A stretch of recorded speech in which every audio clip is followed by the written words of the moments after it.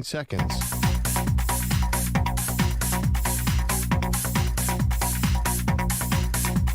Break ends in 5 seconds.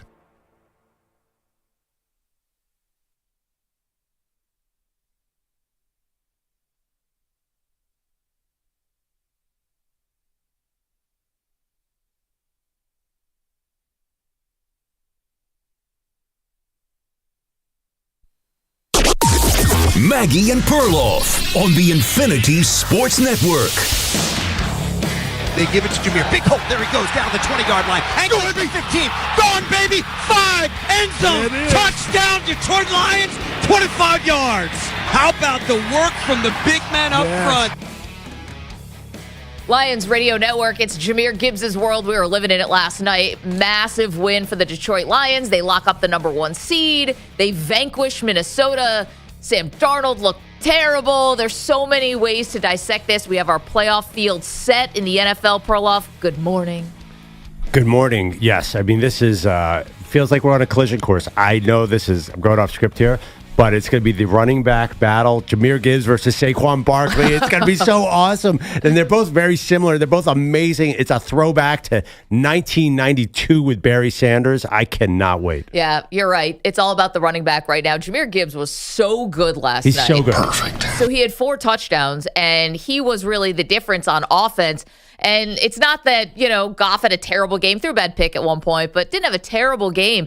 It was just the fact that Gibbs, for a defense in the Minnesota, that I know sounds weird, I didn't think they played bad last night. I did not think the Minnesota's defense played badly. They just could not find an answer for Jahmyr Gibbs. Every time he got to the outside, it was like he turned on this other jet that he has. And the more impressive part about it is if you were watching early in the game, he took a hit from Van Ginkel. Yeah. Andrew Van Ginkel. By the way, Van Ginkel and Anzalone both playing in the same game. I'm like, actual Vikings in this game. Anyway, with the blonde hair flowing out of the back of the helmet. Anyway, he took this shot, and Chris Collinsworth says, man, you take a hit like that early in the game, you're going to feel it the rest of the game. Well, I mean, not to disagree with you, Chris, but I don't think Jahmyr Gibbs was feeling it. It was like he was energized by it. It was like, all right, and he was off. Yeah, I mean, unfortunately, Van Ginkel got caught trying to cover Gibbs in the pass game, which, now here's the thing. Let's talk about this for real. David Montgomery might come back, they said last night during the broadcast, but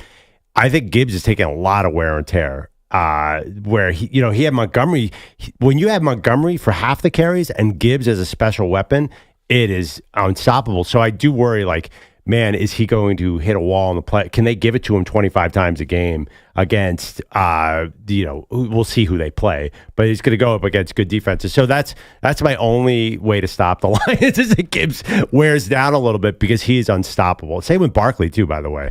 Like, he's had a lot of touches this year. But I would say the counter to that is then good thing you wrapped up the number 1 seed because you get 2 weeks. You get to rest, you get to recover. Now, while last night was very impressive for the Lions, I actually thought the story coming out of this was not so much the Lions. I thought it was more about Minnesota because Minnesota had gotten their believers, right? You and I talk about it almost on a weekly basis. Do you believe now? Yeah. Do you believe in Sam Darnold now? Do you believe now? Are you going to, are you actually going to buy in? Are you going to buy in? And a lot of people were hesitant. People like me who never fully did buy in.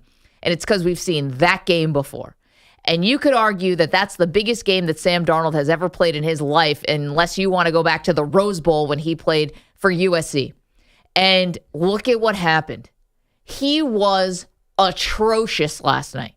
And he wasn't the only one who was bad, but he was awful. He was overthrowing guys. He was under pressure. He didn't look like he knew what to do last night. And that is the alarming part because the dominoes Perloff of this, right? Minnesota now going to go to LA to face the Rams, right? Right. You don't think that pass rush from LA, the defense that's gotten better week after week after week with these young guys, you don't think they're going to try to make Sam Darnold's life absolute misery? And it's not like it was some number 1 corner who was holding Justin Jefferson down. It happened to be a guy, Robertson, who he's known since high school, who kind of gets under his skin, apparently. So I thought this was a lot. We can talk about the Lions for sure. Their defense is still so injured and so banged up. I can't allow myself to fully believe in the Lions either. I'm going with your Philadelphia Eagles as the team to beat now. But I thought Minnesota, for the people who Darnold had turned into believers, it's not just about last night's game. It's about what they do in the playoffs. And then it's about his contract, his future. A lot of stuff up in the air. A lot. Well, I mean, you say it's his biggest game ever, but isn't next week the biggest game ever? Well, what do you think's going to happen? Do you think he's more likely to play amazing, or do you think it's more likely that Sean McVay has something dialed up for him? I think you're underestimating the Lions a little bit, because I do think that there's a massive difference between the 15-2 Lions and the 10-7 Rams, especially in Detroit. So I'm not sure I see it that clear. I thought the game might be a pick'em, Vikings and Rams, because the Rams are playing well, but the Vikings are favored. They are. I think it's a much different. Also, too, the Lions had already seen the Vikings earlier in the year. They know them really well. I think it's going to be a different formula. Listen, Darnold was bad, but there were a couple. I don't know what happened in the red zone with Darnold. I'm also going to go, the play calling and Darnold were not great. I thought they should have run the ball a little bit more in the red zone. Chris Collinsworth said it too. They went away from the run so much last night. It made the Lions' job easy. Just like, they're not running the ball. Let's just pin our ears back and go after Darnold. I'm not sure that is the end. I'm not sure he's permanently a pumpkin. 855-212-4227. Sam Darnold turned into a pumpkin last night, and the Minnesota Vikings, yes. Nobody thought the Vikings were. We had this big argument with our friend Gio, who's on Boomer and Gio on CBS Sports Network and WFAN. He's a massive Vikings fan. Nobody thought the Vikings were a contender coming into this game. Like, yet, even if the Vikings had won, I still think they'd be fifth in odds. I mean, they're sixth right now. The Lions they're two different. People view these teams completely differently, right? Like, it's not like it's like, the Lions and the Vikings are same. Is anybody saying that? I think if Minnesota had won this game, then yeah. I mean, and I think the Lions are favored over them. And in big picture, I do not. Even if Minnesota wins this game, I don't think they're Super Bowl favorites. Well, Super Bowl favorites, listen, you got a long way to go considering you have the Lions, you have the Eagles, you have teams in the NFC that we've seen have more success in the postseason than Minnesota. So they'd be a long way to go, but you can't tell me that the vibes weren't high. You can't tell me that people weren't buying in. That's just revisionist history. That's just wrong. No, they had won 9 games in a row. Right, but like you look at a stat like point differential. Like the Lions are number 1 by a mile in the NFL. The Vikings are 10th. Look at some of these wins. They've won. They beat Green Bay by 2, Seattle by 3, Chicago. They blew out in the second game, but Chicago's terrible and they almost lost to them. They barely beat Arizona. Like, they have been skating by a lot of close games where Lions come out like a house on fire. I get it. However, we were also told that, hey, this isn't the same Minnesota team from a couple years ago with Kirk Cousins that kept winning one-score games and turned out to be fool's gold, and the less than stellar Giants went in and beat them in their home field. This was a different team. Remember? Who told you that? Because their metrics were better. I want to bore the audience. DVOA, whatever you want to use, show that the defense was so much better than that team, and that these weren't as fluky. Listen, I thought some of the wins did look a little fluky. Definitely fluky. I was being told that Sam Darnold was lifting the offense. Well, you say that it is we view differently, but how come we kept talking about that Kirk Cousins 13-14? I mean, it came up every time you talk about the Vikings. You're like, well, there was the Kirk Cousins year. It's not like it was far from our consciousness. Like, it's been in the mix when we talk about the Vikings. We at least ask,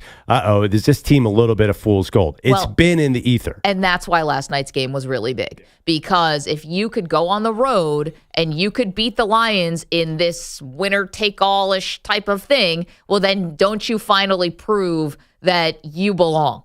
And what happened? Darnold played his worst game of the season, hands down. And so, yeah, I mean, the jumping off the Vikings bandwagon, it's like a rush to the exits. Here's the thing, though, about the Lions, Pearl. Yeah. This is what's key. They were impressive last night. Period, full stop, Jahmyr Gibbs, everything. And they kept doing what they do, which is the fourth downs and going for it. They didn't pull out any trick plays, though, that I recall from last night, unless I'm missing something. I thought they did have. We'll check that. Trick play last night? I don't remember one. Anyway. Like a stumble? No. No stumble bums. No, I don't remember any flea flicker, Statue of Liberties. I don't know if they got anything else. No ring around the rosies, nothing like that. Anyway, they, to me, still on defense. I'm I'm having trouble. And Aaron Glenn dialed up a hell of a game plan last night. He's definitely a head coach in waiting. He was great. But I think Darnold was egg-laying. And I worry for the Lions. Now, listen, they've got home field advantage now. They did exactly what they needed to do. Perfect. But so many injuries. They lost Terry and Arnold last night. I mean, how do you overcome this if you're playing your Philadelphia Eagles? How do you overcome this if you are playing like let's say the Rams catch fire? Yeah. How do you do that if you're Detroit? Well, they've actually had moments in the second half of the year where the defense has been really good. Even they've made adjustments since Hutchinson left. I mean, there's no way around it. They've had some great games. They had a bad game against your Bills, but that became like a crazy shootout. Yeah. I think that you saw last night some system stuff. Like Aaron Glenn figured it out. One thing, they blitz a ton. So that is trying to make up for no Aiden Hutchinson. You can't really blitz the Eagles that well because Hurts can move so well. He's really good against the blitz. So they have to try another strategy. I just think they're the team to beat now. I'm not so as worried as you are. I think they can control the ball offensively because there's so many weapons. They got such a control receiver in Amon-Ra St. Brown. Sure. Gibbs is ridiculous. They might get Montgomery back. They have tight ends. Jameson Williams has been way more solid this year. I just think they can control it offensively, and they'll get in a shootout and they'll win a shootout. We've seen teams like this advance. I would definitely, if I could do a mulligan on my pick, I'd pick the Lions. And I understand the Eagles are right there, but who knows? Both teams might not even make the NFC title game, but it does feel like that is the battle. Yeah, I look at this defense and I look at Philadelphia's defense, and I'm just going by the metrics here. And Philadelphia's defense is basically at the top of every single meaningful statistical category on defense. Yeah. That's it. And Detroit is a MASH unit on defense. They have not seen the Lions, though. Can you offense your way to a Super Bowl? It's rare, man. It's rare. I mean, the Eagles' defense totally imploded against Washington a couple weeks ago. I mean, listen, the Lions and the Vikings got the AFC South, so that was 4 easy wins. Mm-hmm. We don't really know. I mean, the Eagles' defense is not. They had one amazing game against Joe Burrow and the Bengals, but they haven't really faced this kind of team. Like we have no idea what Jahmyr Gibbs is going to do to them. Can they tackle Jahmyr Gibbs? I'd say no. And you know why I say that? Because nobody can tackle Jahmyr Gibbs. Nobody can tackle Saquon Barkley either. This is going to be an incredible old school running back battle. I hear what you're saying about the Lions defense, but don't you see a 37-33 NFC title game? It's going to be indoors now. So there's a lot of reason. That's the other thing. The Eagles on the road. I trust the Eagles on the road. They have indoors in Detroit. Yes and yes, because they have the thing that travels well in the NFL. Great offensive line, great defensive line. They're definitely a dog in that game. Will you give me that? I'd say 2.5, 3. Not by much, though. Yeah, 855-212-4227. Okay, let's get the calls going early and often here. Today's about you. We try to get to everything, and boy, we've got a stack show for you. But if you want to talk about your team, you got to give us a call. 855-212-4227. Ronnie is in Birmingham. Gets us started on this Monday. Good morning, Ronnie. Hey, Maggie. Hey, Perloff. How y'all doing today, man? We're great. What's up? I just wanted to put two things in real quick about the Minnesota and the Detroit game. There is a disease that's going around affecting offensive coordinators. I'm a 49er fan, so I can bear witness to this. Nobody wants to run the ball no more. When Minnesota got the turnover, they threw the ball 3 times in a row to Sam Darnold defense. Now, I'm not saying that I can't put everything on Sam Darnold, but when you become one-dimensional, you become very predictable now. And now I can put you in a situation where I can pin my DN ears back and blitz you more like they were doing because they act like they didn't even have Aaron Jones in the backfield. Well, I mean, how healthy is Jones? That's the big question, right? Like, he was in the locker room at the beginning of the half. He had a quad injury coming in. He was questionable. So I think is that why they went away from the run? That's why we have a depth chart in the NFL. Yeah. That's what they draft for. You got whoever the next man up has got to step up. Last thing, and I'm going to let y'all go. My 49ers are going to pay Brock Purdy. We're going to pay Dre Greenlaw. We pretty much get our whole team back. We'll draft some great offensive linemen. We'll be back next year. Bang, bang, Niner gang. Thank y'all. Ronnie, thank you. Ronnie and I in lockstep on this one. I do believe the 49ers are going to pay Brock Purdy. I think it's going to be a big, huge, massive contract. I don't think he's taking some kind of major discount or anything like that. I think he thinks, hey, I'm up. It's my time. Yeah. I'm the starter. Why wouldn't I get paid just like everyone else gets paid? Dak Prescott just got $60 million. Yeah. Brock Purdy's not getting $60 million. Well, it says you. Show bet. I lost his last one. Yeah. That 6-0 number, it's going below. And the other thing, too, I is feel bad for you. You lost that one about Joe Burrow and Justin Herbert, and you had to eat Skyline chili out of a bowl $400,000 with no hands. Brock Purdy needs to get LASIK over the offseason because he needs to see the other jersey before he throws it right to them again. He really took a step back at the end of this year. If they pay him $60 million, they're out of their mind. They pay everybody. They're not paying Who do they not pay? They pay everybody. It takes them a while to come around to it, but they eventually pay everybody. They're not paying Brock Purdy 60 plus. Then good luck with life with Aaron Rodgers or Kirk Cousins or whoever you're going to do. Bring it on. And by the way, Purdy's still under contract, so it's not. That's true. They don't have to.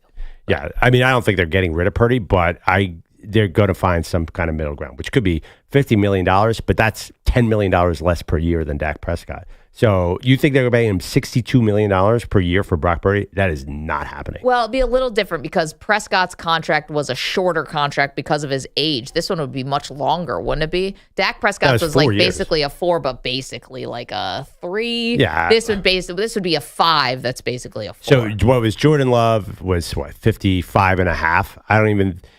So if it's the next year, so that goes up to 58. He's not getting $58 million a year. I think he is. 855-212-4227. I don't know. Can you eat more things with no hands? Do I have to eat something now with no hands? I don't know. I can't do that. 2 Waffle Houses. No. I haven't done the first Waffle House bet yet, EJ. Brock Purdy was pretty bad. I mean, like, there was really, like, the Niners, even at the end of the year, like, he could have kept them in this, and something was going on. Like, I know what was going on. They couldn't protect him, and then we saw what happened. And then he decided to use his legs a lot this year, and it didn't work at all. And I'm not even sure about Dre Greenlaw either.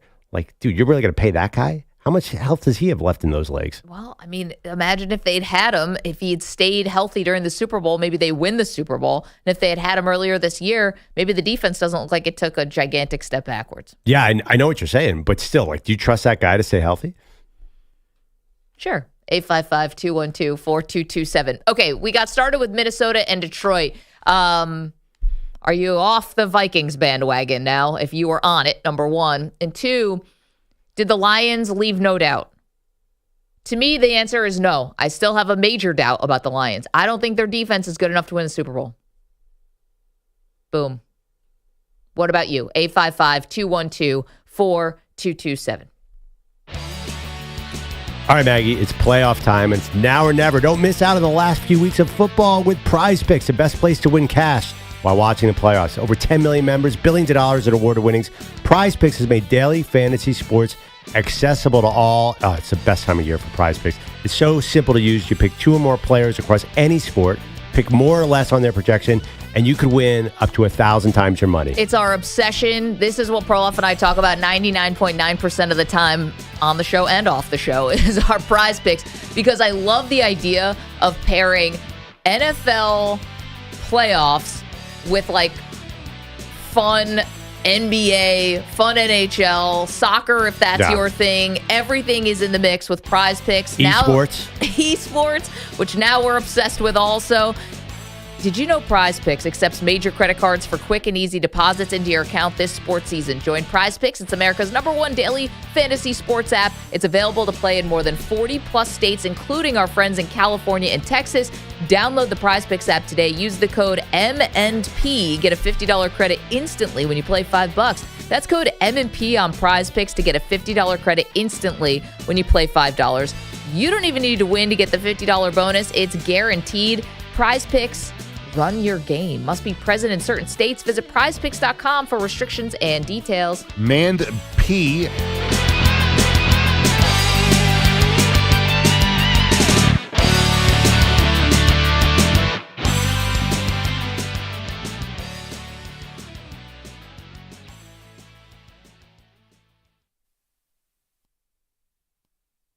You're in a 4-minute break.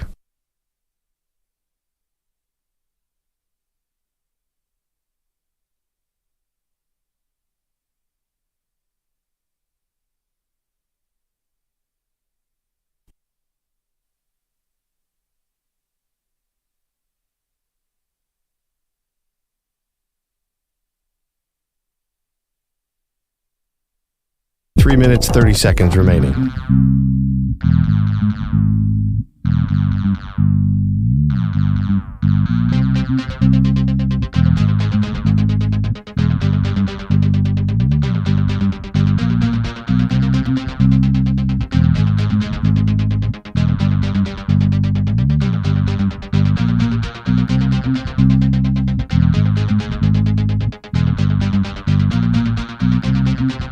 Three minutes remaining.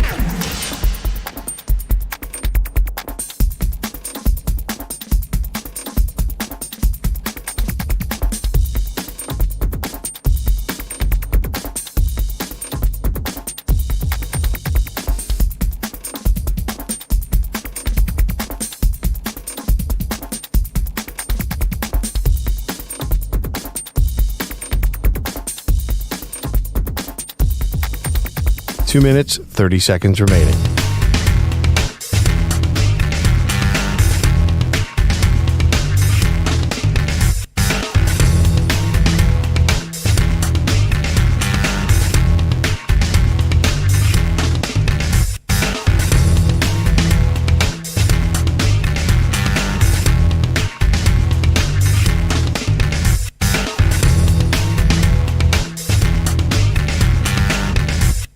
Two minutes remaining.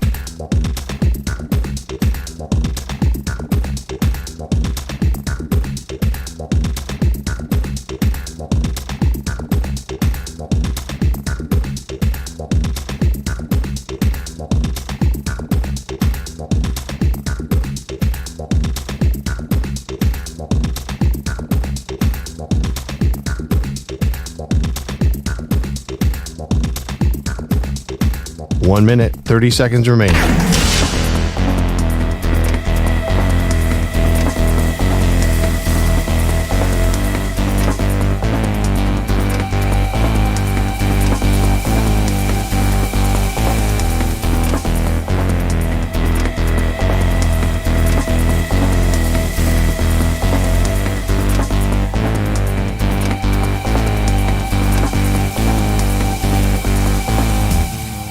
One minute remaining.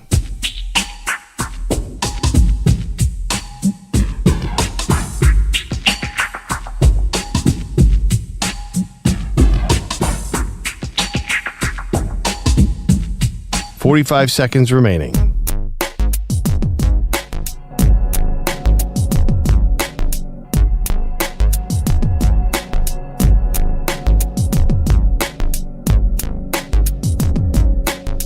Thirty seconds remaining.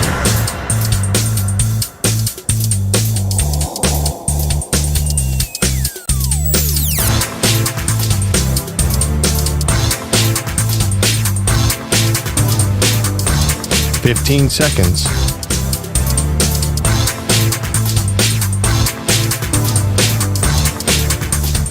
Break ends in 5 seconds.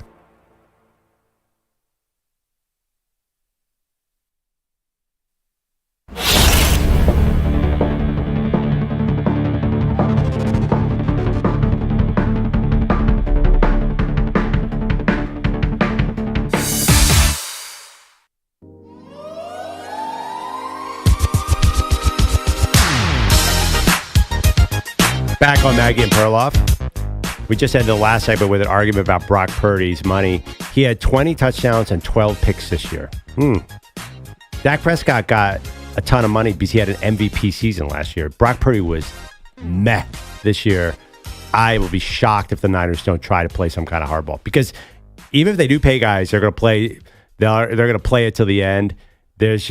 I'm worried about the Niners. I really am. We had this argument all year long. Is their championship window closed?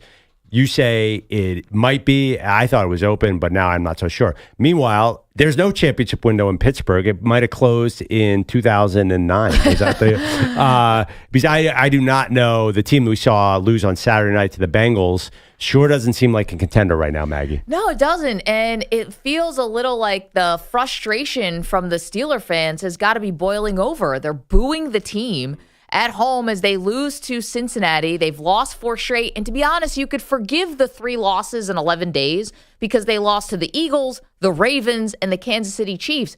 This was a Bengals team that, A, you already beat, and 2, I know the Bengals were playing for more, so maybe a bit more desperate, but their defense stinks. Like, the Bengals didn't make the playoffs. They didn't deserve to make the playoffs because their defense was so atrocious, and the Steelers almost like forgot that they had a winning game plan against them earlier in the season and went completely away from it. If I'm a Steeler fan,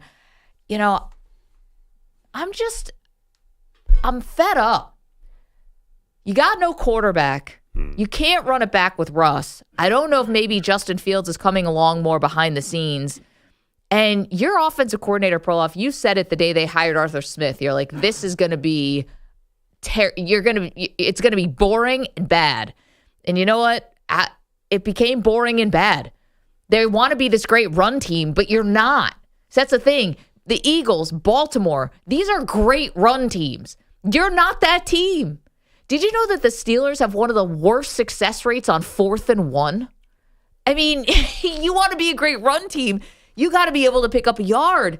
And they just kept running into the line over and over again. And meanwhile, they lost this game. So congratulations. You've got to go to Baltimore now, and you got to play the Ravens when a couple weeks ago you actually were leading this division by 2 games and could have had a date with like the Houston Texans. Don't you think the Steelers exceeded expectations this year, though? I mean, I think pretty much everyone agreed. They came in with Justin Fields and Russell Wilson. Nobody was talking about them maybe as a fringe playoff team because of Tomlin, but I think you reset your expectations midseason because the record was so gaudy. Yeah. But the reality is, like, they have a $1.5 million quarterback room. They have really no receivers, and George Pickens, you might as well stayed hurt, dude. So I'm not sure. Also the motivation on Saturday night. Clearly, they were not as into it as the Bengals were from the get-go. Well, then that reflects on the coaching. No, you saw that all across the league on Sunday. Oh, like there were teams annoying. that cared and teams that didn't care, and that's never going to. That is not on the coaching. That's the schedule being way too long. Well, the season's way too long, but also no, that is on the coaching, and it was embarrassing yesterday what we saw. That was not something to be celebrated. Yesterday, there were teams that needed these games. They came out completely flat. Look at you, Tampa Bay Bucs. Looking at the Green Bay Packers, you had a lot of things to play for yesterday, and teams showed up like it was la-di-da. Well, the Bucs won at least, and it took a 10-point come-from-behind win at home against the Saints, who are awful. Football there's such a fine line between winning and losing. If you don't have 100% motivation and you come out there and you're like, well, if we win this game, we have an outside chance of getting to the playoffs. Like, I just don't think football works that way. I don't think you can get up to 100% speed if you don't think you're playing for anything. And a team like, for example, the Packers, they didn't think they were playing for anything. They absolutely were. They have to go and face your Eagles now on the road, where if they had won, they could have faced the Rams maybe. Yeah. No, I know, but they didn't care. That's a mistake. And the Rams, I don't even know what was happening there, why they sat everybody. I don't totally get it, but the NFL, the coaches don't seem to care as much as you care. I actually think the Packers did care because Jordan Love played until he hurt his hand or his elbow, and then his hand lost like feeling. And I think they had Christian Watson play, they said, because Romeo Doubs was sick, even though Christian Watson wasn't 100%, then he left the game. So I think they did want to win that game. Yeah, I felt like they came out They just really didn't look flat. They weren't playing well. They looked bad with Love, which was weird. I also, the other thing too, is I was watching that game and I was like, oh, well, the Packers are clearly going to win this game at some point. It seemed like the second Malik Willis came in, I'm like, oh, okay, they're back. I don't know why. Willis looked a little more effective than Love, and they probably should have won that game. It was, I don't know how the Bears finally actually pulled that one out of it. Usually the Bears lose that game. In fact, we've seen it all year long. I cannot believe Thomas Brown didn't blow it, and they actually won a close game. But it didn't matter. I think that was incentive on Saturday night, and the Bengals were playing for everything. That was a desperate playoff team. You had probably the last game T. Higgins is going to be there, although he was in and out. You have Jamar Chase. Like, I'm not killing the Steelers for that loss at all. Oh, I'm not scared of the Steelers if I'm an AFC playoff team, but I have no problem with them dropping that game. I mean, Cincinnati's whole season was on the line. I think the Steelers, that was just brutal to watch. And I mean, their offense stinks right now. Their offense is terrible. And you want to know what? You mentioned it. Like, they're paying $1.5 million in the quarterback room. They have no receivers. Well, why? You're paying $1.5 million for a quarterback. You've got no money invested in quarterback. Where's the money for the rest of the offense? You have it. You have money to burn. You're not paying a quarterback $60 million. It's the Pittsburgh Steelers. When have they ever signed a free agent? Well, if you believe they were in on everybody, but couldn't get Brandon Ayuk, couldn't get, I don't know who else they were even linked to. They got Mike Williams. Traditionally, they have a formula, right? This has gone on. They draft low character wide receivers and they kill it, and then they burn out, like Antonio Brown, Santonio Holmes, Martavis Bryant, George Pickens. Do you think Pickens was talent-wise going to be a second-round pick? And they've always had receivers. Like, they've always made these incredible guys out of nowhere. But again, they're short. Didn't happen this year. This year it didn't happen. It was bizarre how bad the receiving core was. I totally agree. But I don't think they expected that. I think they thought, okay, well, we know how to get receivers. So the funny part is that the Steelers are kind of the one team that sort of has Lamar Jackson's number. You know, we talked about this, about how Steelers are 3-1 against Baltimore in the playoffs, and how, this is the one team that understands how to play Lamar Jackson more than anyone else. Not this team. Maybe the Steelers, like the uniform. The uniform has been good against Lamar Jackson. But this team going to Baltimore in the playoffs, this team's going to get crushed. Ooh, you feel pretty confident about that. I do. They still are really good at containing Jackson. I mean, you don't think, I know towards the end of the year, I think that the Steelers were kind of mailing it in. I wouldn't be surprised if that defense, I think it's going to be kind of low scoring. I don't think Pittsburgh can score at all, but I do think that they're going to do an admirable job against Jackson. 9.5-point favorite, biggest point spread of the wild card round. That's bigger than even Denver going to Buffalo. All right. The total is 45.5. Interesting. I don't know what the weather's going to be like in Baltimore. It's a little early for that. I think the way they contain Lamar is still, it's going to show up. I think this is not going to be as high scoring. I don't think the Ravens are going to get 41 on the Steelers. I know they scored 34 last time. I don't see that happening. Mike Tomlin, you say like he's not a great coach. Like, dude, those guys on defense, if they get Highsmith and Watt, and you even saw it against Cincinnati. I mean, Cincinnati started out like a house on fire in that game, and then all of a sudden Pittsburgh's defense bowed up, and that was impressive. Mike Tomlin is a very good coach, but when they lose to the Ravens in the playoffs, it'll be almost creeping up on a decade since their last playoff win. They shouldn't even be in the playoffs this year. They have Russell Wilson at quarterback. Let's get to Bogusch. He's got headlines for us. Very busy Monday. Good morning, Bogusch. Guys, good morning. Here's a riddle sponsored by Progressive Insurance. What do your home and auto have in common? Progressive protects them both. It was an easy riddle. Learn more at progressive.com. Even I could have gotten that one. All right, Edward Nigma. Yeah. Before deciding the NFC's number one seed last night, we had to decide the NFC South in the afternoon. Here's the snap, dropping back to the throw. Sorry, Shepard. Baker Mayfield runs comes the ball. It's Bucky Irving outside the 10 to the 5. 3, 2, 1. Touchdown, Tampa Bay. Gene Deckerhoff on Bucs Radio. That the knockout punch. Tampa Bay rallying from a 16-6 halftime hold to beat the Saints 27-19 and clinch the division for the fourth season in a row. But Baker Mayfield wants a little bit more. Feels good, but that's our goal wasn't just getting into the playoffs. We want to go all the way. So, like I said, this is a tough, resilient group that's been tested throughout the year, and so we're built for the playoffs. Which for them begin against the Commanders on Sunday night. The Bucs would have clinched as well without a win yesterday, thanks to Bryce Young. Here's the snap, the fake to Boone. Young backpedals, rolling to his right. He can run for it. He's got the 10. He's got the 5. Bryce into the end zone, and Carolina takes the lead. Count them. 1, 2, 3, 4, 5 touchdowns today for Bryce Young. And none of them mattered if you listen to Perloff. That highlight from Anish Shroff on Panthers Radio.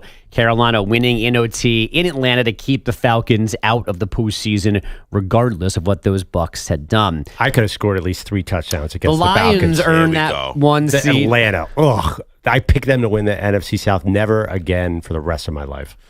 Again, you can be mad at the Falcons, deservedly so, but it's like did Bryce Young date your wife before you married? I don't understand why you're so against him. Oh, no, I just think this Bryce Young hype train, like, it's just like meaningless numbers at the end of the season. And even his numbers aren't even that great. Like, how many yards do you think he threw for yesterday against Atlanta? He threw for 250. Like, come on, this is Atlanta. You should be 400, left-handed. What? I'm just saying. I'm like Bryce Young is got like the hype guy right now. Like he has 15 touchdowns and 9 picks on the year and 2,400 yards. Like I don't know why the media is like all in on Bryce Young. Like we have not seen that much this year. Wait, hold on. Yeah. You understand that at one point he was benched during the season for Andy Dalton. We thought his career was over, that he would go down in history as maybe the worst number 1 overall pick of all time. Right. And right, now but are you he's earned another year. And hold on one second. Yeah. They will not draft a quarterback over him, obviously. He's going to play, and if he takes another step forward next year and he plays well, now he's into year 3, and he could be lining up for a massive contract. Or I think a more likely scenario is they win 5 games next year because of this overhype of these like kind of garbage points. It's like at the end of a game. I think people are too excited. Like just the fact that you would say that, what's a more realistic option? That the Panthers are bad next year and they're stuck in another quarterback conundrum because like Bryce Young has not been that great. I'm just telling you, he has not been Jordan Love. Like if you think that is who he is. I don't think anyone's saying that. It's just where he was to where he is now. Right. Can't you acknowledge he's getting better? Right. He used to be unplayable. I hear you, but you're headed towards a really difficult spot. If they're bad again next year, and he does take another step, say he has 20 touchdowns and 13 picks, like I don't know, you're just going to ride this mediocre train at the Panthers, or do you think he's elite? Because that's like the question. Like you need an elite quarterback. I know, but here's the thing: you always want your quarterback to take their biggest jump between year 1 and year 2. People say between year 2 and year 3, but it's actually year 1 and year 2. And to be fair to him, he really did take a big jump. So how does he build on that? Listen, CJ Stroud, who had the all-time great rookie season, now came back to the pack a little bit in his second year, and then we'll see what happens with Stroud. I think history is not written on both these guys. I mean, he won 3 games this year. He beat the terrible Saints, the terrible Giants, and 4. I'm sorry, I said this. And he beat the terrible Cardinals.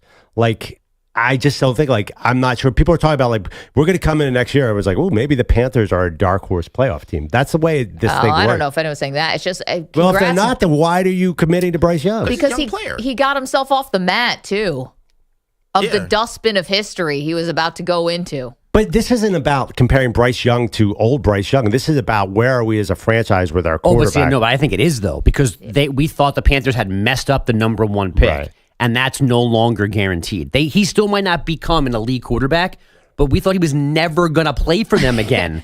And now he's their starting quarterback going into next year because no matter what you want to think about the Falcons, I have to assume that they were trying to win the game, and the Bucs game was undecided into the fourth quarter, and he scored 5 touchdowns. Good assumption. He accounted for 5 touchdowns in a game that mattered to the other team yesterday. Then you guys should buy Panthers jerseys and invest in their win total next year because I don't see them being good. I think he's too small. He has to run a lot, and he's going to take a massive hit at some point next year. He's got Tua vibes all over him to me, but he's not quite as productive as Tua. So I'm like, if I'm the Panthers, I'm like, okay, where am I going with this thing? I'm just telling you. So what would you do then? Pay for Sam Darnold? They already did that. Yeah, we tried that. Can you get Sam 2.0? What are you doing then? Sam how about Baker Mayfield? Oh, he's already honestly, locked Baker up. Mayfield, Sam Darnold, like those are the guys you're looking at when you say maybe there's hope for Bryce, because these are guys that we kind of cast away and said, oh, they're no good. And again, like we jump off the bandwagon of these guys too early, and sometimes it's not the first coach doesn't work out. Sometimes the first stop doesn't work out.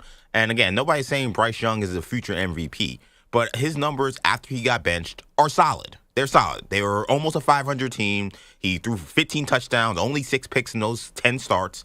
Those are numbers you can win with. Now, are the Panthers some up-and-coming team? They got a lot of holes still offensively. But it's hard to look at what Bryce Young has done and say that he is not clearly improved. He definitely has.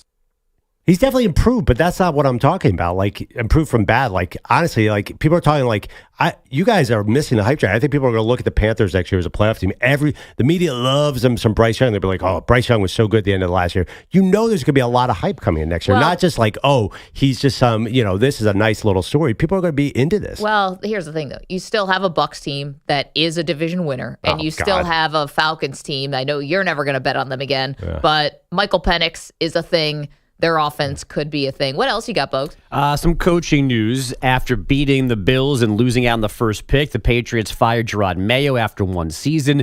The Dolphins, meanwhile, are keeping Mike McDaniel and GM Chris Greer, Shane Steichen, Chris Ballard, keeping their jobs in Indy. USC wideout Zachariah Branch is going to Georgia, taking his brother Zion, a safety, with him.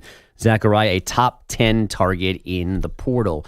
The Cleveland Cavaliers are doing it again. Simpson, right of the lane, stop, shot, blocked by Mobley. Holy Mobley. Niang to Garland, no look to Mobley, right corner to LeVert, out front Niang, had it knocked away, George got it back, left wing Garland, 3-ball, bullseye. That's Tim Alcorn on Cavs Radio. Darius Garland scoring 25 in a 115-105 win over the Hornets. Cleveland has now won 10 in a row, all by double digits. They are 31-4 overall. And U.S. Hockey won the World Juniors for the second year in a row, their first ever repeat, 4-3 over Finland in overtime in Ottawa. Guys, back to you. Take that, Finland. Mm-hmm. All the way back to Finland. Freebird, baby. That was a goal song. Big Dynamite, guy. Dynamite, Manny. Big hockey guy myself, You got your toque on, I see. Yeah, big time. Yeah. 855-212-4227. All right, we're talking about the playoffs. The NFL field is set. We're going to give you our big upset picks for the first round. We also have to get into the coaching carousel, which is already in full swing. One coach showed the door yesterday. We break it all down next. You're in a 5-minute break.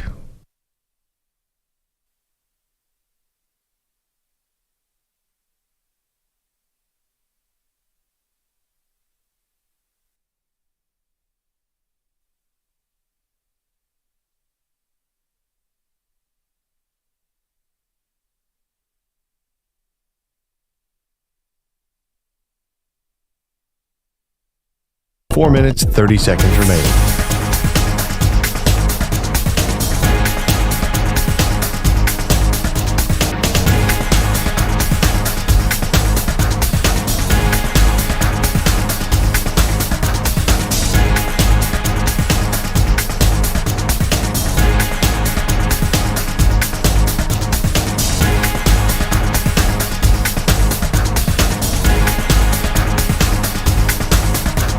Four minutes remaining.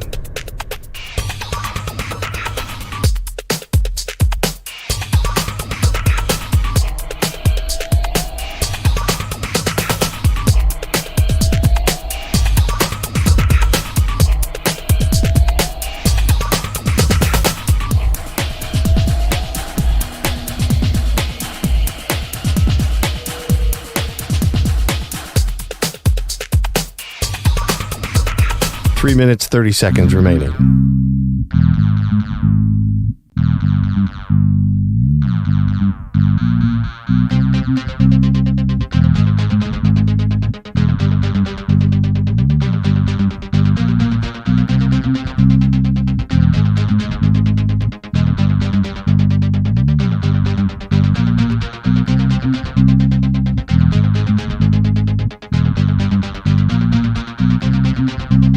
Three minutes remaining.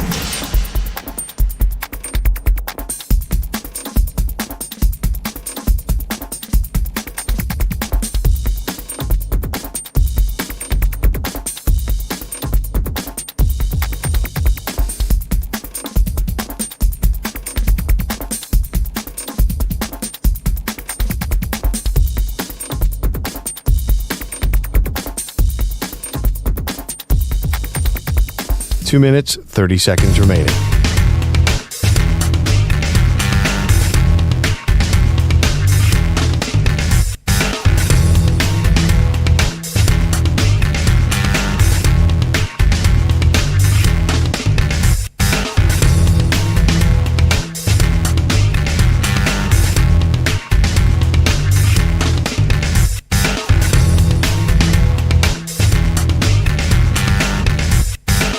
2 minutes remaining.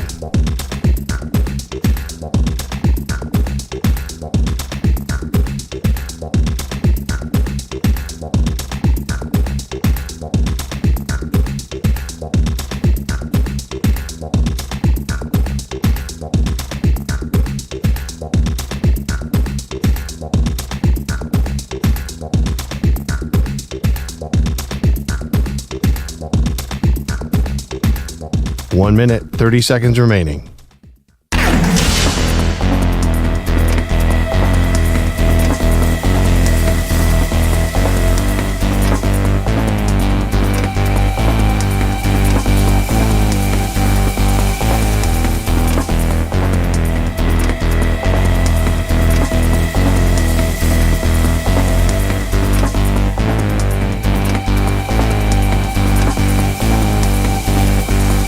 One minute remaining.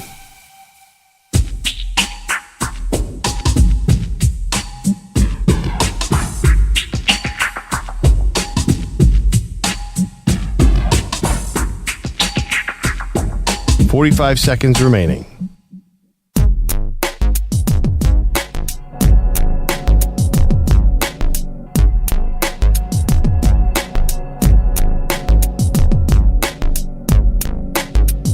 $30 seconds remaining.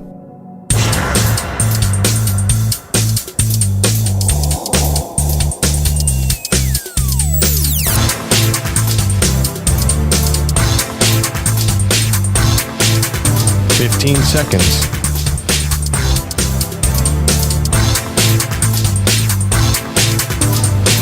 Break ends in 5 seconds.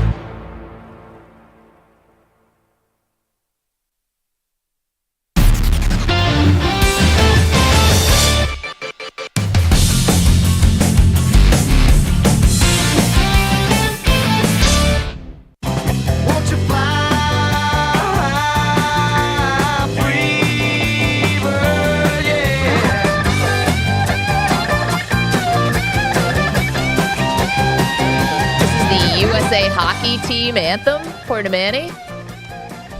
They beat Finland, and this is the song they play, Freebird, when they score. Manny, who sings this? That'd be Leonard Skinner. Oh, look at that. Oh, young people coming through. EJ, have you heard of Leonard Skinner? No. So half the young people coming through with the old fogey That was rock as music knowledge. predictable as anything, EJ. Nope, can't help you there. You heard of Sweet Home Alabama, EJ? Yes, that I've heard that song, yeah. It's just by the same band. Oh, cool. Yeah. Cool for them. Got bangers.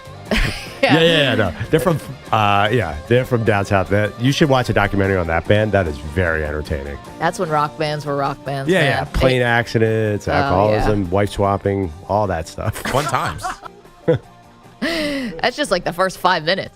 855-212-4227. Okay, we've got a lot of football to get to today because the NFL playoff picture is set. I want to get to our pal George here in LA because, George, you held steadfast with the Rams. They started 1-4. Looked like the season could have been a disaster, but here they are. They won 9 of their next 11, and they won the NFC West. My problem with them is, why did they sit the starters yesterday, Stafford and those guys? They could have had the 3 seed. Now they're the 4 seed. They got to play the Vikings. Well, Maggie, I think the Rams don't care, to be honest with you. Sean McVay's very confident in his team. Detroit gave us a blueprint how to beat Sam Darnold last night. Just pressure him big time. I think the Rams are a very confident team. They have 17 rookies. They almost won yesterday. If Geno Smith doesn't have the game of his life, they do win. And Jimmy just throws the ball 2 feet higher. They had a chance to win that game yesterday. And it's pretty impressive that 17 rookies playing yesterday. I don't know if you're in different parts of the game. And think about this for a second. I think the Rams can beat Minnesota, to be honest with you. Just pressure Donald. Go back to the way he used to be. Stafford has all kinds of experience. And I'm not worried about Minnesota at all, and I don't think it makes any difference. And I think the NFC is wide open. Yeah, but George, they're slight underdogs against the Vikings. They would have been pretty good favorites against the Commanders. Like, the Commanders look vulnerable. I think you're asking for trouble here because you have Justin Jefferson, and I know Sam Darnold looked terrible, but I think you're a little overconfident in this matchup. I don't, not at all. But I will give you credit for one thing. What's his name? Aaron Rodgers played very well yesterday for the Jets, and you're right about Aaron Rodgers. He will be back next year, and I think Rex Ryan will be their coach. Oh, George, calling your shot all over the place. I'm all about all of that. What George just said, that'd be some fun. I know EJ's slowly dying. Our Jets fan wants no part of both Rodgers and Rex Ryan. Just this audible noise that this kid just made. Yeah, that's what they call the death rattle. No, I'm just kidding. EJ doesn't want any part of either of these people and could probably opt out of just being a Jets fan altogether right now. But yeah, Rodgers did look good. Yes, did he look good? He looked fine. He almost got Davante Adams killed on one of those screens. Oh my goodness! That trick play where they did the that was a mess. That wasn't his fault. That was everybody's fault. I know, but yeah. he prides himself on, he and Brady, Rodgers that is, always talk about, they liked it. They liked the NFL back in the old days because you had to be more conscious of not putting wide receivers in harm's way. Yes. And then Davante Adams had to leave the Raiders because he's like, I'm getting killed out there and I'm going to get, these guys are taking my head off. And then Rodgers throws back this trick, weird, bizarre play. Yeah. And Davante Adams got blown up like he hasn't in years. Yeah, but come on. That was a bizarre trick play that didn't work. Yeah, that throw wasn't the ball a normal. away. Well, throw the first ball of all, away. did Adams have 2 catches on that play? I was actually wondering what the final. That was crazy. I don't think that was Who do you think Rodgers' fault. I think that was just a poorly executed trick play. It seems like the defense knew exactly what was going on. Who do you think took the harder hit, Jahmyr Gibbs or Davante Adams? My goodness. Yeah. There were a couple of this thumps yesterday. The fact that the Jets won that game after that play is just pure comedy to me. I love that. That pass at the end with a touchdown where he got to Davante Adams, that did feel like a good way to go out for Aaron Rodgers. Throwing a touchdown to one of his best friends and then hugging Lazard. It just felt like that was the perfect way out for him, which means that he's guaranteed to come back. Yeah, no, that one touchdown pass is not going to make up for the season of just absolute disgrace. Although jokes. his final numbers, not bad. Yeah, not befitting of. Don't be a freaking weirdo. Impossible for Rodgers. He should take his own advice. 28 touchdowns, 11 picks will get you MVP consideration in some leagues. The UFL? Yeah, I was gonna say. No, I mean, I'm just saying, football's around the corner. I'm saying, look at his numbers the last month as his legs gotten healthier. They're not bad. I'm sure there are teams out there are looking at him and be like, you know what? We could do worse next year. Oof. Billy's in Toronto wants to talk about Denver taking care of Kansas City's backups. Hey, Billy, how are you? Well, 2 things. Now, I'll get to that point second. First of all, I was all footballed out after that the Detroit-Minnesota game came on, and I watched it up to halftime. And I'll tell you, I've seen that game a little differently. Minnesota could have been up 21, 24-7, easy on Detroit. And I get it. Darnold missed a lot of wide-open passes and stuff like that. But I think Detroit caught Minnesota off guard by blitzing like crazy, something they weren't seeing on tape. And I'll tell you, Minnesota will be ready for them next time. I still say Minnesota beats Detroit. If they play again in the playoffs. All right. My second point is this. This just drives me crazy. Up here in Toronto, I'm a big baseball fan. And my young nieces are getting into watching sports. They love baseball like their uncle. But about 5-6 years ago, the Raptors got on a run, and we all know what they did, beating Golden State in the final to win a championship. But twice I had tickets to go down to that game to see Kawhi Leonard, and twice Kawhi Leonard didn't play. And I got to tell you, my nieces now will never watch a basketball game again, and I don't watch it. I don't watch that sport. Okay, but Billy, hold on one second. I'm sorry that you had that experience, but he won the franchise, their only title in the history of the team. Right. I get it if you're legitimately hurt. And this is going to lead to the point that I'm trying to make. Okay, go ahead. Kansas City Chiefs, you are 15-1. You're supposed to be the best team in football. Some teams need help. And you throw out that performance yesterday. I don't want to hear people say to me, "Well, you know what, Cincinnati? If you had won one more game, you would have been in the playoffs." They didn't win one more game. That was atrocious. And if I was a Denver fan and went down there to watch anybody on Kansas City play, I'd be pretty upset. 38-0. I think Kansas City should be fined heavily for that performance, and I'm talking in the millions. and I hope they get beat in the first round of the playoffs. I really hope the Kansas City team gets knocked in. I could not stand Billy, what I've seen yesterday. I guess I understand the frustration. Kansas City very open about the fact that Mahomes was not going to be playing in this game. They never hit it. They never oopsie-dooped anybody. And Mahomes is dealing with an injury. Totally with Billy. I think when they look at how bad Week 18, they're going to talk of this game will come up again. This will be mentioned in the competition committee. That was not good, what KC did on Sunday. Well, they earned the right to sit the starters. Let's get more into it. 855-212-4227.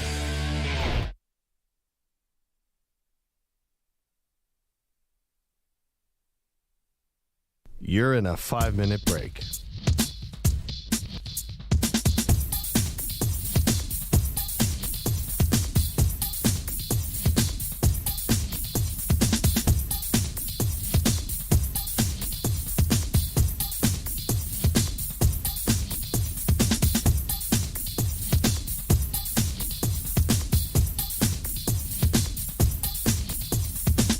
Four minutes, 30 seconds remaining.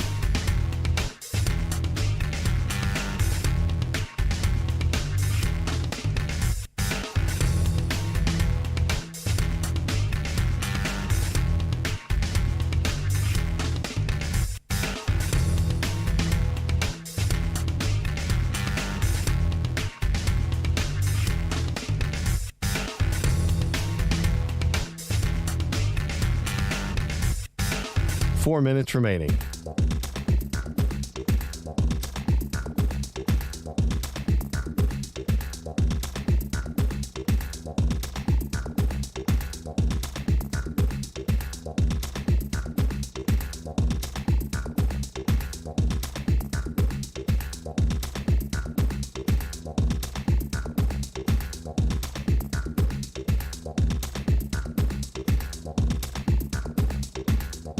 Three minutes, 30 seconds remaining.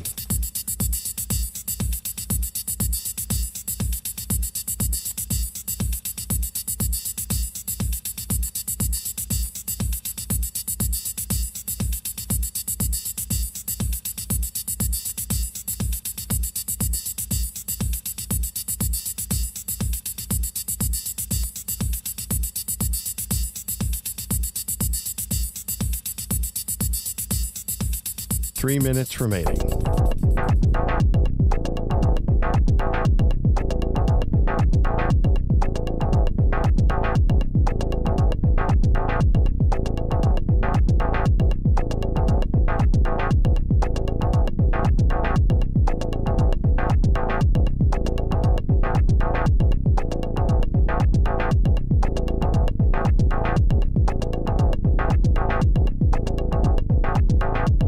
Two minutes, 30 seconds remaining.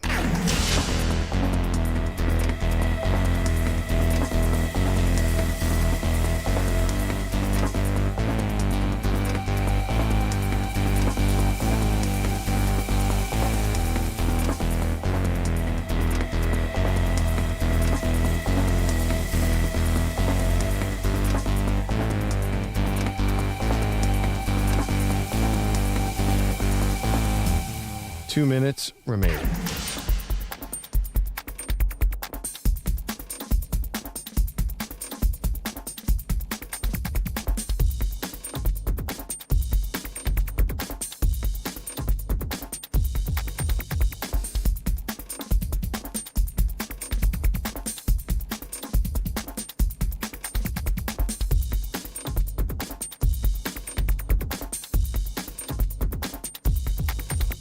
One minute, 30 seconds remaining.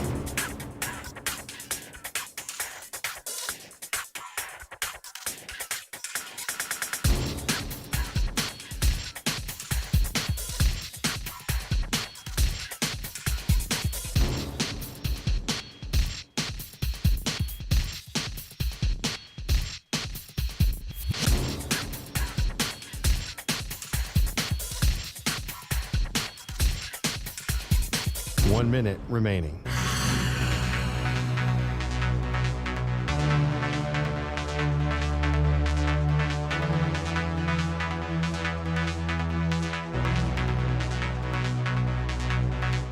.45 seconds remaining.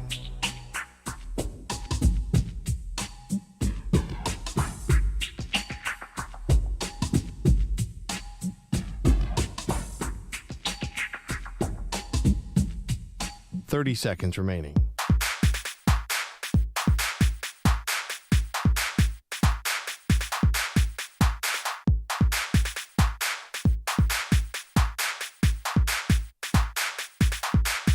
Fifteen seconds.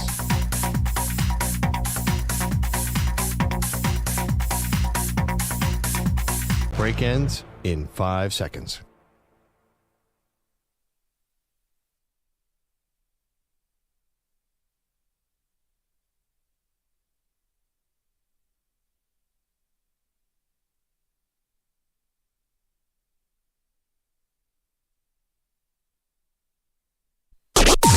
Maggie and Perloff on the Infinity Sports Network. 3 receivers left.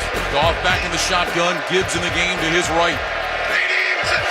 Goff gets the snap. Handoff Gibbs. Running left. Cuts it up. Lowers his shoulder. Powering his way to the 1. Gets a shove. He's into the end zone. Touchdown Lions. 4th touchdown tonight for Jahmyr Gibbs.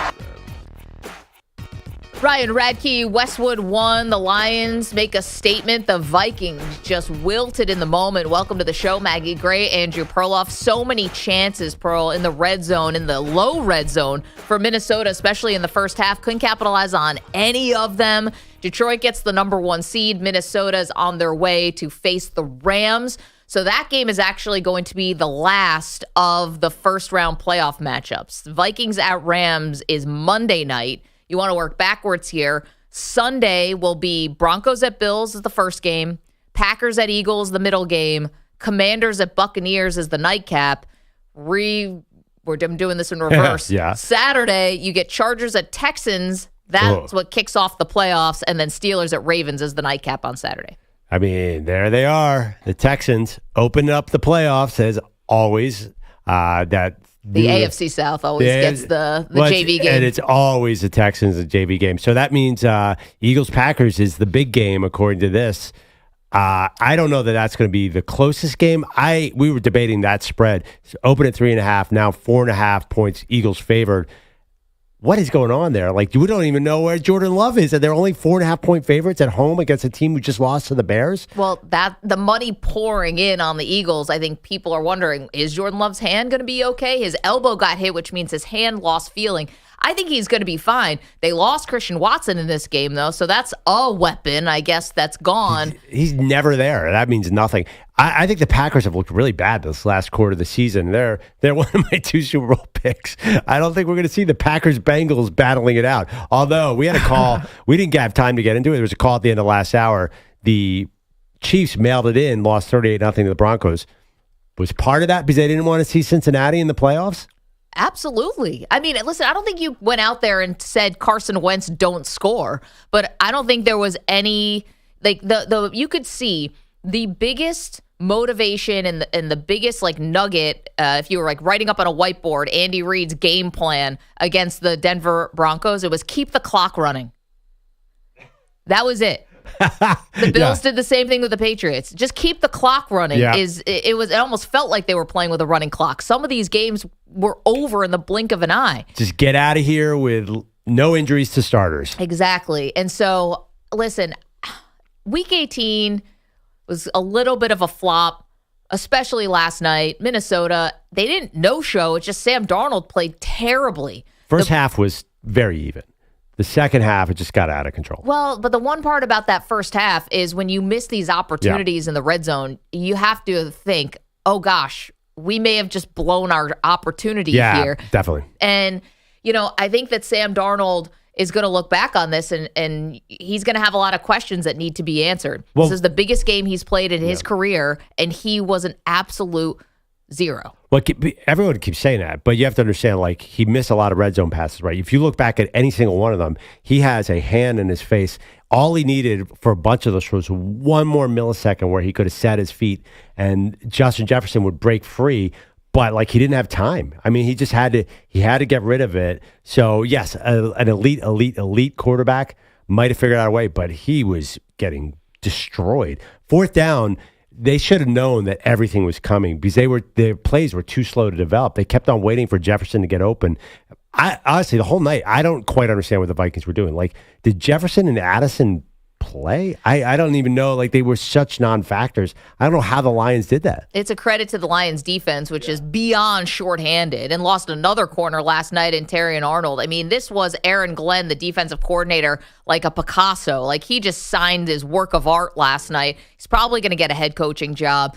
And this was beautiful. Now, do I think that the Lions, though, have enough defense to win the Super Bowl? I do not. I think that at some point, as we get into this bracket, it's going to catch up with them. And I don't know who's going to expose it. Is it going to be the Rams? Will it be maybe the Vikings with a third shot at them? I don't know. But I can't look at a team who's missing this many people on defense, who won't have the familiarity of playing a division foe in the Super Bowl. I can't look at a team that's this just banged up on defense and think this is a team that can actually win the whole thing. Not even can. You didn't even say will. I mean, they definitely can.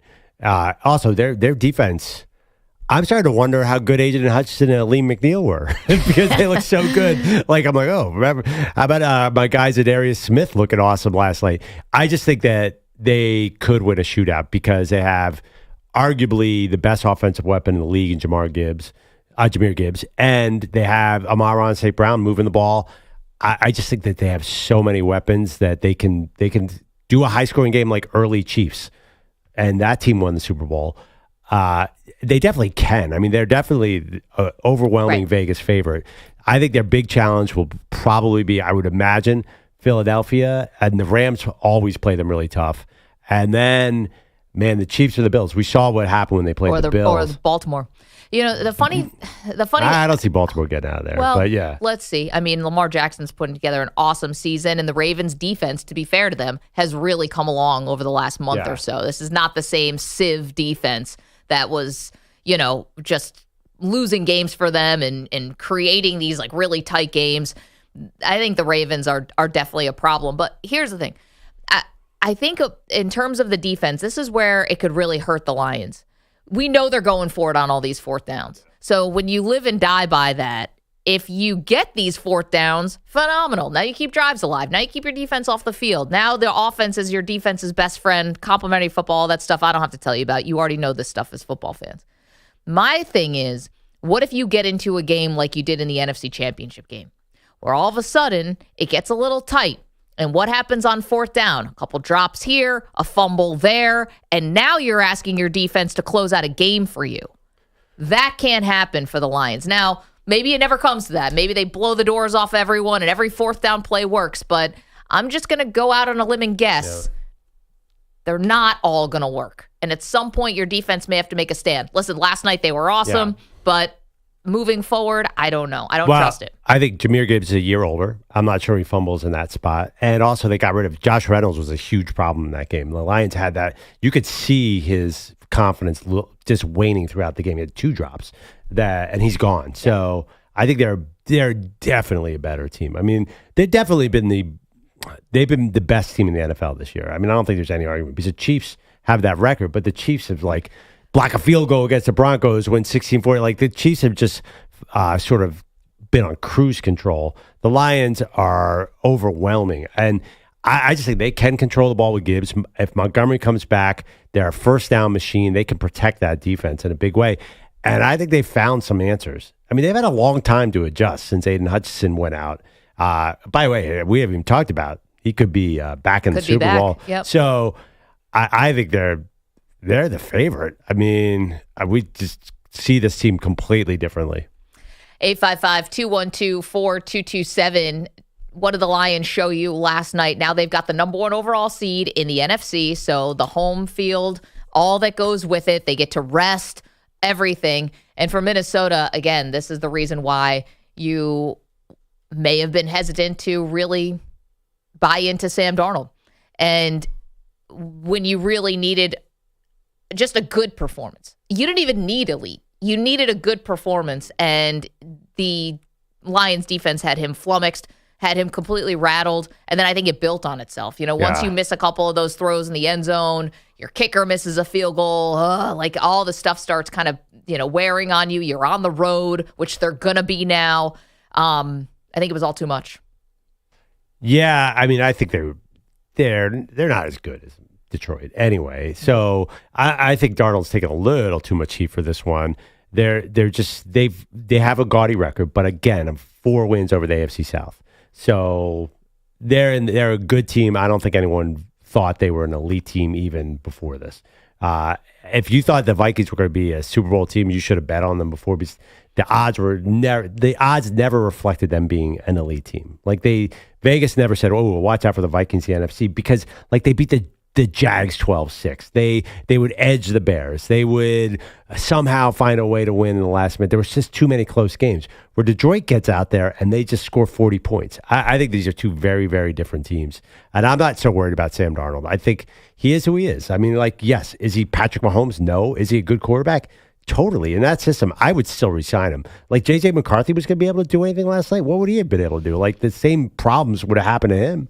855-212-4227. The thing about McCarthy, obviously, the first-round draft pick, is you're going off a ceiling, right? And not that Sam Darnold wasn't a high pick himself. He was. Yeah. But you're going off of ceiling. Do you think that J.J. McCarthy's ceiling would be higher than Sam Darnold? Sam Darnold, who's coming on now after year 7, how much better can he get? Well, physically, obviously, Sam Darnold's got a higher ceiling. He's bigger, he's super fast, and he's got a bigger arm. Like J.J. McCarthy, what's his ceiling? He can hand the ball off 24 times in a game. That's a guy like McCarthy is ironically not like a great physical quarterback. He's a good runner. He's good. He's okay. He's definitely not like I've said this. If you put the two of those guys in shorts at a combine, 32 teams out of 32 are picking Sam Darnold, right? It's McCarthy. He's got the intellect or whatever. 855-212-4227.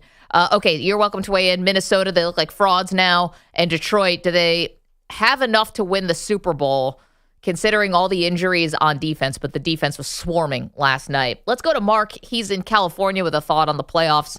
Good morning, Mark. Hey, good morning. How are you today? We're great. And Happy New Year. Same to you, Pro.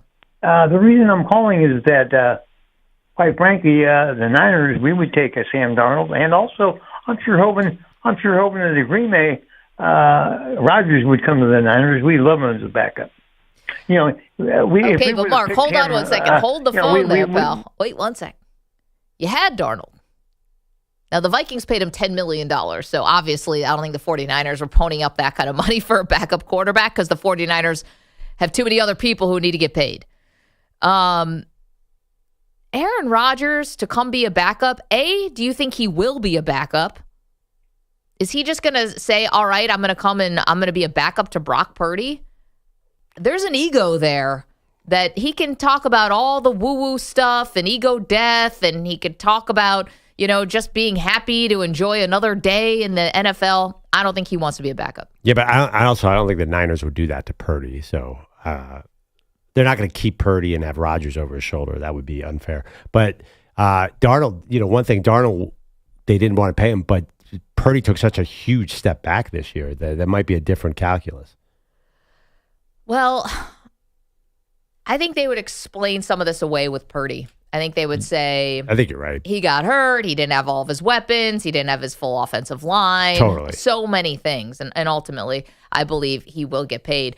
Okay, we've got to get into the coaching carousel, which is now in full swing. Jerod Mayo shown the door after 1 season as the head coach of the New England Patriots. Cue Mike Vrabel's music. But was he given a fair shot? We'll also look at the flip side of this. Perloff, while we have so many teams getting ready to play their first-round playoff matchups, how about the team picking at the top of the draft? And who is going to be the famous father who is going to have a say over the number 1 overall pick? We get to all that next, M&P. You're in a 5-minute break.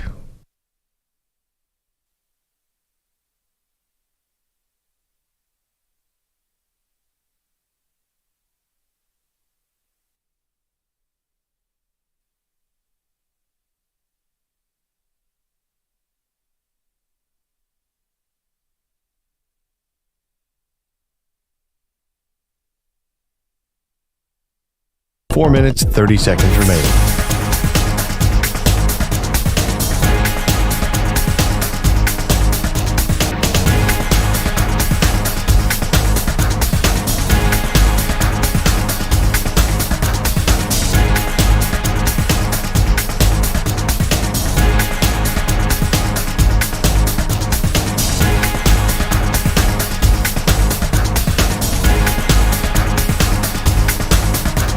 4 minutes remaining.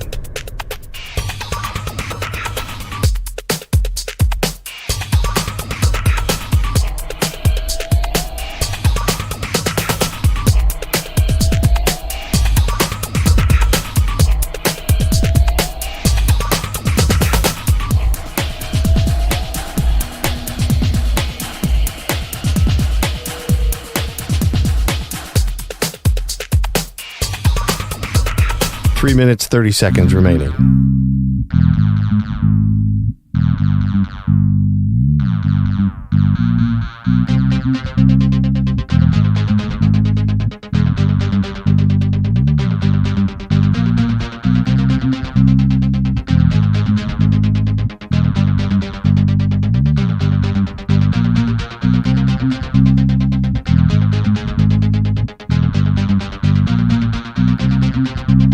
Three minutes remaining.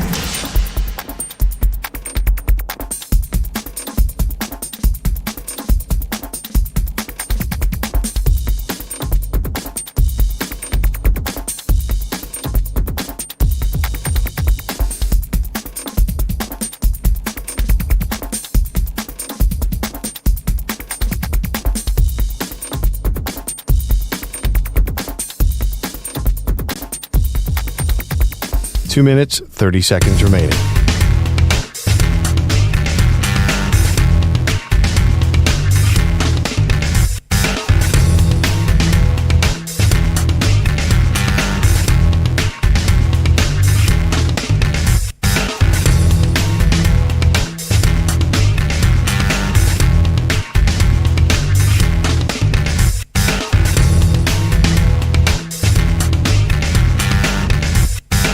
Two minutes remaining.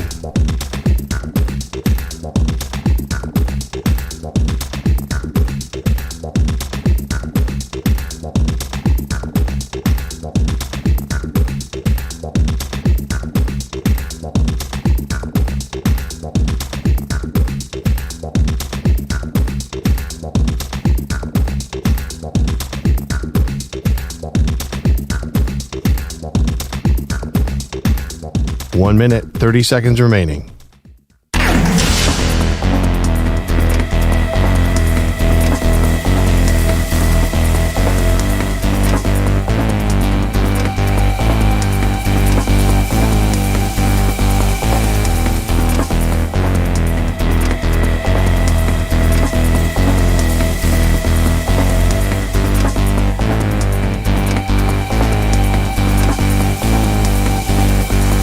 One minute remaining.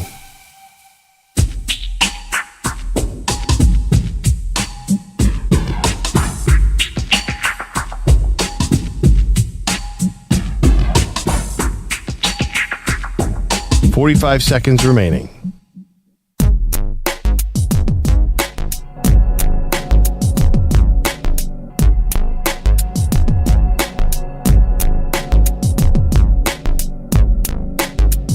$30 seconds remaining.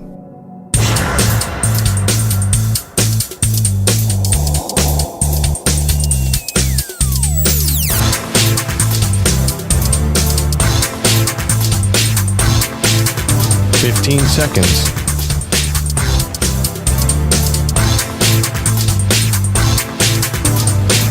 Break ends in 5 seconds.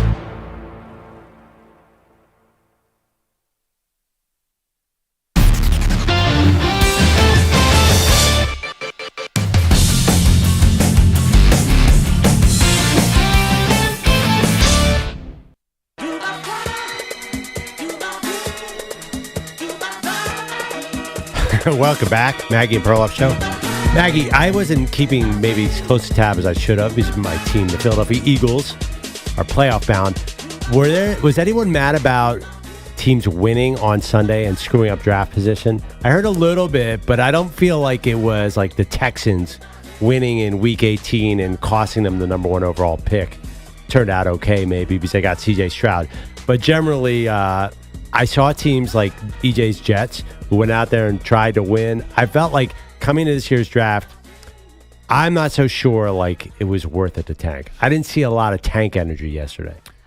Well, I think there was a collective groan from New England and the fans of New England because they were in the driver's seat for the number 1 pick. Right. And they don't need a quarterback. So that really kind of opens up your flexibility with the pick. You can trade it. Now, is this quarterback class one where teams are going to be falling all over themselves to try to trade up in the draft? I'm not sure, but I know there are 2 guys, Shedeur Sanders and Cam Ward. I don't think that it's, I think the draft process is going to help these quarterbacks just like it does for all quarterbacks. So, yeah, could you have found a desperate team who was willing to give you a future first or even a 2 future seconds, or may not have been the haul of like the RG3 trade or something like that? But, yeah, I think the Patriots definitely cost themselves. And, by the way, they fired their head coach right after the game. So it's not even like winning against Buffalo helps save anybody's job. I got to be honest, though, and I'm not sure QBs go 1-2. But I don't think there's a huge difference between the 1 pick and the 4 pick this year. Maybe you look Probably at the depends what you think about Travis Hunter. Yeah, I mean, but where's Hunter go? He goes 3 in this model. The first 4 picks are Tennessee 1 quarterback, 2 Cleveland probably quarterback, 3 Giants want a quarterback. But again, Travis Hunter, New England's got a great quarterback. They have Gonzalez, so. I don't know. Do they really want Travis Hunter? Do they want a Mason Graham who's going to be a 10-time Pro Bowler? Do they, I just think this draft is not a strong draft, and it lays out in a way that I'm not sure it makes anything more than a marginal difference. Probably the biggest team that blew it by not getting the number 1 pick happened a couple weeks ago, and that's Manny's New York Giants. Because Thank you very much. Well, you're welcome. They need a quarterback. They could have just had the inside track, and they still need a quarterback. And if they fall in love with Shedeur or with Cam Ward, now you're talking about having to give up assets to try to get up and jump potentially another dunces. team. Yeah. Bunch Again, of dunces. To me, it's a really unsure quarterback class. I just don't. I don't know. Let's say Cam Ward. If the Giants take Cam Ward, do you feel great about that? Do you feel like, oh man, we got our guy? I don't. I like Cam Ward a lot, but great. I love watching Cam Ward play. I love watching Cam Ward play. I think he's great. I just think man, the Giants take him. They haven't made the playoffs, they made the playoffs with them, but they haven't been a threat since prime Eli. I don't know where that was going. Honestly, I don't have a lot of faith in the Giants as an organization right now, and I'm not sure if I'm Cam Ward's agent, I don't even want him to go there. Well, me either, Pearl. Yeah. I mean, listen, I think it would be a great position for Cam Ward. Number 1, you saw what he was able to do with Xavier Restrepo, who is now the all-time leading receiver in Miami Hurricanes history, okay? He's going to be going to a team that has Malik Neighbors, so you already have a number 1 receiver. Listen, the Giants haven't been able to get an offensive line right in coming up on a decade and a half. So you're going to need somebody who can move around a little bit. And their defense has some pieces. You've got Brian Burns. You've got Kayvon Thibodeau. You've got Sexy Dexy. Your defense shouldn't be so far off. The problem is what are they going to do with head coach? What are they going to do with GM? Who's actually making this selection for the New York Giants? And for the Titans, you could probably ask the same thing. Now, I saw that Jay Glazer, I think, or Schefter said they think Brian Callahan, the head coach, is safe. But as GM Rand Carthon, who took Will Levis with a second-round pick a couple years ago, is he safe? And I think for the Titans, you go quarterback. My biggest question is if they fall in love with Shedeur, does Dion get involved here? Dion has already said that he's going to be a factor and he wants his guys going to good franchises. Are the Tennessee Titans considered a good franchise? I'm going to hug him. Yeah, but I think Dion would like Nashville. That's a good market for him. But are we talking about market or are we talking about winning football games Well, here? at the end of the day, I think you could weigh both. No, I mean, he's not going anywhere that's good. I mean, that's just not going to happen. Look at the teams that need a quarterback. You don't need a quarterback if you're good, like Vegas. Titans, as bad as the Titans are, they're a shining star compared to the way the Raiders have been. I want that. My fantasy is that the Titans take Travis Hunter and then sign Aaron Rodgers, and then I want to see. I'm trying to find a home for Aaron Rodgers. That's been my overnight assignment. Yeah. I think the Titans. About a cave in Mexico. I was going to say, Titans are interesting. can we get the jungle in Costa Rica? Us Mexicans will not allow him in. Shador and Cam both have the same problem. Like, they both hold on the ball for about a minute and a half. Like, you saw what happened to Sam Darnold. Imagine Cam Ward playing the same style he did in Miami in the pros with somebody blitzing him. Like, that's not going to happen. So he's going to have to completely change his game. And Shador is the same way. He just, like, sits back there. They're also, neither of them are huge. Like, they're not big dudes like Justin Herbert. So I think they are interesting quarterback prospects. Like, neither of them to me says, oh, man, this is a sure thing. Like, I do not see that. I think Shador, I probably would lean Shador right now. He's got a better arm, but it's not like Shador is like, oh, this is Caleb Williams, Jaden Daniels. Nothing like that at all. Yeah, well, you want to know what? Beggars can't be choosers, because if I'm the Titans, I'm not running this back with Travis Hunter and Aaron Rodgers. No thanks. Because oh, my God. That you want to know why? Must-see TV. Well, I mean, it'd be fun for us, but if I'm actually running a football team, I can't just go with Rodgers for a year. He's going to win me just enough games, so I'm out of a quarterback sweepstakes, and I've got to do this whole thing again. No shot. I'm also not letting Aaron Rodgers run my organization. And he would in Tennessee.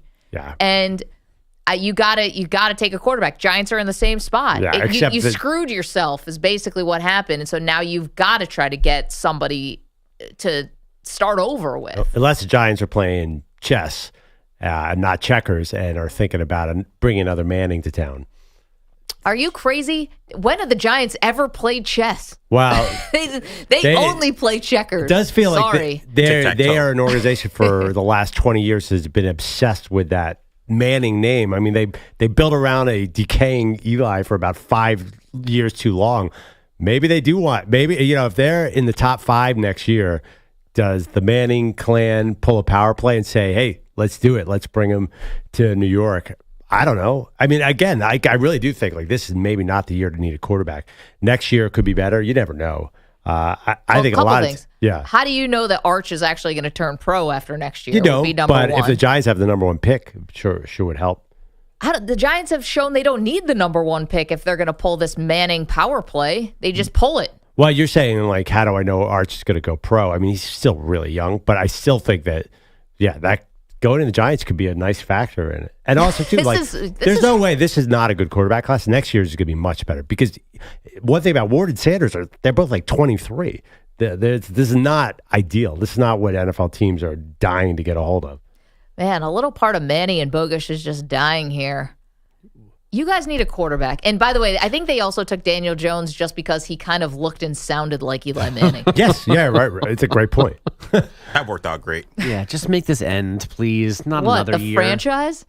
Well, no, the franchise should still exist. 100 years, and they just call it quits. Well, they're number 3, Bogusch. So there's a good chance that the 2 QBs are gone. Then what do you do? Well, then you're picking the best player in the draft. Right. But then your quarterback nightmare goes on. I know. It's why they shouldn't have lost to the Colts 2 weekends ago. See, that, and we're talking about yesterday who hurt themselves or, who played this poorly, who played this wrong. Obviously, the New England Patriots had the number 1 overall pick. They lost it. Then they fired their head coach. The ass from the elbow in New England. Yeah, I don't want to leave the Patriots off the hook here. They screwed up yesterday. Totally. Because that's a team that has so many holes. And if they were not going to take a quarterback number 1, they could have held one of these teams over a barrel to get a lot of assets or even more assets than they had. Maybe it even was a lot. It was some that could have helped fill out this roster. But, they just had to go out there and win that game. The NFL needs a lottery. We got to end this madness of rooting for teams to lose so they can be in a better draft position. It's not good for the league. Agree. Andrew Bogusch here. We'll get more into our playoff first-round upsets we've got for you. And again, more on Jerod Mayo shown the door after 1 season. What a joke. Bogusch is here. What's up? Guys, hopefully for the Vikings, the old Sam Darnold only showed up for last night. Darnold gets the snap. Back to pass. Looking right. Looking middle. Backpedaling. Throws for the end zone. Incomplete. Over the head of Jefferson. And the Vikings turn it over on downs. Darnold had time to survey the field, tried to find Jefferson late. The ball went over his head, and the Lions will take over at their own 3-yard line. Ryan Radke on Westwood 1. Darnold's offense failed on 2 4th downs in the red zone, settled for 2 short field goals on their other trips inside the 20. The Lions running away with a 31-9 win, finally clinching the NFC North and that number 1 seed. Darnold with an off-target percentage of 34%, the second highest of his career. The only time he was worse was that 2019 game with the Jets when he said he was seeing ghosts. Good times. Don't get me wrong, like losing sucks, but it is what it is at the end of the day. You know, I missed some throws and, you know, we lost to a good team. And, you know, we have an opportunity to go to the playoffs and, you know, play another really good team in LA. This loss drops the Vikings into the 5 seed, so they go to the Rams next Monday night. Don't forget that, Bogusch. Thank you for that reminder. That's what I'm here for. I mean, at least that was Belichick and Brady. This one, I mean, Dan Campbell, yeah. Maybe Campbell and Glenn are the new Belichick. I don't know. Lions look pretty good. Those Lions are the 1 seed for the first time in franchise history, partly because running back Jahmyr Gibbs accounted for 4 touchdowns last night. Bo Nix threw for 4 scores to get the Broncos back in the postseason for the first time in 9 years with a 38-0 drubbing of the Chiefs' backups. The Bucs won the NFC South again, 27-19 over the Saints. And the Chargers moved up to the 5 seed in the AFC with a 34-20 Vegas victory. Jerod Mayo still the only coach to be fired since the season ended. The Dolphins are keeping Mike McDaniel, but maybe he will not be coaching Tyreek Hill next season. I just got to do what's best for me and my family, dog. If that's here, if that's wherever the case may be, man, I'm finna open that door for myself, dog. As I'm opening the door, like I'm out, bro. You know, so. It was great playing here, but... Who wants this one? It was a very bizarre post-game interview, if you watch the whole thing. For the first 2 minutes or whatever, he's very calmly answering questions. Hey, you know, it's hard to win when QB1's not there, but Snoop did a good job, da-da-da. He's just being totally boilerplate and just not interesting. Then the PR person goes, okay, one more question. He gets asked like another, just, hey, you know, what about who? I don't even know what the question was. It was not memorable. And then he's like, well, the door's open for me. Peace out, everybody. I was like, wait, what? What just happened? It was like we watched his brain literally crash out right in front of us. Exactly. He's like, oh, I only got one more answer. One more question. Let me get this in real quick, which is, I want to leave. It was funny. Since none of you asked, I like to go now. Thanks for your help. Well, I wonder where he goes.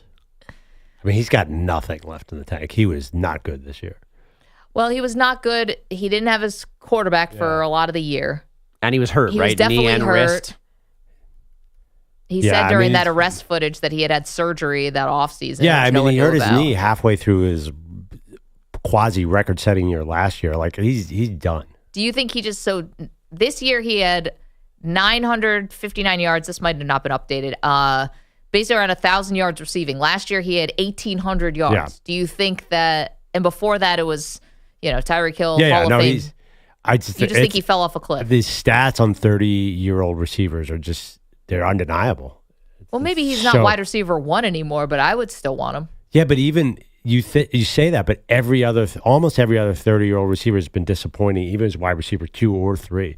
I mean, even Devontae this year, I mean, he made no difference for the Jets. I just think that it's a fantasy to think that he's going to come in. And also, too, the Dolphins, like, I know they're keeping Mike McDaniel. Is anyone buying stock in this team? Like, where are they going?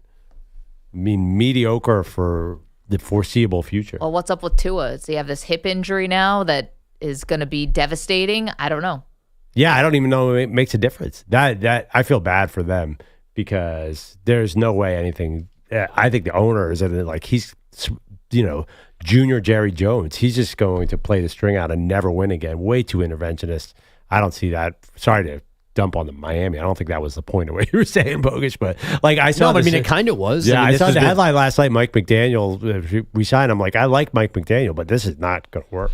I'm just wondering. You're asking where's Tyreek Hill going to go? I could see something like the Arizona Cardinals. Yeah, I mean, like, so what? Like, does it even matter? And the old NFL landscape is that if he went to Arizona, a compliment to Marvin Harrison. Yeah, just kind of quietly fade into the NFL night. You've heard this before, or like 4 times before. QB Jaden Rashada is going back into the transfer portal, leaving Georgia after 1 season. The Rashada drama began when he flipped from Miami to Florida for big money. but he never enrolled in Gainesville. He sued Billy Napier. He spent 1 year at Arizona State before joining the Bulldogs, and now he's going back to the open market. Is he any good? Can anybody Who here? knows? He said that going to Georgia was the best thing he could have done. So he was very complimentary. I don't think he's leaving under bad terms. He just couldn't crack the top 3. Yeah, he's 21 years old, too. He's like, this isn't happening for him. I don't think that's necessarily true. So he's definitely going to get an opportunity to start, right? Yeah, but like at a... All you need is one good season. Look at Joe Burrow. is he going to like get a major start, or is he going to be like a UTEP? Well, UTEP already got their quarterback. Yeah, they got Malachi Nelson, who is like Jada Rashada Jr. Well, except without the court cases. Yeah, but this yeah. was the number 1 recruit in the country, went to USC, couldn't start at Boise, and now UTEP is the next option. I feel like Jada Rashada is the same exact thing. Like he can't get on the field because he's just not good. Well, this is how this goes now, guys. You can start at a place like, you start at UTEP. You have either a good first 4 games and then you decide to bag the season and save your eligibility, or you go somewhere else, you have one good season, boom, you're at the top of the NFL food chain. Yeah, or you're DJ Uiagalelei and you're on school 7 in 5 years and no one cares anymore. It's a shame for Rashada because if you read the lawsuit against Florida, at times I do feel for the guy because I do think this happens. You get on campus, and I think they really try to pressure you to sign the NIL deal right away. And it's like, hey, here's the deal. Take it or leave it. And I think the coaches are absolutely complicit in trying to force these kids to sign these deals. And, or not sign deals, leave them as these verbal promises that don't get paid off either. Yeah, that's not good. No. But also, I do think just being the number 1 overall recruit, most of them, it's still a very dicey proposition. You could be 5-star all day long, and a lot of 5-star quarterbacks just don't work out. Right. NBA last night, the Kings thumped the Warriors 129-99 for a 4-game win streak, and the Rockets held off the Lakers 119-115. Behind 33 from Jalen Green. Some American hockey history last night in Ottawa. Here's a flip ahead. Here comes a chance for Stiga. He's in. He scores! Teddy Stiga! His first goal of the tournament! And it comes at a perfect time! That's EJ Radic on NHL Network. Teddy Stiga scoring 8 minutes into overtime to give the U.S. a 4-3 win over Finland in the gold medal game of the World Junior Championships. First time ever the Americans win this under-20 event in back-to-back years. Thank you, Manny. Mom, Dad, back to you. EJ Radic's calling the USA. Are you friends with EJ? I am. It was a I've good call. known EJ for 20 years. He was a former coworker. He's the first EJ in my life. Now I have another EJ in my life. EJ2. Can we rank our EJs? And EJ's Top 5 EJs? I like EJ Radic a lot. EJ's always been a studio analyst. This is EJ awesome. Manuel is not in the top 5. Oh, by the way, another Great guy, very though. good broadcaster, too. Yeah. And Prince of a dude, gentleman. Ernie Johnson's an EJ2. Ernie Johnson very high on the list. No. But you got to go full. That's an EJ. That's No, not I'm with Pearl. You got that's to not an be EJ. EJ. Yeah, not nicknames. You got to be EJ. I think Ernie Johnson is EJ. No. Boss Rick Ross, MIA, yo. That guy's not going to crack your top 5. I defy you. He's awesome. I can't lie. That's a good person to be sharing initials with, EJ. It seems like a lot of EJs doing their thing in this industry. That's great. Now I got a lot of work to do, I guess. Catch up to Radic and Manuel and Ernie Johnson. Oh my gosh. This crap is crap. We got to start getting you high on these Google searches. Refs suck. More takes like that will get me there. Yeah, it's going to get you all the way to the top. The refs suck. Refs suck. Yeah, it was basically yesterday was the only time we weren't talking about the refs, just because the rest of the play was so bad. Yeah, I know. That is funny. 75% of my social media feed is ripping the refs, and I had nothing yesterday. I didn't even care. Maybe this was the NFL's conspiracy, theory was like, hey, if we do an extra game and the players are so bad, nobody will think about the refs as we head to the playoffs. Oh, galaxy brain. The 18th game was the thing no one asked for, no one wanted except for the owners to make more money. Well, forget 8. They're going to go to another. Yeah, right. They're going to go to another game, right? So this is who wants this? Well, We all want more football. I don't mind that the Super Bowl is getting pushed later. That's fine with me. I hate that feeling of like early February, the Super Bowl just ended. Like, what am I going to do for the next 5 months? It's so depressing. Oh, you got the combine right around the corner. Yeah, it's not the same. Obviously. This was brutal. Telling Jets fans and Saints fans to gear up and watch another game, that's cruel and unusual punishment. But the last week has always sucked. Yeah, has always been doesn't weird. matter. It Yeah, doesn't matter because whether it's 11 games or 25. The last one's always going to be last weird. week also was terrible. So like this is now you're adding on EJ, to I had the terrible 17 football. terrible weeks as a Giant fan. Retweet. To be honest, it's been a bad decade. True. I know. Unlike Perloff, I've been aware of it for a long time. He's new to the Giant struggles. We've been living it. Wait, Giants need a quarterback? How many airplanes does it take flying over the stadium to convince you your team stinks? Giants got to wait on a quarterback. Dude, they if they take Cam Ward, they're winning 3 games next year. I'm just telling you that is not a fit. Have you seen their schedule? They're going to win 3 games anyway. Yeah, I'm just saying, like, Cam Ward with that line would be bad. This is the very, very bad. I believe I read this correctly. The first time in the history of the organization they did not win a single NFC East game. They almost went 0 at home. Yeah. And if they would have, they'd had a number 1 pick. Thanks for nothing, Indy. Meanwhile, the really, Tennessee Titans, they're the ones with the number 1 overall pick. And if they love Shador, is Dion going to get involved? I also love that of all the teams we talked about the number 1 pick, Patriots, Raiders, Giants, like there's been zero conversation About the about the Titans. And now here we are talking, well, I guess let's talk some Nashville. By We the want way, some hot chicken. We got to talk about Cleveland number 2. I mean, we're talking about a mess. Oh, but at least Cleveland has the argument of like, what do you do around Deshaun Watson? The Titans having the number 1 pick is one of the most nondescript number 1 picks ever. Oh, yeah. Like they're completely irrelevant. And the pick is debatable at this point too, because there's not the clear-cut, obvious person. Okay, but you want to become relevant quickly, take Shador Sanders.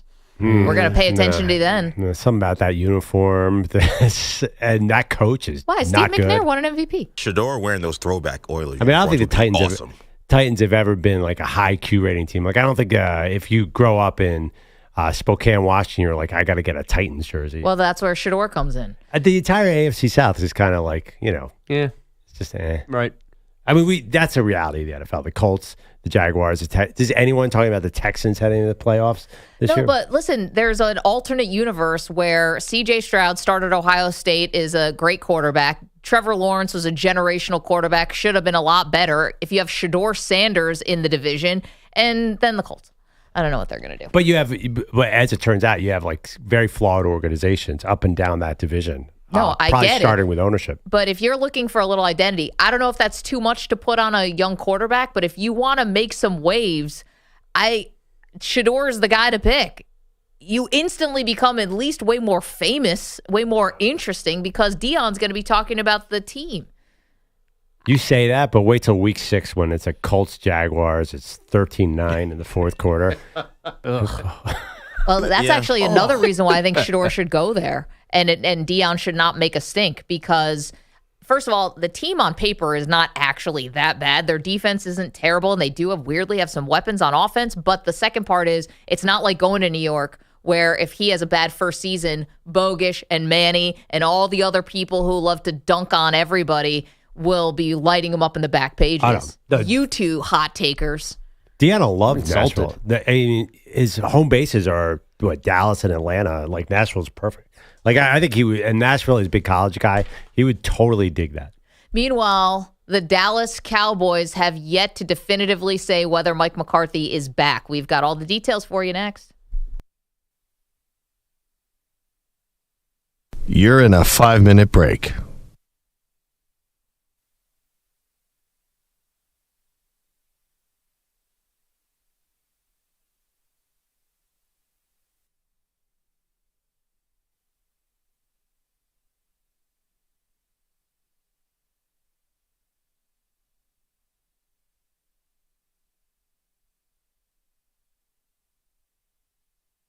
Four minutes, 30 seconds remaining.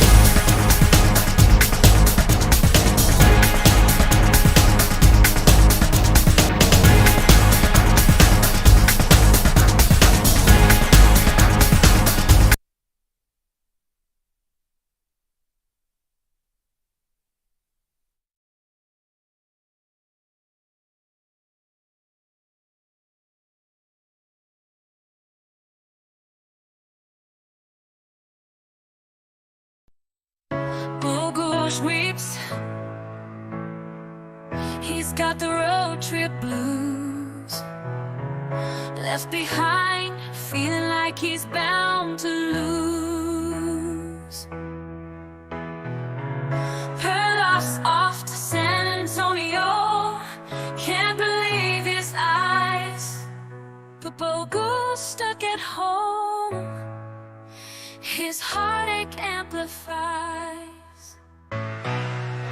Betting against Wembyama, Perloff took the fall.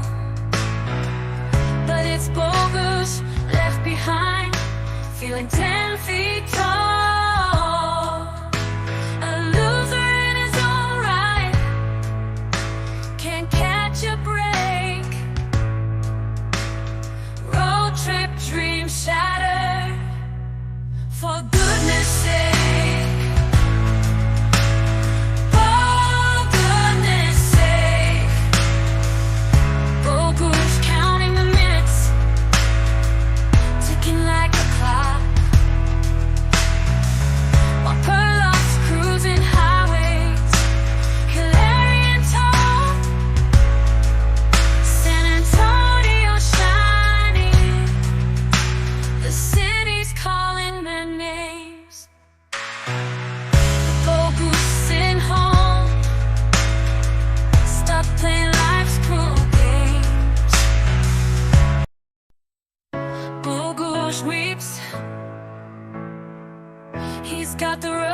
Manny and EJ, they're diehard Knicks fans, living in the Big Apple. They're part of the grand plan, but they just witnessed a crushing defeat. 76ers taking the victory, man.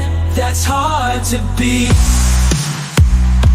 Sitting in the studio, talking about the game. Maggie and Perloff, it ain't all the same. Perloff's a Philly fan. It's hard to stand when your team's on top and your heart's in your hand. Man, Manny and EJ, they're lost and confused. Knicks played hard, but it wasn't what they used to. Every missed shot, every turn, oh, they saw leaving them shot. They can't believe what they're in for.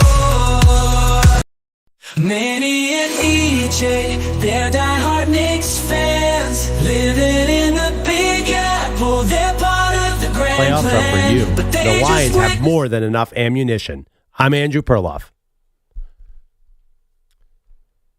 The NFL has a huge advantage over other sports because their season is shorter, but they're clearly at the limit of how many games they can have. Week 18 was terrible. He made a prediction, said that he gonna win. Celtics got no conviction, but now he's hiding, running away, won't own up to his words, can't face the dismay. He thought Miami would rise like the sun in the sky, but now he's got excuses, got no alibi. He thought the Heat had it, it was a sure bet, but they couldn't have. 30 seconds remaining.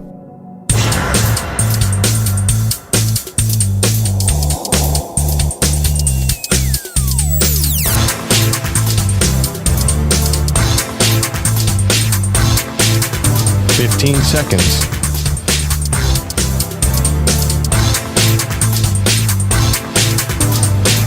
Break ends in 5 seconds.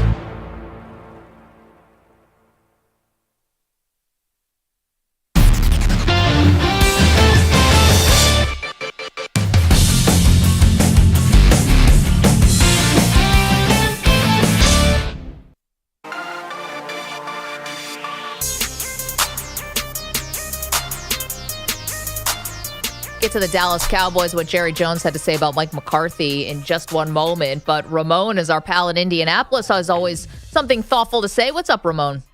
Hey, hello. How are you guys? And thank you for taking my call. Happy New Year and happy Kwanzaa and Hanukkah to everybody else. But I just got some questions for you all.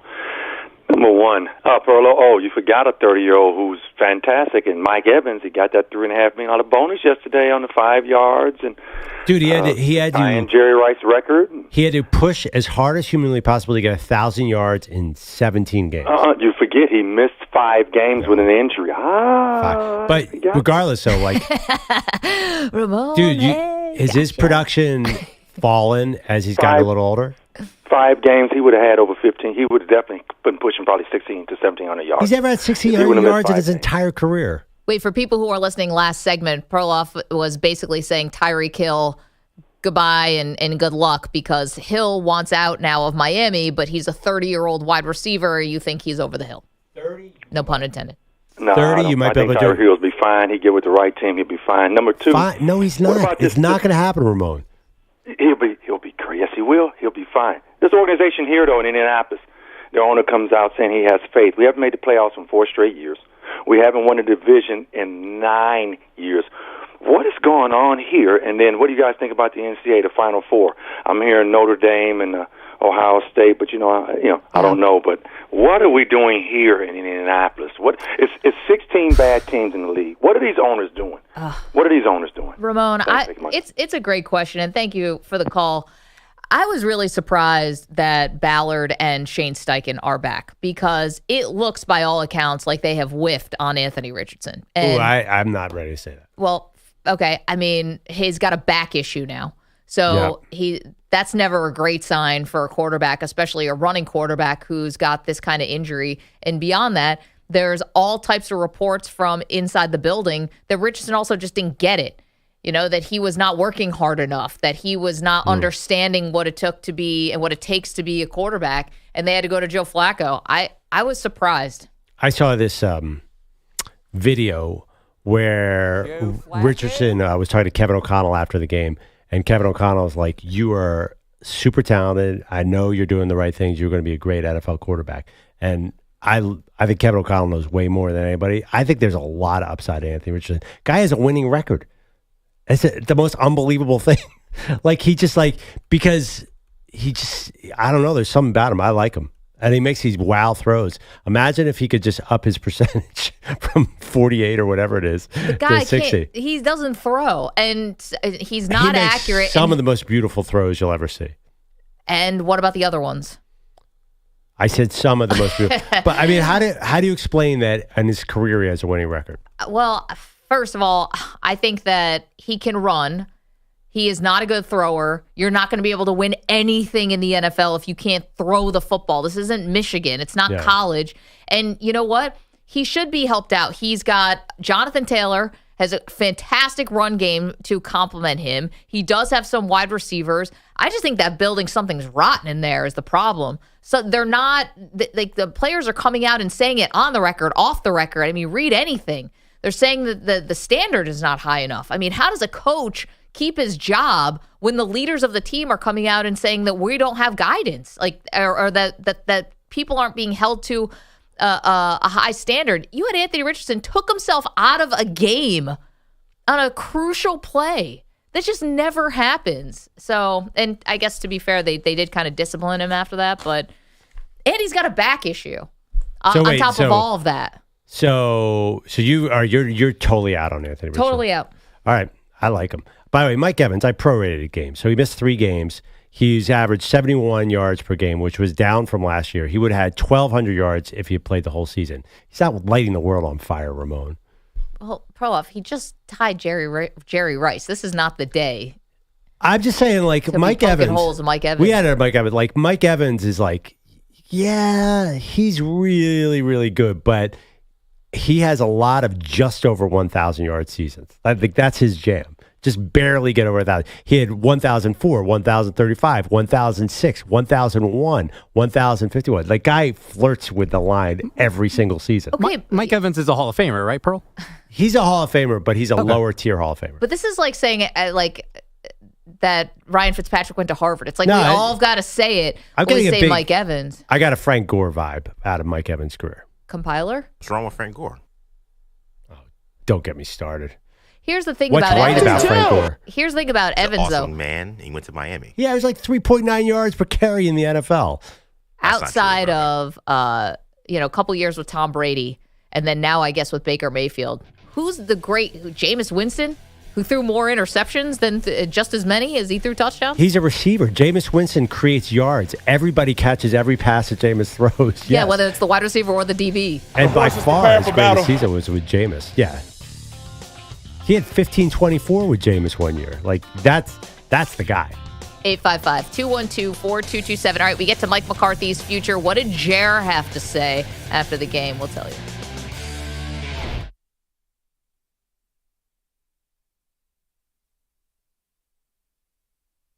You're in a 5-minute break.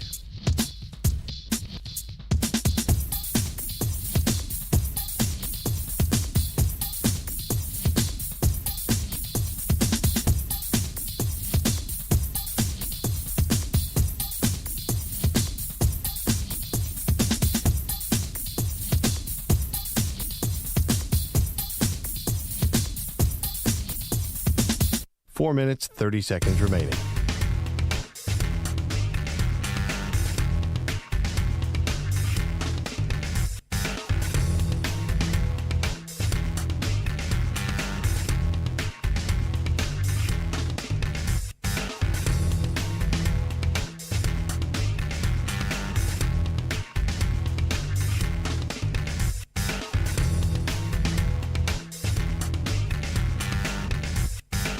Four minutes remaining.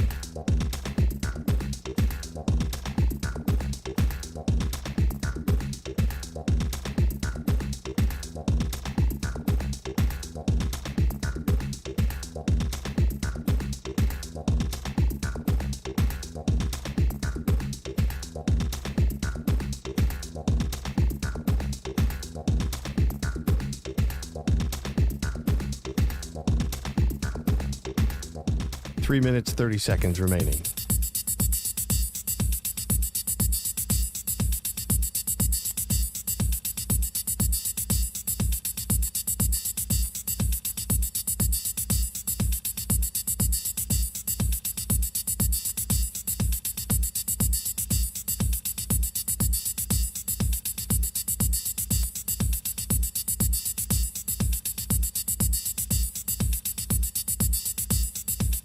Three minutes remaining.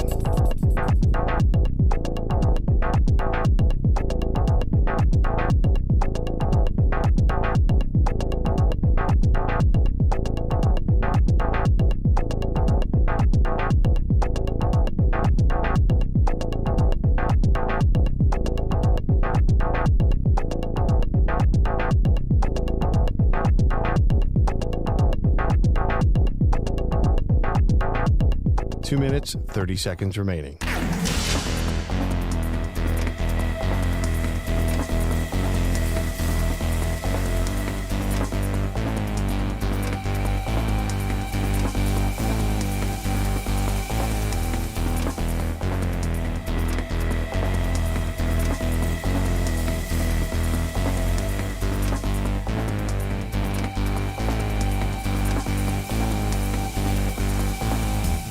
Two minutes remaining.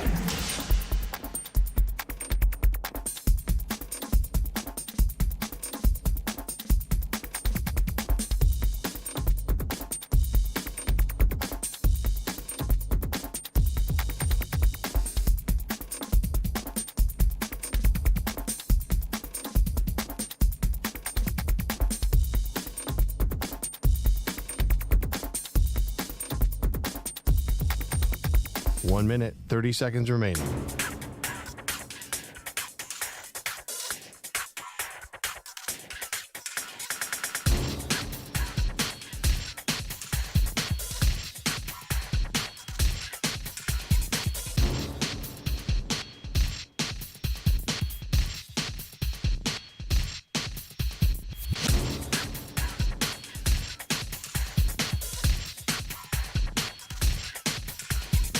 One minute remaining.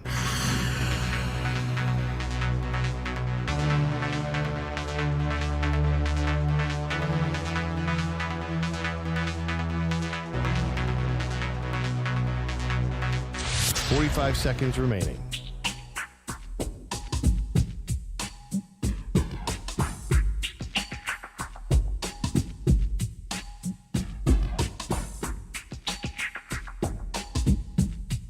Thirty seconds remaining.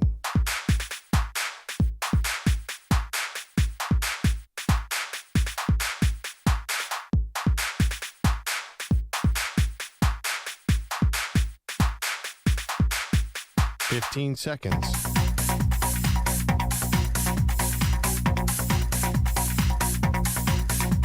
Break ends in 5 seconds.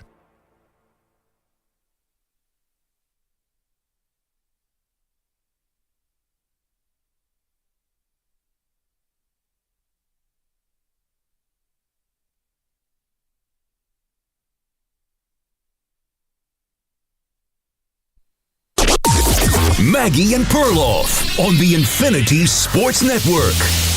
Darnold gets the snap, back to pass, looking right, looking middle, backpedaling, throws for the end zone, incomplete, over the head of Jefferson, and the Vikings turn it over on downs.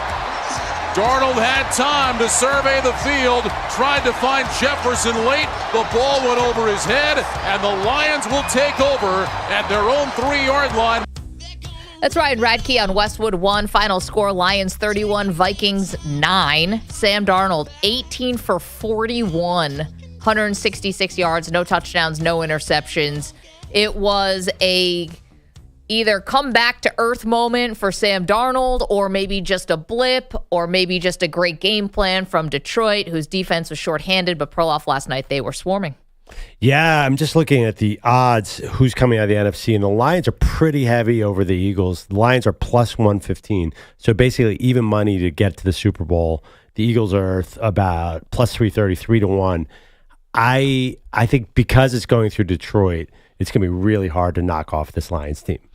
I'm not sold because the defense, yes, they were awesome last night. They had a great game plan for Sam Darnold, and they blitzed the heck out of him, and he had no time to throw, and that showed. I don't think the Lions have enough defense to get home. I don't think they have enough defense to bring this thing home, if you will, because if they meet the Philadelphia Eagles in the NFC Championship game, and not to, fast forward this thing too much, but the Eagles have an awesome defense. Awesome.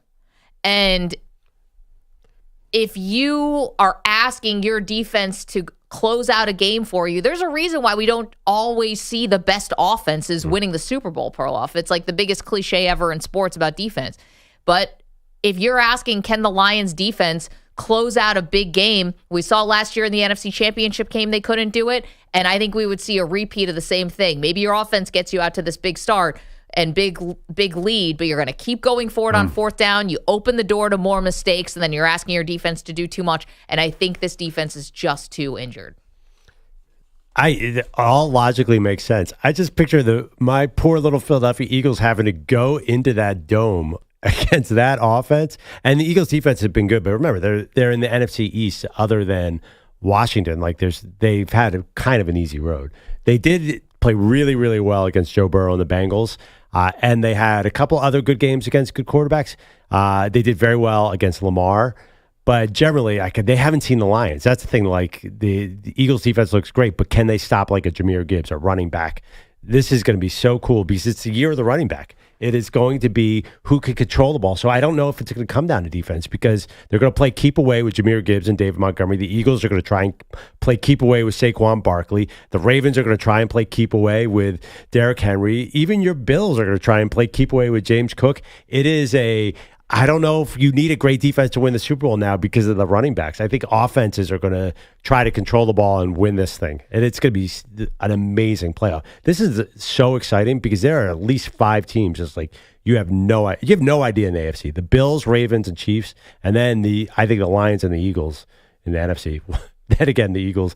You have more faith in the Eagles than I do. We haven't even seen Jalen Hurts in 3 weeks. Yeah, he's been obviously out with a concussion. Now, I'm in the minority here. You guys are voting at Maggie and Pearl on X. Have the Lions left no doubt that they're the team to beat in the NFC? 80% saying yes, they are the team to beat in the NFC. No, they will be beat is only at 20%. So count me in the minority of this one, and I'll stand on it because if you're giving me, I think, again, the difference is the Eagles' defense is just better. And, it's funny because we're kind of glossing a little bit.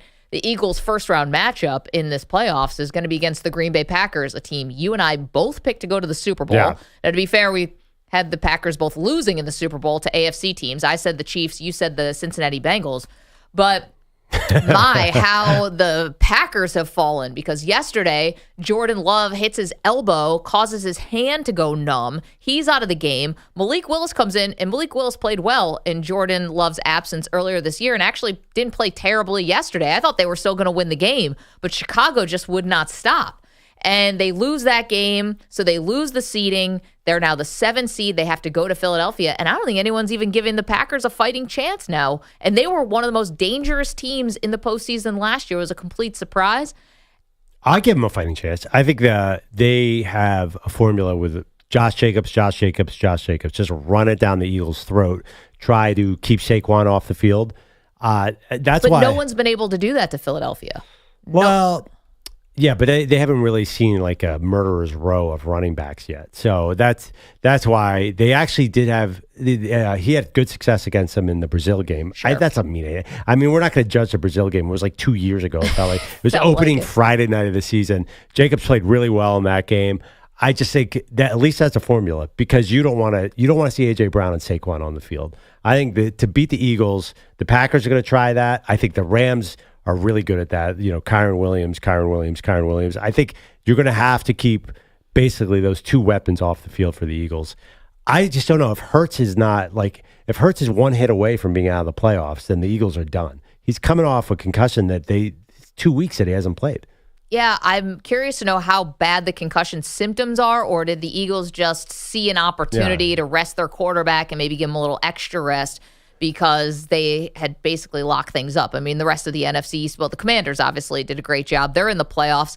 They haven't won a playoff game. Washington hasn't in 19 years since they last won a postseason game, but the Eagles had already clinched the division. Yeah, by the way, Washington did not look great last night. I know they did win the game. The first half when Jaden Daniels was in there, he was bad. Well, Marcus Mariota is like, he played great. He was awesome. They weirdly kind of waved the white flag on the game by putting Mariota in. Now they end up winning the game, but they appeared to wave the white flag, and it was odd because at that point, Green Bay and Chicago is a game. You don't know the outcome. It was totally in the balance, and you could have ended up with the 7th seed, and then you're going to play a division rival in Philadelphia? No thanks. I mean, the funny thing is, look at the stats. Jaden Daniels was 6 for 12 for 38 yards. Marcus Mariota came in 15 for 18, 2 touchdowns, no picks. He ran for 60 yards. He was on point. He saved that game. I actually was wondering, do they know something that we don't about the Eagles that they wanted to face the Eagles? It felt like the Packers and the Commanders just didn't care at all yesterday. Very, very strange. I mean, I would be trying to avoid the Philadelphia Eagles at all costs. Meanwhile, the Commanders, where were they? They were in Dallas, Texas. Glad you asked. And that's where we find our Cowboy Quickie.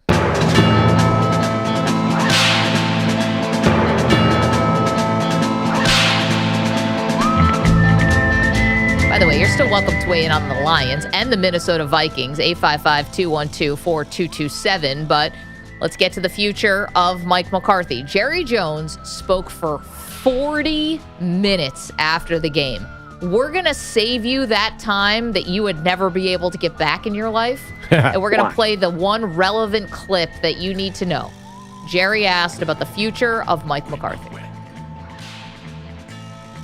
Have you made up your mind on Mike McCarthy? No. Well, the point is that all that I'm going to look at, that I was asked, I was answering that question, and that was, does the outcome of this game really impact his future? And I said no. All of the things I'll consider Hayes in the barn. Your guess is as good as ours. Hayes in the barn. I'll tell you what I think it means, bro. Yeah. McCarthy coming back. He's been very glowing in his praise for Mike McCarthy. He's a great coach, XYZ. I mean, he said way more positive things about McCarthy than cryptic things. And I think when you say the Hayes in the barn, well, he's looking at multiple 12-win seasons, etc. I think they're looking past this year. Well, I think he's being genuine that he didn't care what happened on Sunday against the Commanders. And Hay was in the decision's already been made. I agree. I think they're leaning towards bringing him back. It's not going to go well because it's not even McCarthy's fault. Like McCarthy with this team, like at full strength and facing a very easy schedule, got to 12-5 and did nothing in the playoffs. None of that's happening next year. They're going to have one of the hardest schedules that I keep on pointing out. And they're not going to have Trayvon Diggs for a big chunk of the season. They're not getting Overshawn back, I don't think, at all. And they are all cap-strapped because of Dak Prescott, CeeDee Lamb, and soon-to-be Micah Parsons. There's no cavalry coming. Like, they're just not going to have the players next year. They're going to be average. That's your Cowboy Quickie. I see 8-9, 9-8 with Dak Prescott there. Like that's what we're looking at. So what's the point of that? That question is like, would this be a good opportunity for a full reset? Bring in a young coach, say a 38-year-old offensive coordinator, and say let's start over. Let's do this the right way. Let's build a champion, because you always say that he doesn't care about being a champion. Like this sort of confirms that. This is like, hey, Mike McCarthy can get us to the playoffs. Let's keep him. Yeah, that's what I always say about Jerry Jones. People say, oh, he only wants to win a title. I don't think that's true. He only wants to keep you thinking that the Cowboys are a title contender. That's the most important thing. He's already in the Hall of Fame. I don't believe that Jerry really wants to win. But no one's going to think they're a contender next year. There will not be a single expert to pick them in the Super Bowl. Okay, but here's the thing about that. So you're kind of advocating for a total teardown. Don't we generally praise organizations who have the trifecta of franchise quarterback, franchise wide receiver, and franchise pass rusher to go along with an improving offensive line? We usually say good things about these teams. And they paid Trayvon Diggs, and yeah, he's definitely hurt now, but they have Deron Bland. Yeah, who is hurt this year. But anyway, it's like they've actually done more right than wrong. The problem with the Cowboys is it's always so dramatic, It's the holdout. It's the will they, won't they. It's that. I think you would generally praise a team who put the pieces in place that they've put together. You never worry about their offensive line. They're always able to find guys. Okay. I mean, they just had basically 2 Hall of Famers leave in the next couple of years, and they clearly have not caught up. Well, I think that I'm not worried about their offensive line taking a step forward next year. They're young. They're so young. Yeah. You got to give them just a minute to develop. And they didn't even have a good run game behind, like a good running back. Imagine if they actually did have Derrick Henry or anything. I don't know if Henry would have had the season he had, but let's see. You have Lamb. You've got Dak. Whatever you think of Dak, they think he's, 30 other teams would probably kill to have Dak Prescott. Maybe 22 other teams would kill. That is Dak Prescott coming into last year. Now he's older and he's not going to stay healthy. His tendon or his muscle came off his hamstring. Ugh. This is not going well. And also CD. Let's talk about CD. CD's good, but in a big moment, the way they've been built with no other wide receiver, in a big game that the opposing defense is going to be all over him. He always breaks in that situation. And they have no chance of getting it. They're not drafting a receiver this year. You know who they're drafting? An interior lineman? No, they're drafting Ashton Jeanty. That is every mock draft in the history of the world has Boise State running back Ashton Jeanty going to the Cowboys. And you know how Jerry thinks. He wants to recreate Ezekiel Elliott's rookie year. So they're still not going to have a compliment to CeeDee Lamb. I'm just telling you right now, Jeanty is a Cowboy. I will tell you that, and maybe I'm wrong, but that feels like the most obvious mock draft pick in the history of the world. So you basically have this limited offense with Brandon Cooks as your number 2. And he's going to be gone. Well, I mean, who's your number 2 then? Well, they're going to have to find a number 2. It's been 3 years. Yeah, well, I think that they will be able to find another wide receiver. They have to. It's definitely a priority. They won't. Okay, well, we'll see. 855-212-4227. So here's kind of the short list of what we're waiting on in terms of coaching. We already know that Jerod Mayo was shown the door. 4-13 on the season. In my opinion, listen, Jerod Mayo wasn't putting on a coaching clinic in New England. Nobody thought he was, and he definitely made some missteps.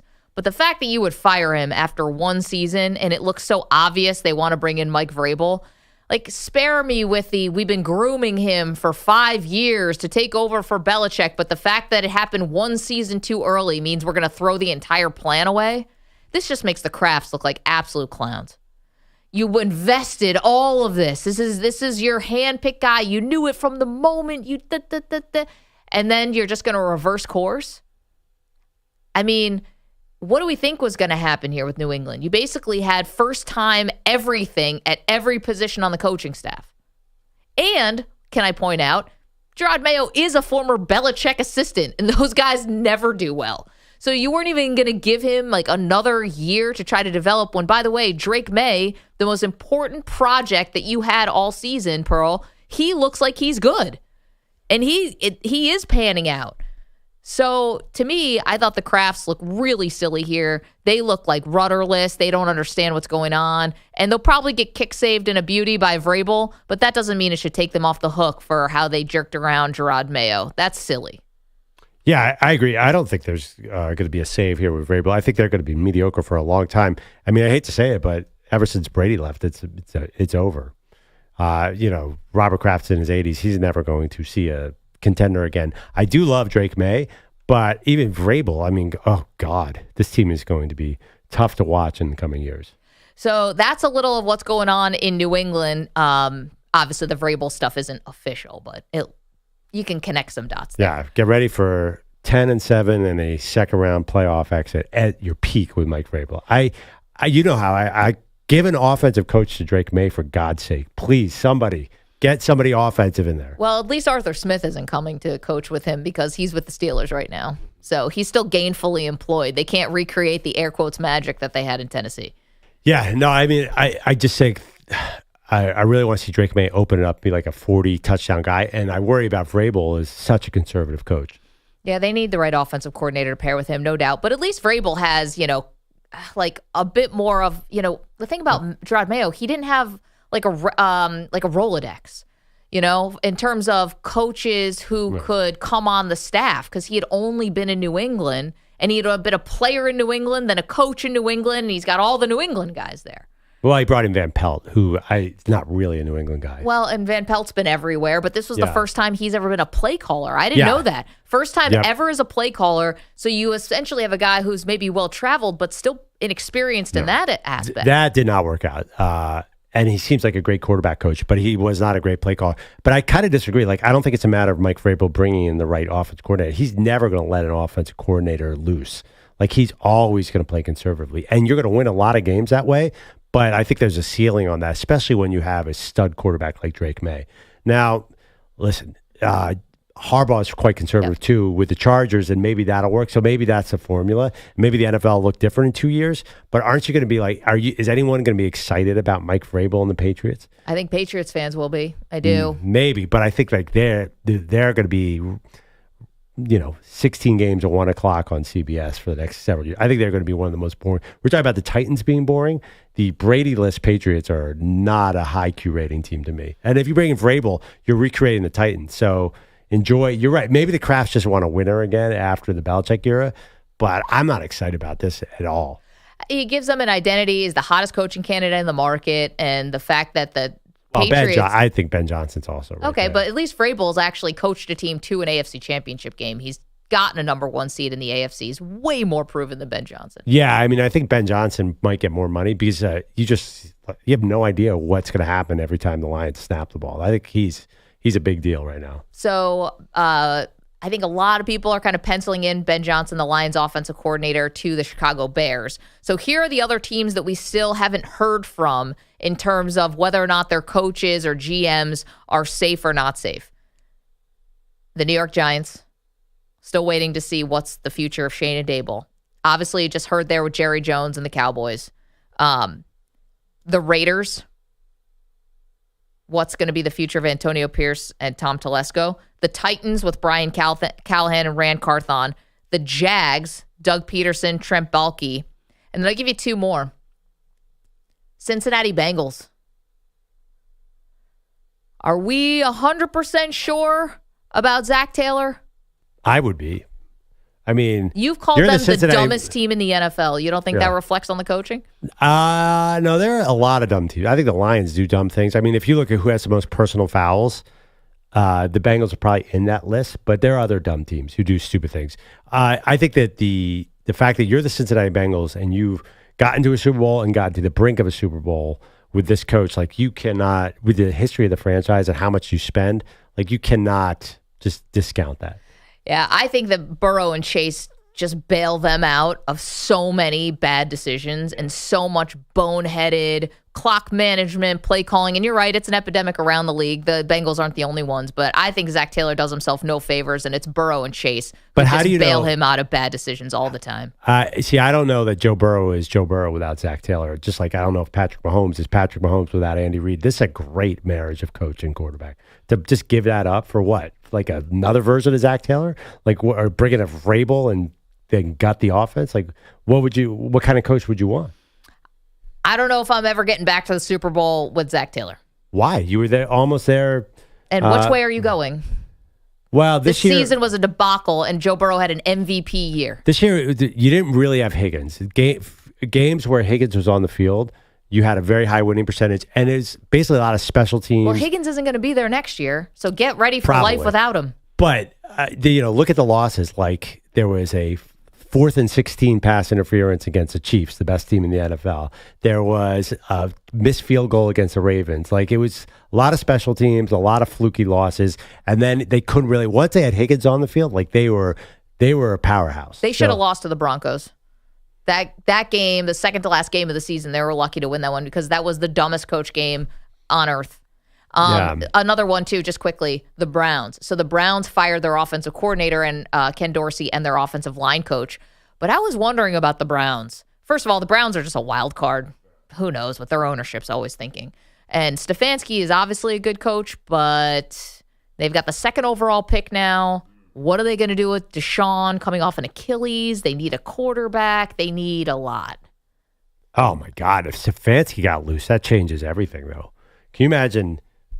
I assume Vrabel does go to the Patriot, but can you imagine him with some of these young quarterbacks? That would be amazing. But I think like the Browns are going to say, if we're drafting a guy, which I don't think is a guarantee, then nobody's better to develop than Stefanski. And also, if they want to bring in a veteran, you're talking about Rodgers or Cousins or somebody like that, like those guys are perfect for Kevin Stefanski. That would be amazing. If I'm Deion Sanders, and I've already said that I'm going to get involved in wherever Shador is going to go, or Travis Hunter for that matter, I'm standing in front of a moving train to make sure they don't get to Cleveland. I don't want my son going to Cleveland to be another name on the list of T-shirts that are made to troll Browns fans with all the failed quarterbacks there. No shot. I'm using every ounce of my fame and my influence to make sure my son goes anywhere but Cleveland. Don't want him playing with that ownership. Don't want him getting all caught up in whatever's going to happen with Deshaun Watson. None of it. Well, I don't think there's really a Watson next year. Towards Achilles in October, and you look at Aaron Rodgers still limping for the first half of the season. But you got a good offensive line, arguably a great offensive line. You got Njoku, and you have Judy, who actually played a little better, I'll admit. I mean, that's some talent. Like you could put up some big numbers in Cleveland. 855-212-4227. All right, so much to unpack. The NFL playoff bracket is set. We've got more for you, and we're picking our upsets next. You're in a 5-minute break.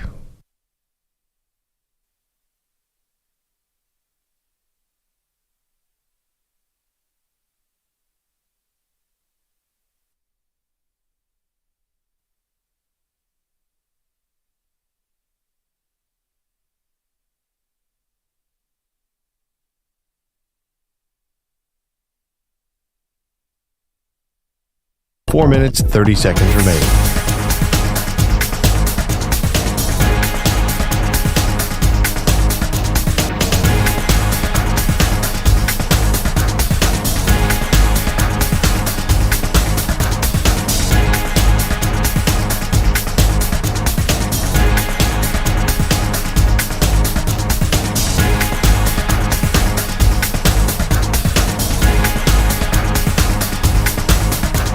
Four minutes remaining.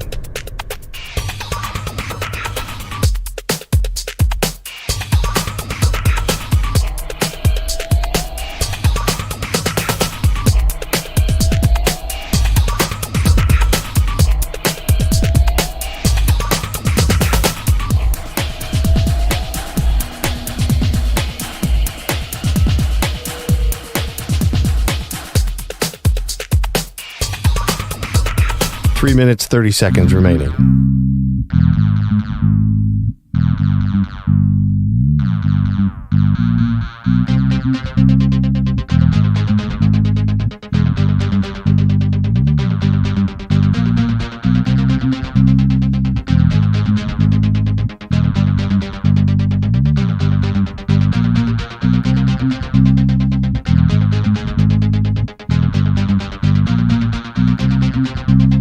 3 minutes remaining.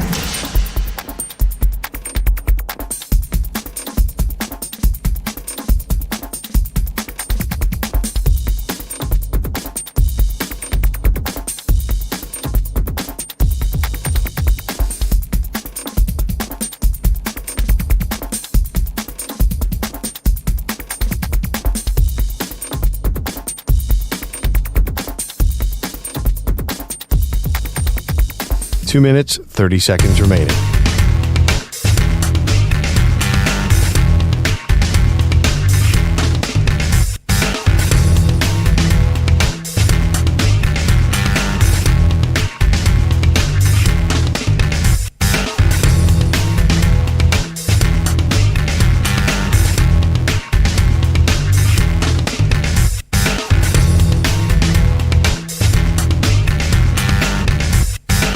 Two minutes remaining.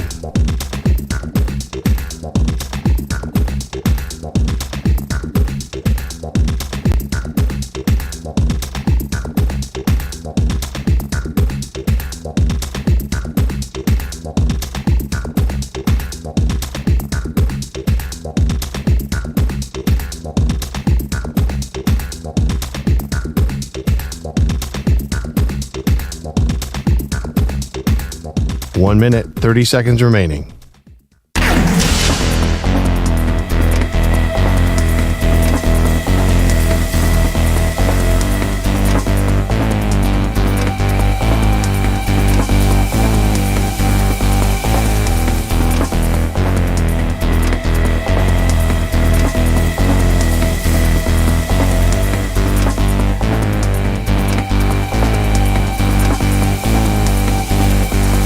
One minute remaining.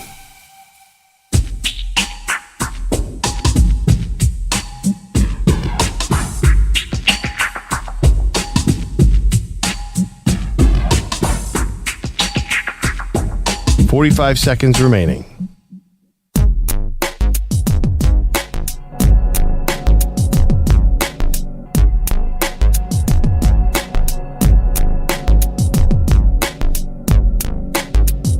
Thirty seconds remaining.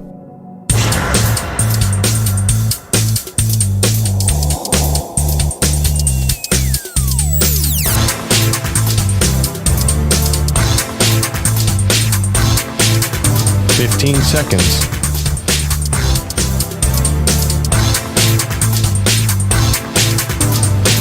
Break ends in 5 seconds.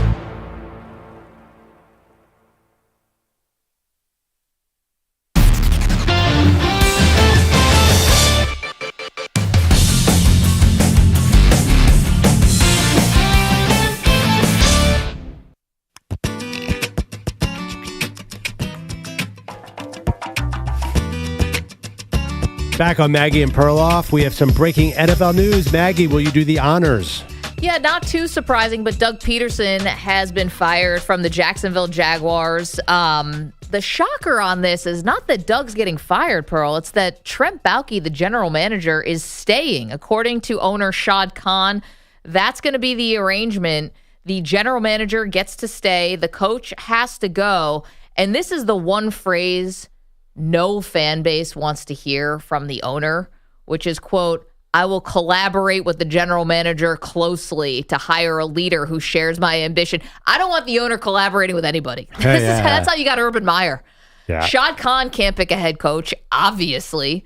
Yeah, any owner, right? No. You're not just picking out Shad Khan. You're saying any owner can't do that. Stay far, far away. Let the football people do the football thing. Because if you're going to keep your GM, then you trust him. Let him pick the next coach. Like, you don't have, and obviously the owner's going to have a little bit of a say. But again, I don't trust Shad Khan specifically. He targeted Urban Meyer, wanted Urban Meyer, and Meyer could and maybe will go down as one of the worst NFL hires of all time. Yeah, I totally agree with that. The thing about keeping Trent Baalke is the big surprise to me because there were a lot of reports. Even this weekend, Breer said that Ben Johnson was a front runner and he was going to get a handpick as GM. So now I don't think Ben Johnson, the Lions offensive coordinator, is going to go there if Balky's there. There was even a list of guys that had been in Detroit's front office that he was going to bring with him. A lot of people thought like that was Pete Prisco said it's an open secret that Ben Johnson and the Jaguars are married, but he's definitely not going there now. Like he can't go there with Trent Baalke because people have a big problem with Trent Baalke. He had that gigantic conflict with John Harbaugh in San Francisco. Jim Harbaugh. Yeah. Right. I don't think he's done a great job drafting at all. I think he kind of fell into Trevor Lawrence, who's good but hasn't been developed. This is a mess. This is not good for the Jags. No, and I think you're right. It cuts down the amount of coaching candidates you may have. Now, listen, are guys going to be desperate to get a job, especially a job where you have a quarterback already in place? And there's a lot of things to like. Josh Hines Allen, you got a great pass rusher. There's a lot of things to really like about the Jags. You play in that division, which feels at times like a little bit more winnable in the AFC South, what have you. But you're telling me like a guy who has some gravitas, like I don't think he's going to want to go coach with Baalke. I think you're right. I think Baalke's reputation has been spoiled. Like you can't get along with Jim Harbaugh. All right, Jim Harbaugh's kind of an odd cat. Yep. But now Doug Peterson, like how many good coaches do you get to survive? Absolutely. And I do think you're right. Trevor Lawrence is a big calling card. He's coming to his prime. He still has, even when he looks bad, he still looks good. Does that make sense? Like he's obviously has incredible arm talent. I just worry that Baalke has not drafted a good team year by year. They're never going to be a gigantic free agent. Well, actually, they did try and go in on free agency a couple of years ago. It didn't work. I just don't know where they're going. Like I feel like if Baalke's still there, kind of doomed to maybe they'll make the playoffs once every 3 years in that division, but it doesn't feel like they're building a champion. So on the flip side of this, you got the Jacksonville part of it. So now they're looking for a head coach. But for the Doug Peterson side of it, so Doug Peterson overall record 66-64, 5-3 playoff record. Obviously, three of those wins coming with your Philadelphia Eagles winning a Super Bowl with a backup quarterback. You beat Brady and Belichick. Considering the coaching candidates and the landscape right now, you got Vrabel, but it looks like he would likely go to the Patriots. Ben Johnson, I thought, was kind of tied into the Bears. Aaron Glenn, maybe, especially after last night. Saints, okay? Everyone maybe says the Saints. Jets. He was a former Jet. I don't know if he would go there. Jets aren't going defense, are they? Well, if they hire Rex Ryan, then they are. I don't know. But there's think about it. The fact that even though it's the Jets, like Rex Ryan is actually a candidate, it makes me feel like there's a dearth of candidates out there. Is it possible Doug Peterson gets back into this cycle and maybe gets another look? I can't imagine. You say there's a dearth of candidates, but like look at Brian Callahan going to Tennessee. Isn't that like most hires or just some offensive coordinator who is with some of these. Also, did you mention Flores? Like Flores, Brian Callahan's like on the hot seat. No, I'm just saying. But there's going to be 5 more Brian Callahans. It could be Liam Cohen out of Tampa Bay, like a new Dave Canales, like just whatever. Give me a 39-year-old offensive coordinator who showed flashes at the end of the season. Boom, hire that dude. That's way more likely than retreading Doug Peterson coming off Jacksonville. I don't know. I mean, did you know about Canales or Callahan last year? Well, Canales definitely because of the work he did with Baker Mayfield, right? He got a lot of praise for that. But I still don't know if he's a good head coach, by the way. Yeah. And we're praising the fact that Bryce Young has taken some steps forward, but I don't know if Dave Canales is a good head coach. They haven't played in a meaningful game. I'm not saying they're good or not, but I just think that those young coaches are a good sell to owners. Owners are attracted to those guys. I can't imagine an owner is going to want Doug Peterson. The Eagles didn't want Doug Peterson.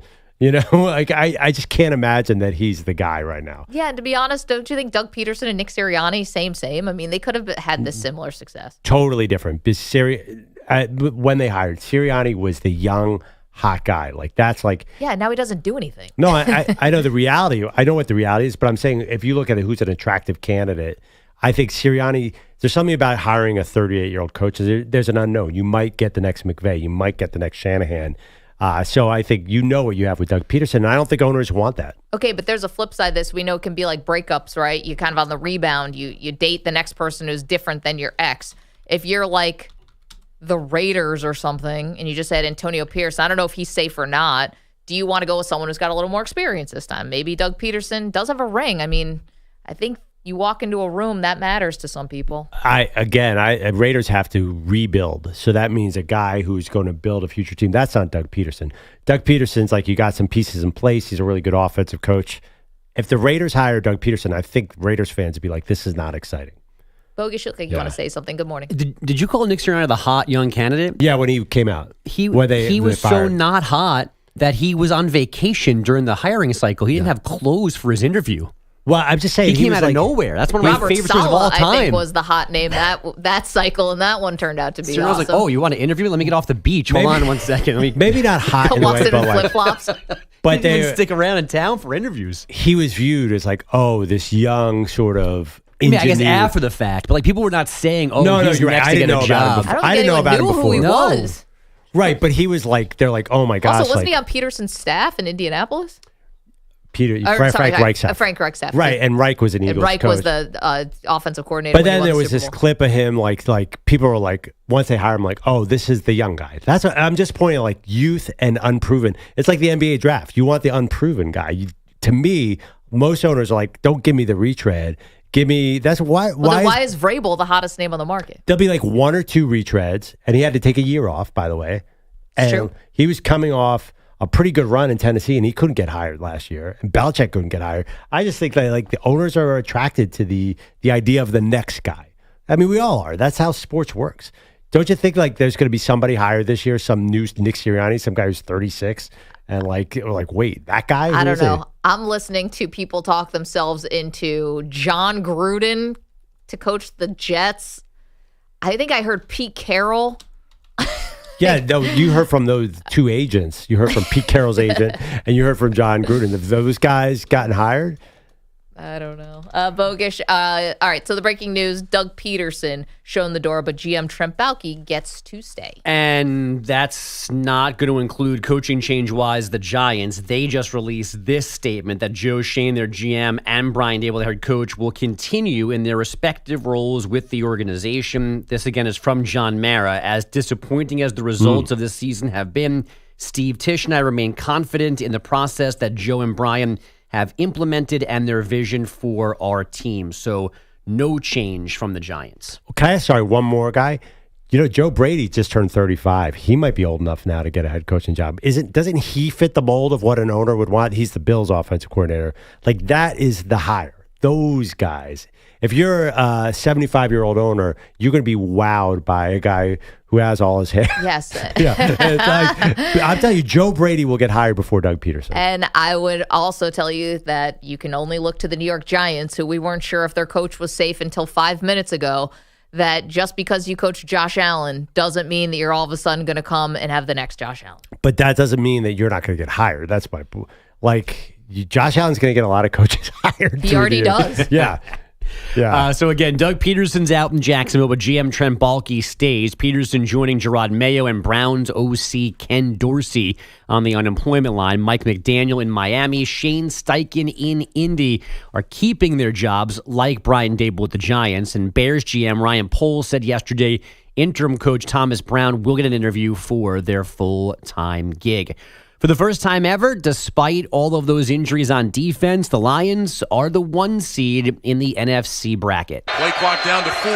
Goff gets the snap. Back to throw again. Fires over the middle. Caught. That's going to be a touchdown. He found Jahmyr Gibbs right in between the hash marks for a touchdown. Ryan Radke on Westwood 1. That's when the Lions began to pull away from the Vikings to take their showdown 31-9 last night in Motown. Detroit wins the North and that top seed.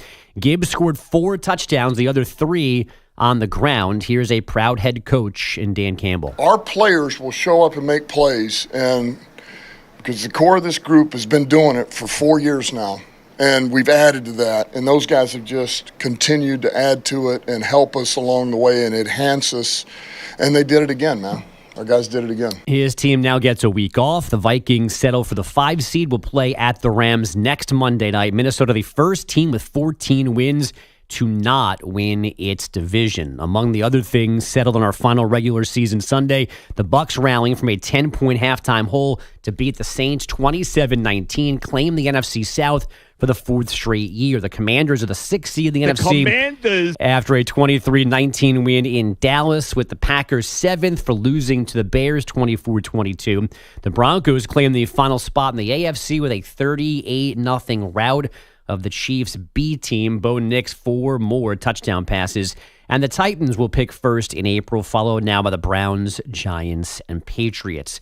The Cavaliers down the Hornets last night, 115-105. Cleveland's won 10 straight. Charlotte's dropped 10 straight. The Pelicans were on an 11-game skid. Then they played the Wizards twice in 3 days. They won both of those games, 110-98 last night in D.C. College hoops, an injury scare yesterday for number 7 UConn. Paige Beckers did not finish a 30-point rout of Villanova because a Wildcat fell into her left knee.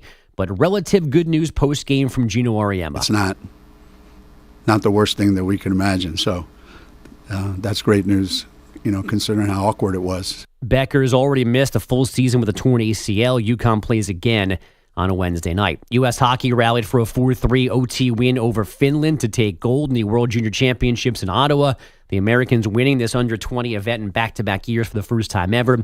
From the pros, the Leafs dropped the Flyers 3-2 in OT. That's a 4-game win streak. And Hideki Matsuyama won the PGA Tour season-opening event in Hawaii. Guys, back to you. Bogusch, thanks. Okay, so we have Doug Peterson is fired this morning by the Jaguars, but the Giants decide to stay the course with Brian Daboll and Joe Shane. So as Bogusch said, now it's the Giants, the Colts, and Miami who are all keeping their head coaches that had a little bit of question about that.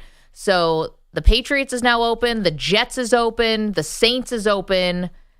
We're waiting to hear about the Raiders.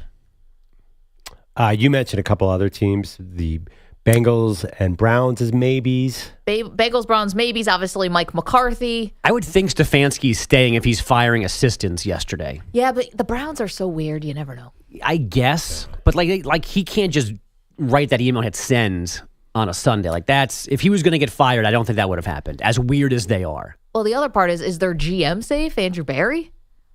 I mean, who's going to take the fall for the Watson thing? Maybe nobody? No.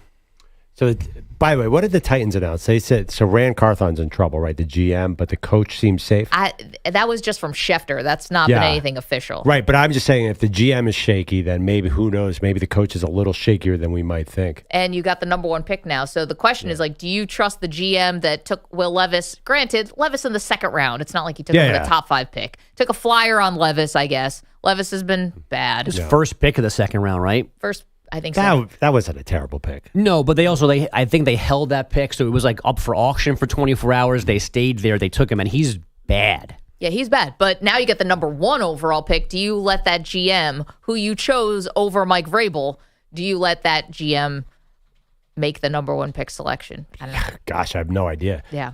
So that's a few of the things that still need to be ironed out here. Do we get a surprise firing? Yeah, I was about to say, it could be surprises that we don't see coming, because we have a lot of candidates we need to put in places here. We haven't even talked about Notre Dame's Marcus Freeman. There's too many interviews to be had. Steve Sarkisian was a name that came up yesterday from Adam Schefter. And how about the crazy Glazer report that teams want to trade for Kevin O'Connell? Yeah. Okay. Yeah, source being Kevin O'Connell's agent, give me more money. I don't think he needs this report to get more money. I think he's just okay. Yeah, teams definitely want Kevin O'Connell. That doesn't mean the Vikings are crazy and going to let him go. Well, the other one was Mike Tomlin, someone trading for Mike Tomlin. I thought that was an interesting twist, because what is Mike Tomlin's agent? What does he care? He just got an extension last year. We're about 4 years into Mike Tomlin might leave the Steelers rumors. Are we going to do it for another 20 years? Or at what point are we just going to admit that Mike Tomlin's there for life? Well, maybe the Steelers finally see an opportunity, because if you can get some draft capital, the Saints got a first-round pick and a second-round pick for Sean Payton. You're about to maybe come up on a decade without winning a playoff game if you're the Steelers.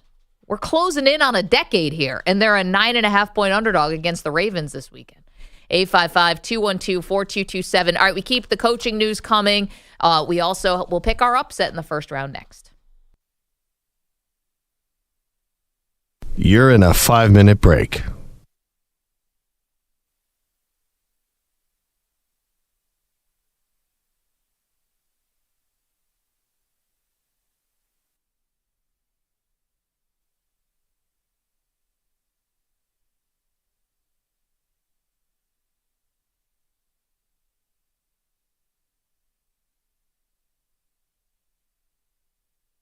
Four minutes, 30 seconds remaining.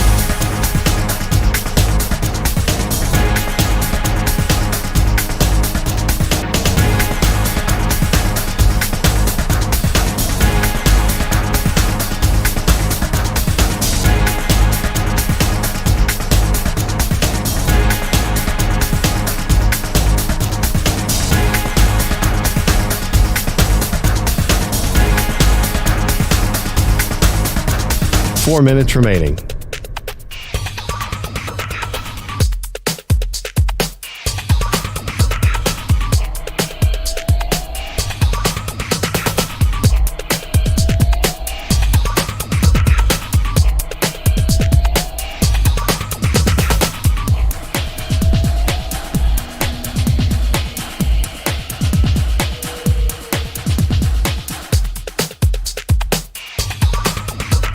Three minutes, 30 seconds remaining.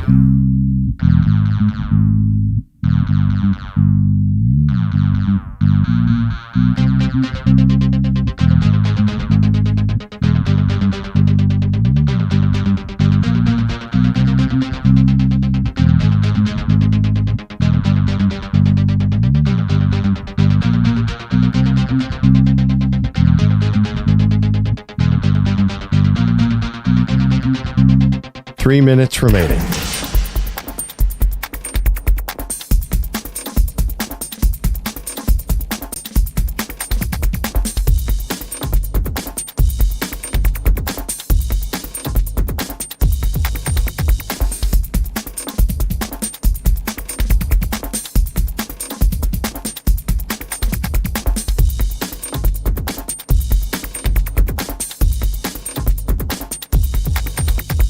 Two minutes, 30 seconds remaining.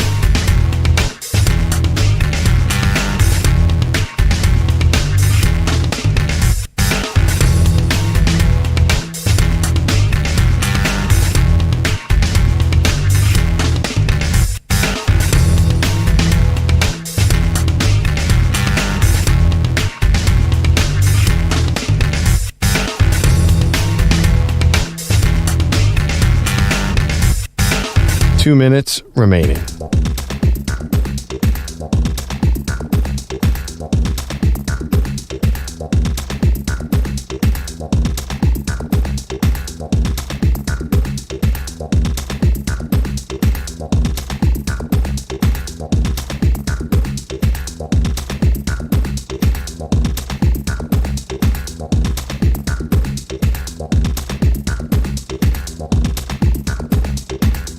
One minute, 30 seconds remaining.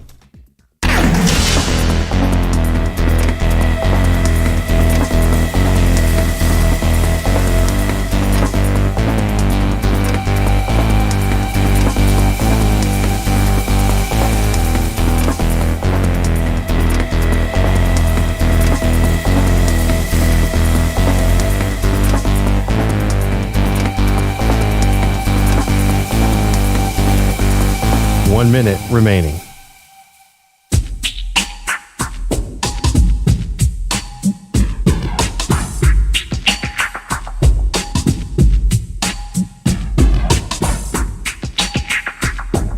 Forty-five seconds remaining.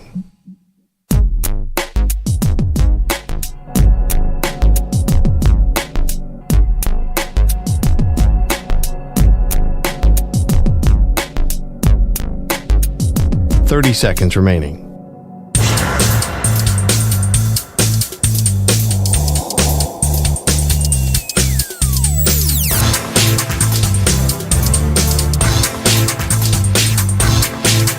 Fifteen seconds.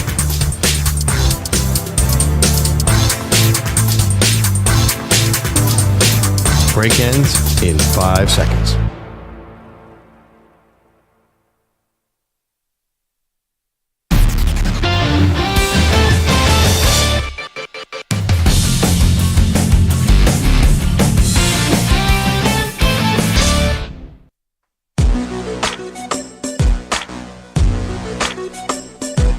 Well, Black Monday indeed. Coach is getting fired. Doug Peterson has been let go by the Jacksonville Jaguars. Their GM, Trent Baalke, is staying, though. Welcome to the show, Maggie Gray, Andrew Perloff. So let's go down the openings now. The New England Patriots, their job is open. New York Jets, open. Saints, open. Bears, open. That's 4. We'll see if we get any other surprise firings. We still don't really know about Mike McCarthy. Yep. We don't know yet about Antonio Pierce with the Raiders. And maybe we get a surprise. Maybe Cincinnati, maybe Cleveland. I don't know. Maybe the Titans. I'm not sure. I've been reading some Twitter on this Jags opening. our buddy James Palmer, formerly of NFL Network, said this. This is considered by many, talking about Jacksonville, the best job opening in the cycle. Now, when you ask around, the opinion does very much based on the GM spot being open, which it will not be. So I think there was this idea out there among NFL insiders that the Jags were going to maybe have the pick of the litter because they could tell that coach, you get to pick the GM as well, which would be attractive, I think, to a coaching candidate. But now that Balky's there, that limits them tremendously. I mean, you have to have a coach who wants to be there with Trent Baalke as a very influential GM. And I think a lot of coaches don't want a GM over their shoulder. No, especially one who couldn't make it work with Jim Harbaugh. Now, granted, Jim Harbaugh sometimes can be a little bit of a different type of dude. And now with Doug Peterson, who I think seems like a go-along to get-along kind of guy, not exactly like Jim Harbaugh. And so now you've kind of flamed out with two high-profile coaches. So if you are a Brian Flores or if you're someone like that, do you want to go work with Trent Baalke? I'm not sure. No, you judge a guy by his draft history too. I mean, Trayvon Walker's been okay, but he passed on Aiden Hutchinson, who's a generational pass rusher, would have easily been Defensive Player of the Year this year if he was healthy. So I think that is a pick that Trent Baalke is going to regret. The team around Trevor Lawrence is not great. It's just they have not built a great team. So I'm not really sure how this all works out. It doesn't feel like the Jags are on the brink of something. Trevor Lawrence was supposed to be Andrew Luck. I don't even think he's going to be Andrew Luck's Colts. I think that he'll make the playoffs every 3 or 4 years, but it doesn't feel like it's building. Do you feel differently about this team moving forward? No, I don't. I thought this was going to be a clean house opportunity. Meanwhile, you have teams that are staying the course. That would be Miami, who's going to be sticking with Mike McDaniel, the Colts, who are sticking with Shane Steichen and Chris Ballard, and the Giants, who just announced about 10 minutes ago that they are sticking with Brian Daboll and Joe Shane. Of those three teams, the team I'm most excited about, because there's way more variance, I do not know who the Colts are going to be moving forward. Or week to week, moving forward. Like Miami, you feel like you know Miami. They're going to be pretty good when Tua is healthy. Tua is not going to stay healthy. They have no Super Bowl aspirations, but they might sneak in the wild card every once in a while. The Giants, they're just going to be spinning their wheels for a while. The Colts, I think Shane Steichen's a really good coach. I think he's won a lot of games with inconsistent personnel in Indianapolis. I mean, a lot of games. Like, the fact that Anthony Richardson is completing 45% of his passes as an NFL quarterback and still has a winning record, to me, something's going right. You don't like Shane? I really like Shane Steichen. No, I'm not really sold. And it doesn't seem like you have veterans coming out on the record saying there's no accountability in the building. You've got a guy in Anthony Richardson. Okay, maybe he's got a winning record. I mean, thank Jonathan Taylor probably most likely for that. I think he hasn't improved. Like, where's the steps forward? The guy's either injured, he took himself out of a game, now he's got a back injury. He's 22 years old. You drafted him as this big project, but don't we have to see the fruits of the labor start happening here? He didn't really finish 2 seasons with backup quarterback. I think, that's injuries, but I think he has improved a little bit. There was really nothing to go on the first year, but I think you see flashes, and I know there are some NFL people who really like him. I've seen he went like 4th overall. Obviously, his draft stock was high, but he has not delivered on that. Yeah, of course he's not delivered on that, but he's still like, there's still big flashes. There's something about it. Also, just watching him is awesome. Okay, but here's the thing. Flashes are one thing. That's not going to lead to any kind of consistency. That's just flashes. Jameis Winston gives us flashes, and there's no way that he's getting a head QB1 job ever again. Yeah, and the other part, too, is the injuries. Like, if we talk about Tua and he can't stay healthy and that's a knock against him, why would Anthony Richardson's injuries be a knock against him? He's a running quarterback who's now got a back problem. Oh, boy. Yeah, but this is Anthony Richardson after 1 1/4 seasons. Tua, nobody gave up on Tua after his second year. I mean, Tua got a second contract. So to give up on Anthony Richardson, to me, would be weird, especially because you've already put a lot into it. I just think that, like, there's something about the Colts. Yes, maybe they're just bound to be 500 forever, but just the fact that guy won 9 games with Minshew last year. He won a bunch of games this year. They were actually kind of in it despite all the injuries. I see the Eagles without Shane Steichen. The guy's a good play caller. He just doesn't really have the team around him yet. I'm very interested in them. Don't you love when Anthony Richardson rears back and throws it 60 yards downfield to Alec Pierce? That's worth the price of admission. Yeah, because it doesn't matter to me whether they win or lose. If I actually cared whether the team was winning games, yeah, I would be watching that every time with biting my fingernails off. EJ, did you see him torch your Jets this year? Richardson looked like a superstar against the Jets. More reason to not believe in Anthony Richardson. Everyone torches the Jets. Set you up for that. All right, coming up, every NFL game summed up in 60 seconds.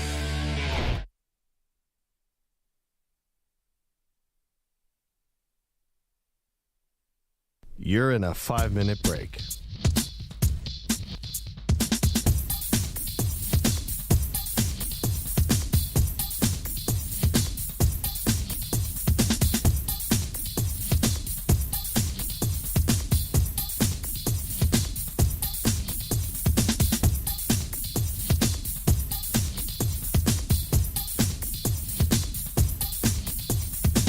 Four minutes, 30 seconds remaining.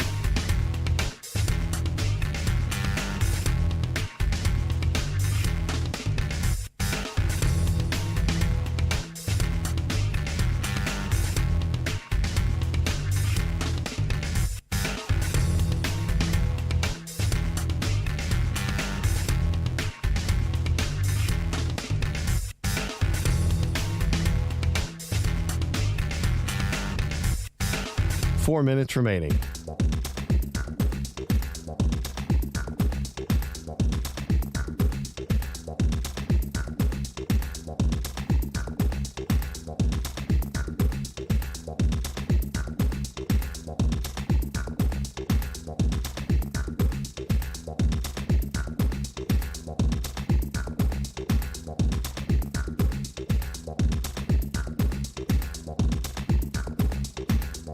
Three minutes, 30 seconds remaining.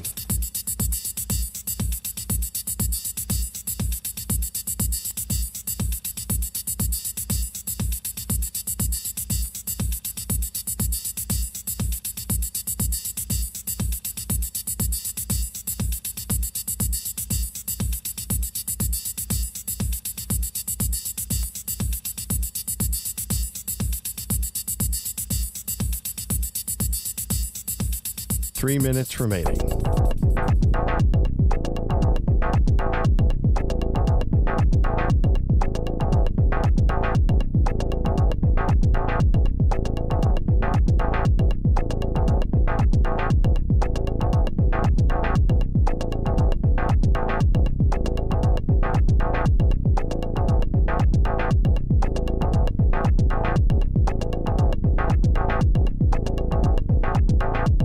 Two minutes, 30 seconds remaining.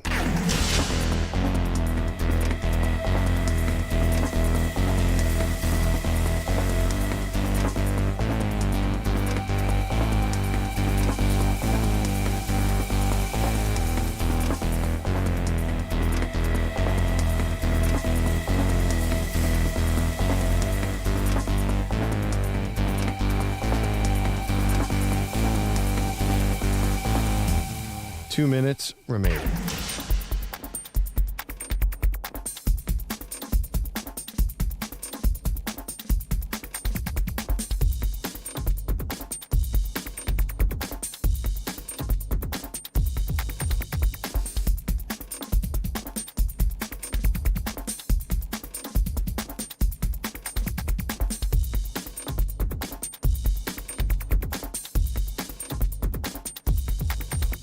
One minute, 30 seconds remaining.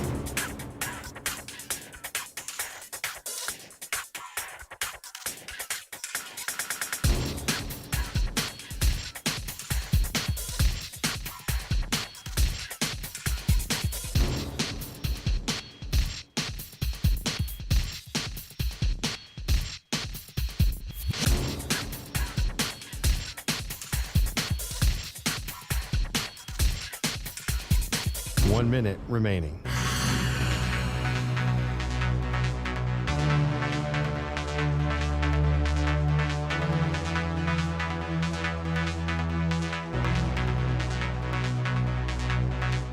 Forty-five seconds remaining.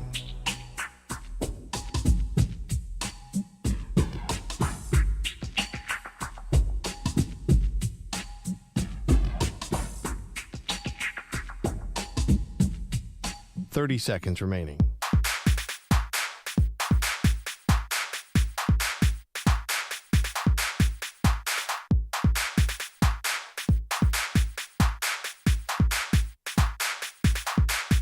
Fifteen seconds.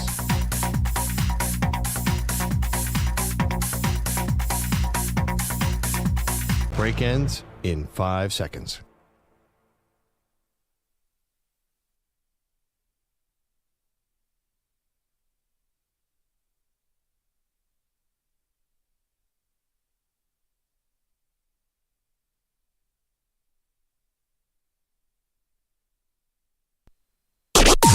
Maggie and Perloff on the Infinity Sports Network. High formation behind Goff, single receiver split wide left. Here's the snap, handoff Gibbs, bouncing it outside the left hash. Gibbs inside the 10, down to the 5, into the end zone. Touchdown Lions. Gibbs has done it again. It's his third touchdown of the night. This one from 13 yards out. Ryan Radke, Westwood won. At the end, it was 4 touchdowns for Jahmyr Gibbs. Final score 31-9. The Lions take care of the Minnesota Vikings. All-time bad game by Sam Darnold. The Vikings defense actually didn't play badly, even though they allowed 31 points. It was just every time that the Vikings got into the red zone, Darnold was overthrowing guys and underthrowing guys. He was just under duress because the Lions dialed up the blitz and Darnold can't handle the blitz. Yeah, they were critical fourth downs. The Vikings basically came up short on fourth down. I think the Lions hit on fourth down, right? Let's see. No, the Lions missed a couple fourth downs too. But the Vikings were 0 for 3. The Lions were 2 for 4. I think the playoffs are going to come down to fourth down. Remember about week 10, I'm going to pat myself on the back here. I said I think Jahmyr Gibbs is just as good as Saquon Barkley, and I got some sideways looks. Not really from you, just the world. Mm-hmm. I think those are like the two unique, singular running back weapons in the NFL. And Gibbs, like Barkley, can catch the ball too. So it's not just running. I think he is the special sauce that makes the Lions a real Super Bowl contender. The second gear that he has, a lot like Saquon, but the second gear when he just needs to find the speed. Last night he was just, again, and I didn't even think that the Vikings defense played badly, but there'd be like an inch of space and he was just, boom, gone. And get to the outsides. He was fantastic. And he's tough, too. Like, he took a massive hit early in the game and didn't back down. Oh, I do want to point out, when the Lions picked him at number 12, I said it was the dumbest pick of all time. Oh, I think you and I both snowed that pick. You don't take a running back at 12? Little did we know. That we clowned a lot of things that the Lions have they done. took an interior linebacker who's awesome, Jack Campbell. Brad Holmes, their GM, is on just an all-time heater. He is the legit. We started the show arguing about it. I think the Lions are the team to beat, not just in the NFC, but in the NFL right now. They get the number 1 seed. I'm not sold. I think that the defense, awesome last night, very good. And Aaron Glenn now solidly a head coaching candidate, as he was last year. But if he was going to put a calling card on and a resume tape out there for other owners, last night certainly was it. We will get to the coaching carousel, which is on the move this morning with Doug Peterson being fired by the Jacksonville Jaguars. The Giants head coach and GM combination get a vote of confidence. They are staying. That's a little of the coaching news. We get to more of it, but let's go NFL in 60. Maggie and Perloff take you around the league, recapping this weekend's football action. Time for NFL in 60. All right, EJ, I think we can leave the Saturday games behind. That was not even worth talking about, the Ravens and the Browns. I am no longer Bailey Zappi curious. I've given up on my friend from Western Kentucky. I mean, throwing to a 350-pound lineman is what needed to take you off the edge. That was beautiful. We've had 2 350-pounders get interceptions this year. It's just amazing. And also, we're pretty much all unpacked on the Steelers and the Bengals. Bengals didn't deserve to go to the playoffs, to be honest. And it was a furious try to come back at the end of the season. No, they did. Their defense is not nearly good enough. They missed some field goals early in the season. They had a couple fluke losses, and they had a really tough division. No, they got off to a slow start like they usually do, and they couldn't recover. Boom. Yeah, but the slow start was honestly like you didn't have to throw that flag on 4th and 16 against the Chiefs. I think they did deserve to make the playoffs. I think they ran into some bad luck. Anyway, so Bengals go home. Steelers move on. Let's get to NFL in 60 from Sunday. All right, well, Perloff likes the Bengals, but he definitely doesn't like this guy. Bryce Young, 5 touchdowns in a win in overtime over the Falcons. Panthers win 44-38 in Atlanta. The gist of our argument yesterday on text about this game, Atlanta did not for 1 second, deep in their heart, think they were playing for the NFC South. Because there is no way they thought the Saints were going to win in Tampa Bay. Like, why would they? Like, there was no... Atlanta's deep down knew that this was an exhibition game. They had no idea the Saints were going to, like, play the game of their lives against the Bucs and keep it close. Yeah, and how could they ever have known this thing? It's not like we don't have technology now, which is showing the score in real time. Yes. With the Saints up 10 going into the fourth quarter. And the Falcons' energy picked up like crazy. And I mean, it was close early, but I saw like the Falcons were like, "Whoa, we're playing for something here." Also, by the way, which game are we talking about? We're talking about yeah, Penix throws some beautiful games. Beautiful passes. I thought we were talking about the Saints and Bucs for a second. Penix throws some nice passes. Well, how about some analysis there? Okay, we'll get to the Saints later. Let's go to the Commanders, Cowboys. Yeah. Commanders win 23-19. We got to see some Marcus Mariota in this one. You know, I was thinking about this. Week 18 can have a major impact on future quarterback decisions. Sam Darnold basically played well enough to get a bridge job with Minnesota. Mariota was fire yesterday. Does he get back into the bridge quarterback, the Andy Dalton kind of area? Because he was perfect. And I don't know. I've always kind of been a fan of Marcus Mariota. I'll bet you somebody was like, yeah, we'll bring him in and let him play the first 5 games before I play the rookie. I bet you that happens. Didn't he quit on the team when he was at the Falcons? I like Mariota too, but that actually happened. Number one. 2, if you're talking about quarterbacks and a tryout and their future, Trey Lance, that's it. It's over. I don't think we're seeing any more Trey Lance. But meanwhile, the Commanders, who have not won a playoff game in 19 years, will go to play the Rams. That's going to be the 4-5. What was wrong with Trey Lance? He was fine. He was totally fine. I don't think people are taking flyers like, ooh, I can resurrect Trey Lance. I think he's definitely good enough to be a backup, though. I don't think that was a bad game at all. I thought the Cowboys looked like they had the game under control the whole time. He's still very young. He missed him. Remember when he scrambled and he had the guy wide open in the end zone and underthrew him? That was bad. But generally, his overall, he looked better than Jaden Daniels in the first half of the game by far. Let's go to Green Bay, where the season ended on a high note for Caleb Williams. The Bears ended with a win 25-22 on a game-winning field goal. Packers now go to Philadelphia to take on the Eagles in the first round because they couldn't win this game. And they lost on a last-second Cairo Santos field goal, as EJ just said. Jordan Love didn't look that great before he got hurt. So he hits his elbow, makes his hand go numb. He goes out. Malik Willis goes in.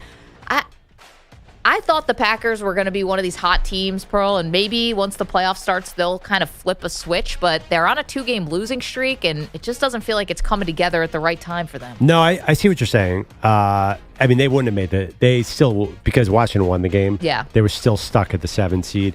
They're another team. But again, these games going on simultaneously. Yeah, but I don't think the Packers came in that game. I don't think they had any idea that the Commanders were going to be challenged by the Cowboys. The Cowboys were playing Trey Lance. It was a touchdown spread.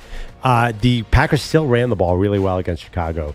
They can run the ball. That's their out. If they get Josh Jacobs going, then they're dangerous. And we'll see. I'm not so worried about Sunday's game. You don't think that they were really all in? Yes, I really do. No. I am telling you, they definitely were not all in. Them and the Commanders didn't seem to care one way or the other about the seeding. To me, Commanders sat their quarterback. It just didn't seem like those teams were concerned about avoiding the 6 seed at all. Let's go to Tennessee, where the Texans got their revenge on the Titans for trolling them with the Oilers uniforms yesterday. Texans beat the Titans 23-14 in this one. Was this the launch point for the Texans? We've been waiting for them to offensively play a really good game, Perloff, to kind of say, all right, now you're playoff ready. I don't know if I didn't feel like that. You need overtime? Oh, excuse me, this wasn't overtime. No, this was regulation. This is a Davis Mills game. Nobody was playing on either team. I don't know how to feel about Houston. I don't feel that confident. I'm going to be honest with you. They play the Chargers in the 4-5 matchup, and I think this is going to be my big bet, is that the Chargers are going to go beat the Houston Texans. Beat the Houston Texans? I can't believe the spread's not bigger. Like, the Texans look awful. There was nothing on Sunday, although there was this amazing Hail Mary pass at the end of the game. Did you guys see that? Where Levis, I think it was Levis or Rudolph, one of them threw the ball 90 feet in the air, and for somehow the Titans guy ran on it. The Titans were trying to kill clock the whole time. They just wanted to get out of there and get the number one pick. They did a nice job. Chargers are a 3-point favorite in Houston. That means if it was on a neutral field, they're probably 6-point better. Texans are really struggling. No pre-passes from Anthony Richardson in this one because he didn't play, but the Colts did beat the Jaguars in overtime 26-23. Yeah, the big breaking news this morning, Doug Peterson's been fired from the Jaguars, but their general manager, Trent Baalke, the architect of a 4-13 team, gets to stay. Listen, obviously we know when Trevor Lawrence got hurt, the season was basically over. I'm surprised that the Colts are retaining Shane Steichen and Chris Ballard. They get a vote of confidence from Jim Irsay. I don't think they've done that great of a job with Anthony Richardson, and the team just feels like it doesn't really have an identity outside of, I guess, Jonathan Taylor. Not that impressed with the Colts, and it seems like it's a colossal dumpster fire over there, too, with the veterans questioning the buy-in from their quarterback. I mean, the Colts were 9-8 last year, and they're 8-9 this year. Like, you put them in the same category, like, you're okay with teams like the Browns and the Raiders and the Titans? Like, no, I'm not okay with any of those I mean, teams. to be a 500 team without a healthy quarterback is something in the NFL. I'm telling you, I think Shane Steichen has done a lot with a little there. The fact that they're still in playoff contention for most of these seasons, what if it all came together healthy there and they get a little bit better? I would stick with Steichen. I don't think they're going to do any better. I call this hustling going backwards. The Patriots win on Sunday over the Bills, but then lose the number one pick. But shout out to Joe Milton. He threw for 241 yards in this game. Joe Milton had the play of the year, but there was a holding call. I got to tell you, the thing I'm looking forward to most next year is the 3 preseason Joe Milton games. This guy is amazing. He's fun. It's a shame that he's behind Drake May, who's also amazing. I tried to turn this game. It was over. What happened, Maggie? I assume it was your Bills. You watched it. Yeah. My biggest takeaway from this is Tyler Bass missed an extra point. Like, come on, man. You're the one guy who couldn't sit. Kicker can't miss extra point. No. Listen, for the Patriots, they fired Jerod Mayo right after the season, but they're going to stick with Elliott Wolf, who's the general manager. I'm just happy that no one got hurt for Buffalo. And the Patriots, they should really be in the T. Higgins sweepstakes here because they need some help. Oh, he'd be great. I think Kaimi Fairbairn missed an extra point, too. Like, kicking is a huge story coming into this offseason. And I know how you feel about the Bills kicker. Not good. Yeah, look at the Vikings kicker last night. I mean, he missed one by... it went out of the TV shot. Yeah. It was. Did you guys see when the Cowboys kicker on the kickoff hit the cheerleader? I did see that. That was awesome. Because she got knocked in the back of the head. Ouch. All right, let's go to Philly, where the Giants got back on track by losing the final game of the season. Eagles win 20-13. Giants secured the number 3 pick with this loss. I think if the Hall of Fame should have an exhibit, the pro football, if you want to see how to tank, watch that Giants-Eagles game yesterday. The Giants were like, try your hardest, Eagles. We are not going to win this game.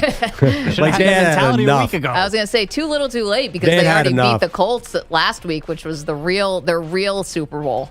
Trying to get the number 1 overall pick. But they were not going to fall any further. They had no interest in letting Tanner McKee walk out of there with an L. That, again, Week 18, awful. Well, the biggest thing for me, and obviously it's going to be the Eagles hosting the Green Bay Packers.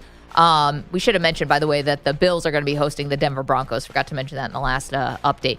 But Jalen Hurts, concussion, out 2 weeks. Is this just because they found an avenue where they could rest him, or because his head is not right? Nobody played on Sunday, so he wouldn't have played. We got a note from football doctor David Chow that he thinks Hurts is fine. This is just a matter of rest. I just worry if you have a concussion, one more hit, you're vulnerable for the next concussion, or Hurts is going to have to run in this playoffs. A bit scary. Let's go to Tampa Bay, where it's cake and ice cream for everybody. Buccaneers clinched the division by beating the Saints 27-19. Mike Evans reaches 1,000 yards for the 11th straight season. Yeah, this is awesome, by the way. The way that Mike Evans got the 1,000 yards was basically in kneel down time, but the Tampa Bay Bucs ran a play anyway, got to Evans. Everyone was excited about it. I was nervous for the Bucs in this one. Not just because I laid the 14 points like an idiot, but they were being outclassed by the Saints. for most of this game, and it took a 10-point comeback. I mean, they're at home. It took every part of Baker Mayfield using his legs to convert on these first downs. He was taking contact. I'm like, this is not how you wanted to win this last game of the season, but the most important thing is they got the win. They win the division. How about that touchdown pass from Mayfield to Jalen McMillan? There were 2 touchdowns of the Saints that were inches away. One, both I think were MVS in the corner of the end zone, where Spencer Rattler threw a beautiful pass. He looked really good, by the way. He did. They took the touchdowns away from the Saints. Easily could have gone the other way. But I tried to live bet this because I knew the Bucs were going to come back. Apparently, Vegas knew the Bucs were eventually going to win. It was still huge odds on the Saints. Good effort. I don't know where that franchise is going, by the way. I don't even know. Oh, the Saints? Yeah, I mean, I don't know who their quarterback is. Are they sticking with Carr? They're almost forgotten. They owe him a lot of money. By the way, it's Commanders Bucs. I may have before said Commanders Rams. That was a misspeak. Rams are playing the Vikings. Commanders playing the Bucs. That's the 3-6. Let's go to Denver, who clinched a playoff spot. Let's blow up another Carson Wentz poster. He scored 0 points as the Broncos beat up on the Chiefs 38-0. Oh my God! You guys overhype Bryce Young. If anybody says what we saw on Sunday from Bo Nix is who Bo Nix is, you're ridiculous. The Chiefs were laying down. I saw an interesting stat from Aaron Schatz, who runs Football Outsiders. They come up with this DVOA stat, which is an overall measurement. It's the Broncos had the 4th highest DVOA in any NFL game ever. It was the easiest thing. Not only were they not rushing the quarterback, they were laying over for the run game. They didn't even try on offense. They were just trying to kill the clock. This was the most pathetic Week 18 game I've ever seen in my life, Maggie. Just the totals here from the Broncos side of things. Sutton, Mims, Vele, Williams. I mean, these guys all had at least 50 yards receiving. Not to mention the rushing. It was a full throttle. I mean, some of the Bo Nix passes, too, these deep passes, they were connecting. It was like they couldn't be stopped. Couldn't be stopped. No, but they the Chiefs wouldn't be weren't stopped. playing any. They weren't playing anybody. Yeah, there was a run where, remember when the Packers let Terrell Davis score in the Super Bowl, or tried to? Mm-hmm. That's what the Chiefs were doing. Like, we got to let them score, like almost push the running back into the end zone. I didn't understand this game at all. I thought Carson Wentz was playing for next year's job. What happened to that? He understood the assignment. Andy Reid's like, keep that clock running. Keep the Bengals out of the playoffs. If you want to be on this team, you'll keep the clock going, sir. 98 total yards for the Chiefs in that game. Let's go to Las Vegas, where the Chargers beat the Raiders 34-20, setting up their first-round matchup in the playoffs next week. I think the Chargers are live here, very live. I think they're dangerous. They're obviously a favorite going on the road against a division winner in the Texans. I'm surprised Jim Harbaugh is not getting more Coach of the Year love. And as far as the Raiders are concerned, I mean, what is the future of Antonio Pierce? Is Tom Brady making this hire? There's so many question marks for a franchise, Perloff, that has fans from coast to coast. Yeah, no idea with the Raiders. Chargers, yes, they have a great chance of this first round. They still have beaten a lot of bad teams. Man. You know, it's like, for me, it's really hard to judge who they are. I think they win their first game, probably lose the second game. They'll be on the they'll play the Chiefs probably in the second round if they get through. So yeah, I don't know. TBD. I think the funny thing is we're not even really seeing like a good Chargers team. I expect a much better team next year, and here they are at 11-6.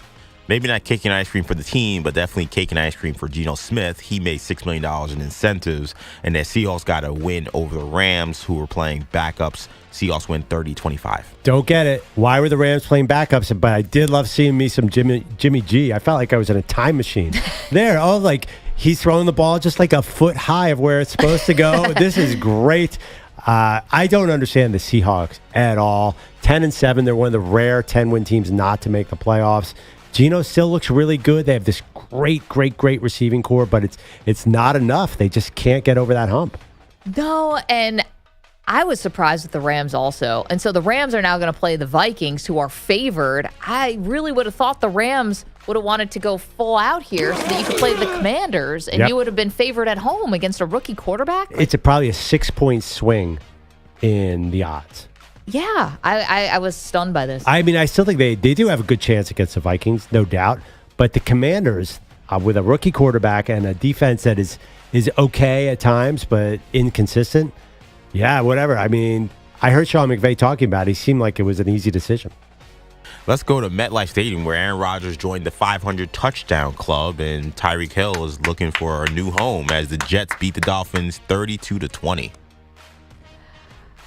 And thus concludes one of the most disappointing seasons in the history of the New York Jets, which is saying something, because this is a team that once won one game. Listen. Don't be a freaking weirdo. And I wish he would take his own advice. I don't know about Rodgers. As far as his future, it's really, really murky, because is he going to be a backup quarterback? Is a team going to bring him in and say, all right, you can bring in Devontae Adams and Alan Lazard and all these other guys? I don't see it. That's a big llama. Did you notice that he said, I'm going to make a decision really quickly this time? Like, I'm not going to drag it out. No darkness retreats. He literally said that last week. He also said, I want to see what the Jets have to say, which is interesting. It seems like the reports are the Jets don't want him. So, again, you can't trust quarterbacks at the end of the season. I mean, say Sam Darnold signs a big contract. McCarthy's knee's still a little wobbly. Aaron Rodgers just goes full farm and goes to the Vikings next year. Hey, listen, the dude completed 63% of his passes, had 4,000 yards, basically, 28 touchdowns, 11 picks. Put him in the Pro Bowl.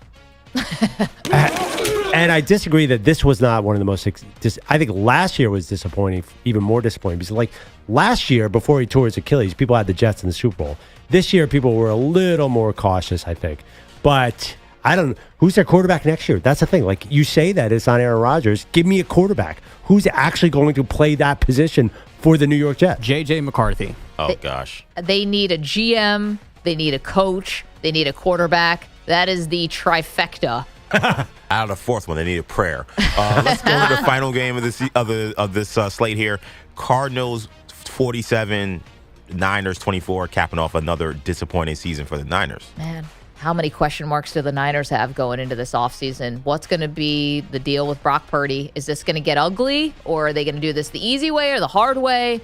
And what's going on with McCaffrey?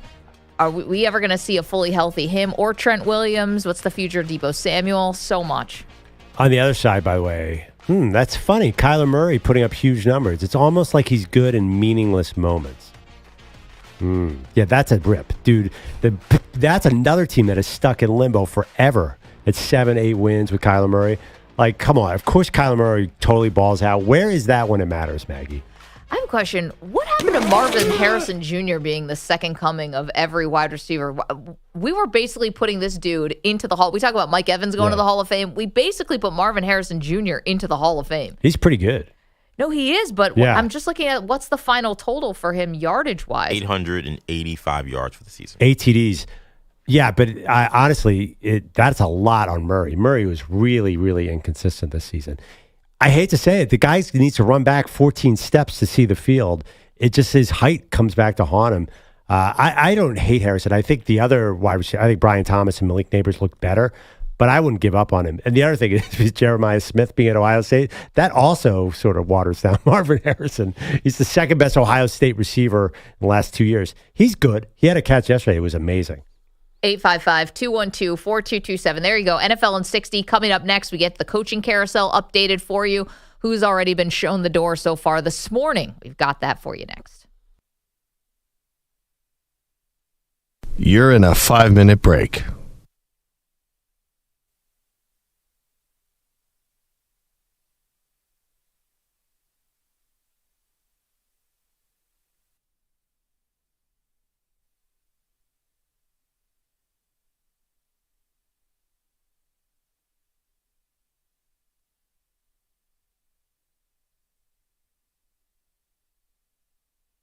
Four minutes, 30 seconds remaining.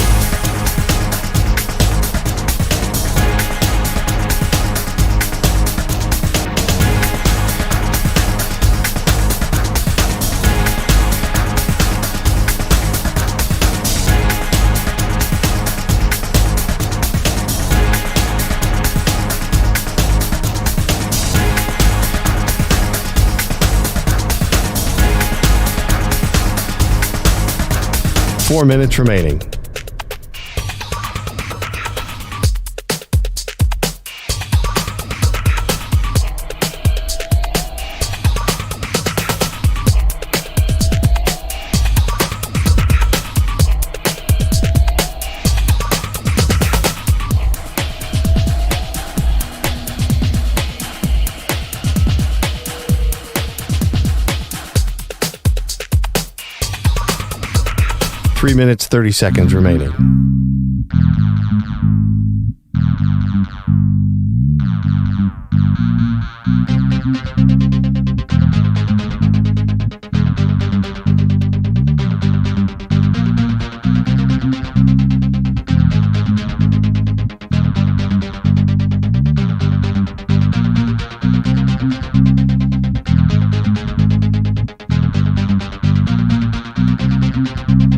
Three minutes remaining.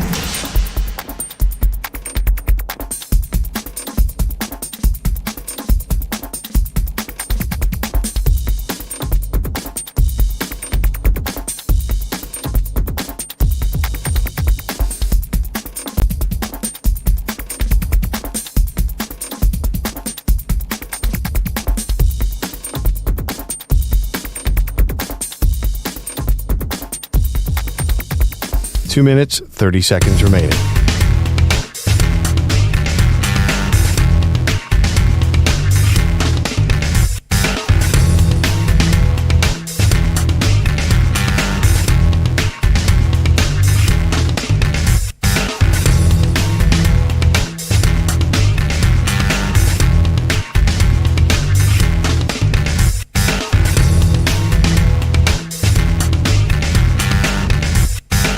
Two minutes remaining.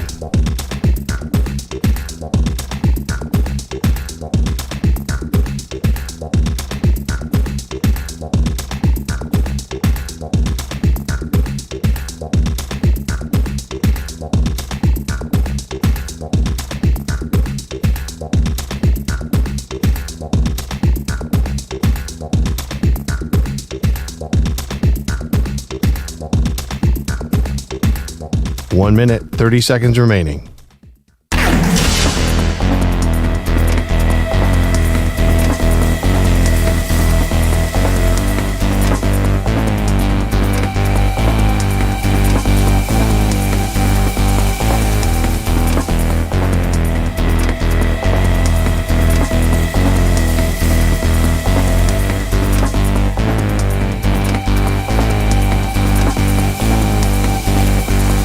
One minute remaining.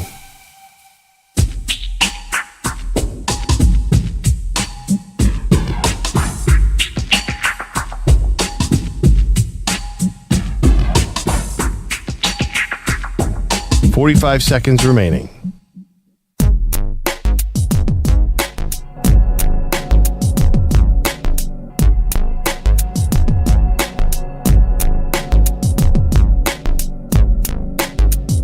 $30 seconds remaining.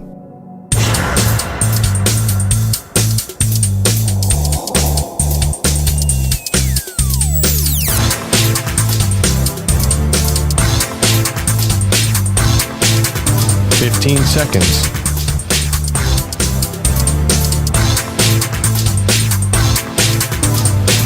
Break ends in 5 seconds.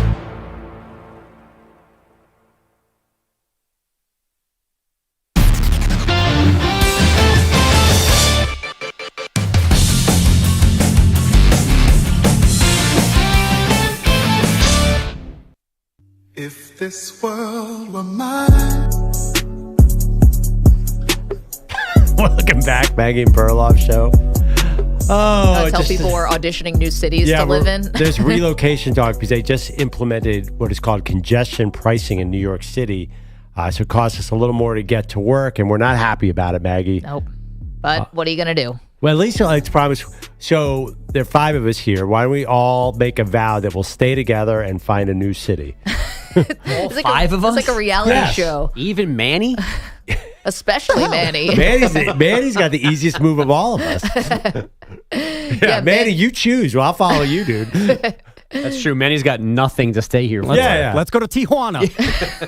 You know what? As good a shot as anybody. Maggie, you have family in Mexico. I do. They constantly are asking me to move to Mexico. How's the internet? They said the down there? Wi-Fi is great down there. So All right. We just got it. It's nice and strong. Yeah. 'Cause it's new. It's called dial-up. It's that new internet smell. Still AOL tins with 3 minutes? Yeah, that's right. Nice. Yeah, no, my family, my brother lives in Mexico. He's always telling me to come live down there. Altitude. It's high altitude. I don't know if I can do that. You don't even feel it. You got to get used to it. I don't know if I could do that. You don't feel it until you start, going for a light jog, and then 5 minutes you're coughing up blood. You guys ever been to Denver? No, I've been to Salt Lake Mexico. I've been City? to Mexico City. That's where I've been. It's even higher than Denver, Yeah, right? bro. Which is weird because I've been both places, obviously, and I went to Denver and had like one beer and lost my wallet, and I had no idea what was going on. Yeah. But Mexico, I seemed fine. What are the I hot don't know. cities these days? So Nashville, Anywhere but here. Denver, Las Vegas. A lot of North Carolina, South Carolina from North Carolina. this area. Do you think we could be the new head coach of the Raiders, all of us? Is it collectively? Yeah, like a conglomerate. I don't want to be any of those places you just named. So By the way, so Antonio Pierce, though, we don't know his future. A couple things. We do know the future of Doug Peterson. He is out as the head coach of the Jacksonville Jaguars. No big shock there. Trent Baalke, the GM, gets to say, I'm just stepping all over Bogusch's update now. Shad Khan, in a statement, says he is going to be collaborating closely with the GM to find a coach. So Urban Meyer 2.0. Who cares Step about on that? I don't even want Trent Baalke hiring the coach. Why are they keeping Trent Baalke, Bogusch? Since Maggie said the headline, you give the answer. It is the most inexplicable thing in the NFL right now. Yeah. You said Brian Thomas, good draft pick. Trayvon Walker, not a bad draft pick. There were so many rumors that Ben Johnson was going to be able to pick his GM and go there and have Trevor Lawrence, and boom, you got a team. Now you're just hiring Doug Peterson 2.0.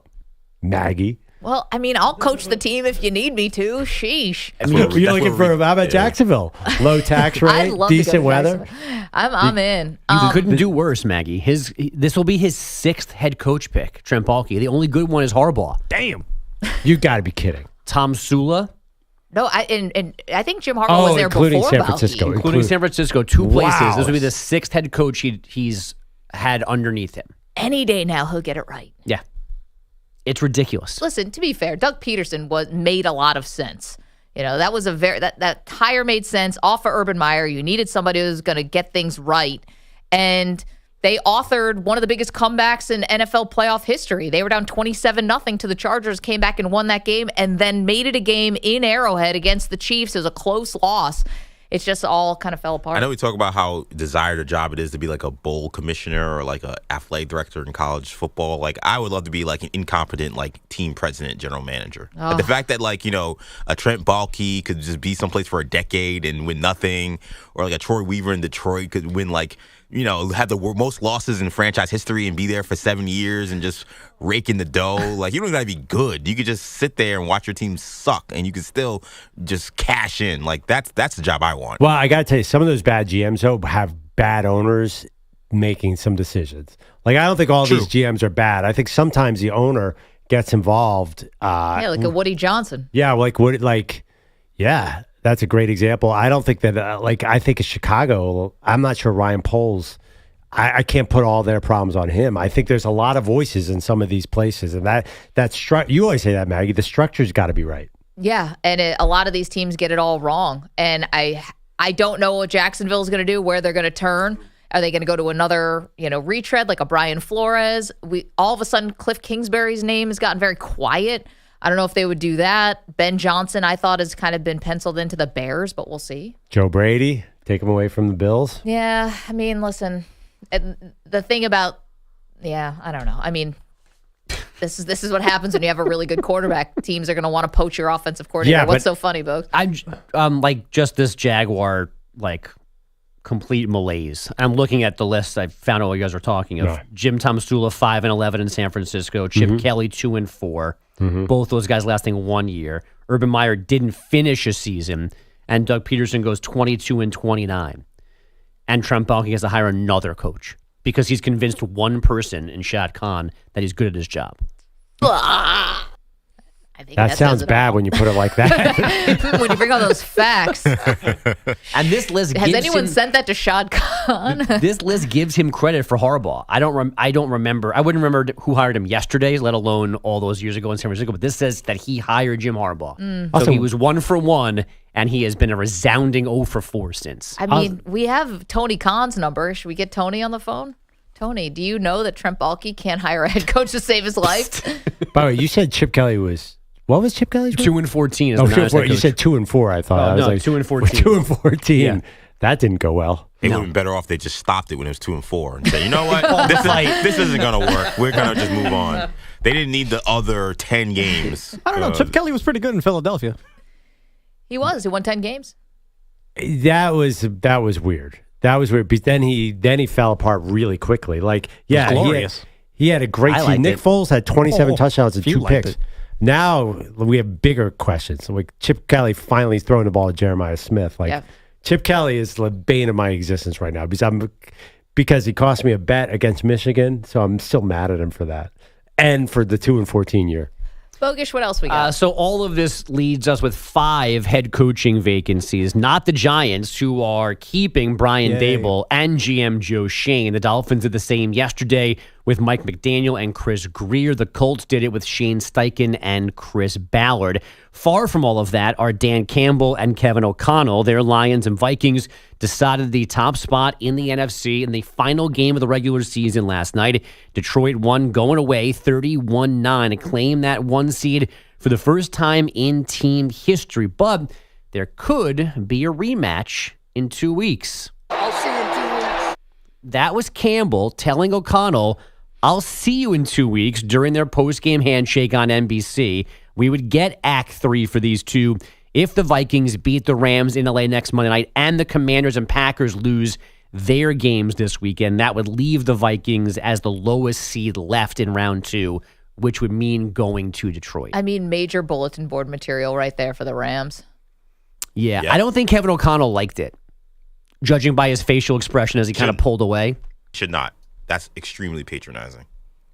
It's like, to me, like, and that Dan Campbell, he was trying to set up. He was setting up O'Connell there. Be like, this ass kicking's coming again in 2 weeks. If you want to even think about beating the Rams next week, because they beat the Lions, they beat the Vikings earlier in the season pretty convincingly. The Vikings had to survive that game to stay in it. Yeah, and they beat them convincingly in Detroit. That was him saying, "You have no shot against us, bro. Good luck in 2 weeks." Well, the other part is it led a little bit of a hangover too. That first loss, they lost to the Lions, and they went out and lost to the Rams the next week. And for 4 weeks, but then they went on Sam a 9-game Darnold, winning streak. Right, but even during those wins, remember they beat the Jaguars like 10-9, or like Sam Darnold had like a stretch where he was struggling. 12-6, right? Yeah, 12-6, right. Remember It was the some bad Falcons score. won? Right, exactly. That was all in that stretch where they were still winning. So like that loss that they took to the Lions definitely carried over even to the win. So that was all mental games, I think, from Dan Campbell. I appreciate it, but I do think that he may have angered some young, talented Rams down in LA. I don't know if they want that smoke. Now, for Minnesota, again, to get back into that game next week, and they'd have to win on Monday night. And to do that, they'll have to fix a red zone offense that kicked 2 field goals in 4 red zone trips last night. The 2 others were 4th down failures. Our bad, says Sam Darnold. Didn't execute the way that we wanted to. Felt our defense played really well. They kept us in the game for most of the game. And, just going down in the red zone and kicking field goals, that's not going to cut it against a good team like that. Did they put him on the moon? Why does it sound like Buzz Aldrin should be taking over the mic next? Darnold completed just 44% of his passes last night. He was charged with 8 overthrows alone in the first half, while his team was failing to score those points. The Bucs are NFC South champs again after a come-from-behind 27-19 home win over the Saints, and the Broncos grabbed the final AFC wild card by steamrolling the Chiefs' backups 38-zip. The Seahawks won their meaningless finale 30-25 over the Rams, with Geno Smith cashing in on 3 separate $2 million bonuses: completion percentage, passing yards, and wins. So Geno cleared $6 million yesterday. I hate being poor. And untalented. By the way, those incentives all day were kind of driving me crazy too. I'm like, does Calais Campbell really need another $300,000? He's already got $85 million in the bank. I do think people were throwing numbers around like crazy. Like, this is an insane money. Well, it was also kind of silly because at some points, for the game one of the games I was watching was obviously my Bills playing against the Patriots. I'm like, why is James Cook still in the game? It's because he needs a touchdown to trigger another $75K or whatever, which is awesome money for regular people, but I also love Jerry Jones completely lying about the fact that he didn't know about Cooper Rush needing a snaps incentive to reach a bonus. I had no idea. come on, man. Yeah, he's like, so Cooper Rush needed a certain number of snaps, right, to trigger a $500,000 bonus. Which would have been a lot to that guy. Of course. Calais Campbell, he's made millions of dollars for 100 years playing in the NFL. But Cooper Rush, he's hanging on in the NFL. That 500, he needed that. That's like NBA Cup money. Exactly. Yeah. Redo his kitchen. Anyway. Rush. Yeah, that's Jacob Toppin money, man. Jacob Toppin. Cooper Rush is going to be the radio color guy in Dallas for the next 45 years. You all know that. That's how he'll finally make his millions. But that being said, by the way, Mike Evans is going for his final catch, right, to get the record, get the incentive. A Saints guy everyone in the stadium knew it was coming to him, but 2 Saints defenders could have jumped that and ran it back for a pick 6 and tied the game. Oh, wait. By the way, did you guys see the postscript on this? How much did Evans get? $1 million? $3 million. Yeah. Okay. Mike Evans, who also has made more money than God. That's fine. Whatever. Not us to count his wallet. But he makes he reaches the incentive. An extra $3 million. They're like, Mike, what are you going to do? He's like, I'm heading straight to the casino. I was like, oh. Yes. But come on. Like, to Manny's point, like, there are people who look at this money and hate being poor. I'm going straight to the casino. Did he walk out with any of it left? Probably not. Do you think he blew $3 million last night at the blackjack table? God bless. He probably did. And also, shout out, like Perloff was mentioned. I mean, this guy only needs 5 yards, and the DB covering Mike Evans in man coverage just bails out like he's going to run a freaking 50-yard fly route. I'm like, he only needs 5 yards. Why are you bailing out as soon as it snap? I mean, that was weird. It was like a Strahan, Brett Favre. Yeah, like I like counts. when I watched it first, like, oh no, I think there was a pick play. And I'm like, nope, that DB is literally just running to the exits of the stadium. He's not even trying to make a play. He's actually meets Mike Evans at the casino. He's already sat down. I kept the seat warm for you. Well, I mean, one thing about it, I think, did Devontae Adams make an incentive yesterday? Or he had Rodgers had the 500th touchdown. Yeah. There may have been a Devontae Adams. Well, I was just saying, like, Devontae Adams has to pay New York taxes and congestion pricing on that incentive. Mike Evans can afford to go to the casino down in Tampa. Florida. Yeah, the Jets players get double screwed. Then they have to pay the $9 toll to get home. That is terrible. I'm not going to be Phil Mickelson and complain about taxes. Can you imagine? You're in like a Ferrari complaining about congestion. Oh, yeah. It's like, let me just get my G-Wagon, fit this through the toll here. How dare they? I hate being poor. One other coaching note. It's from Cincinnati. It's not Zach Taylor. Lou Anarumo, Bengals defensive coordinator, has reportedly been let go. So I guess that means Taylor is not going to be let go? Wow. He's not going to walk away? Faster. Well, you knew Lou Anarumo was done. This was so bad. But it's so crazy. He was a genius 2 years ago, and now he's the worst coordinator in the league. Something else happened. Something behind the scenes. It made no sense that he all of a sudden forgot how to coach. Well, to be fair, they're kind of the one team, I guess maybe the Ravens, who feel like they really can stop Mahomes. I mean, the Bills don't. Lou Anarumo's when it's had great meaningful. success against Mahomes. I know. He's been a really, really good NFL coach. Like, I think he was like a possible head. I mean, they don't have any personnel on defense. They have Trey Hendrickson and Prey. By the way, Trey Hendrickson's fantastic. I don't know what the future of this team is. I think you're right. I think it's Zach Taylor stays, right? That's got to be what it means. Has to be.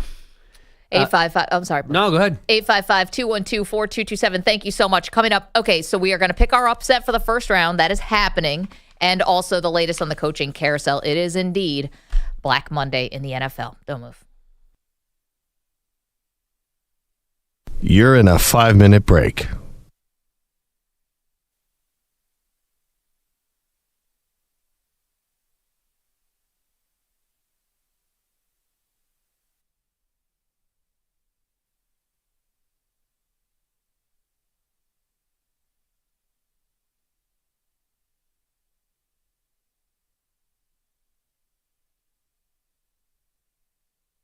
Four minutes, 30 seconds remaining.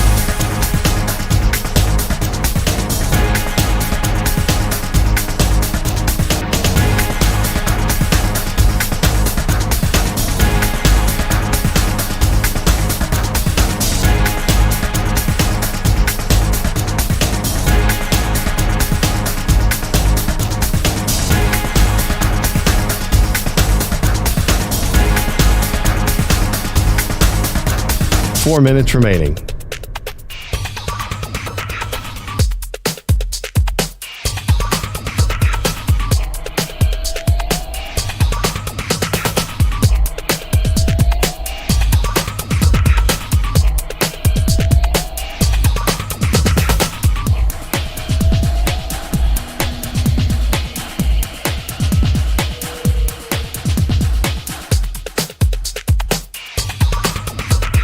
3 minutes, 30 seconds remaining.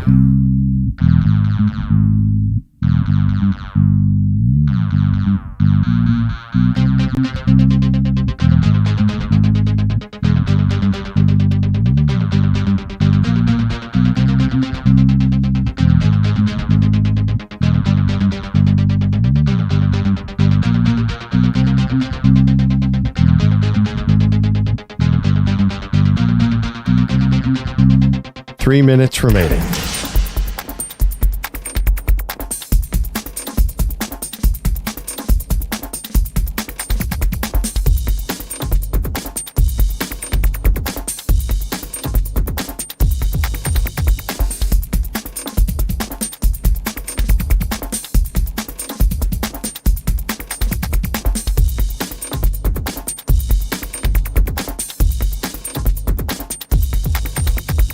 Two minutes, 30 seconds remaining.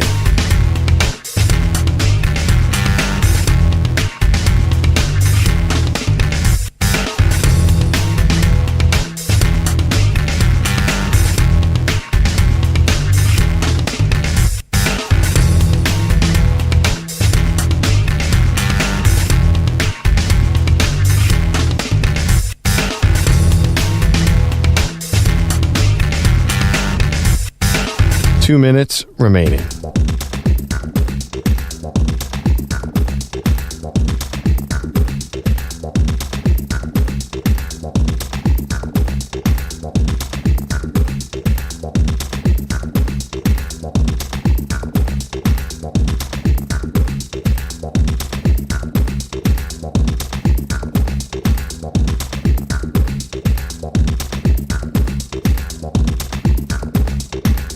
One minute, 30 seconds remaining.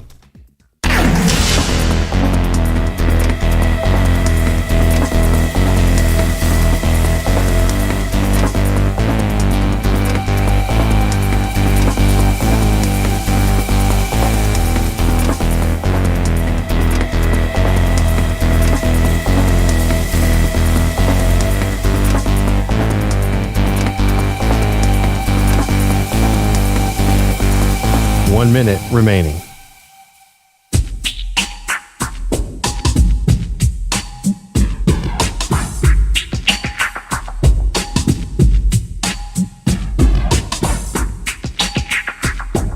Forty-five seconds remaining.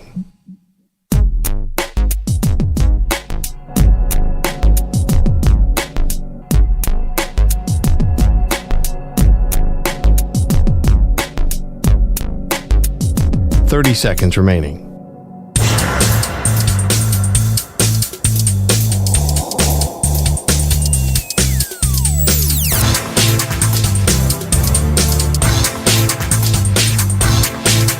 Fifteen seconds.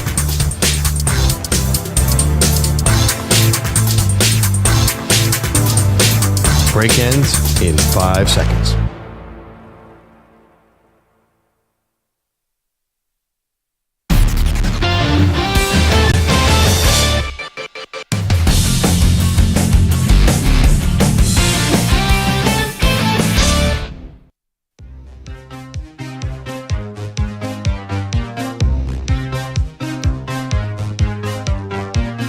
Black Monday in the NFL. Some surprising, some not. Doug Peterson has been fired as the head coach of the Jacksonville Jaguars. That's not so shocking. General manager Trent Baalke does get to stay. And then Lou Anarumo, the defensive coordinator for the Cincinnati Bengals, Perloff, has also been fired. It was a bad season for the Bengals defense, no doubt. They spoiled an MVP caliber year from Joe Burrow and a Triple Crown year from Jamar Chase, and the defense was the reason. I'm just a little surprised he didn't get more time considering how much success he's had against Patrick Mahomes.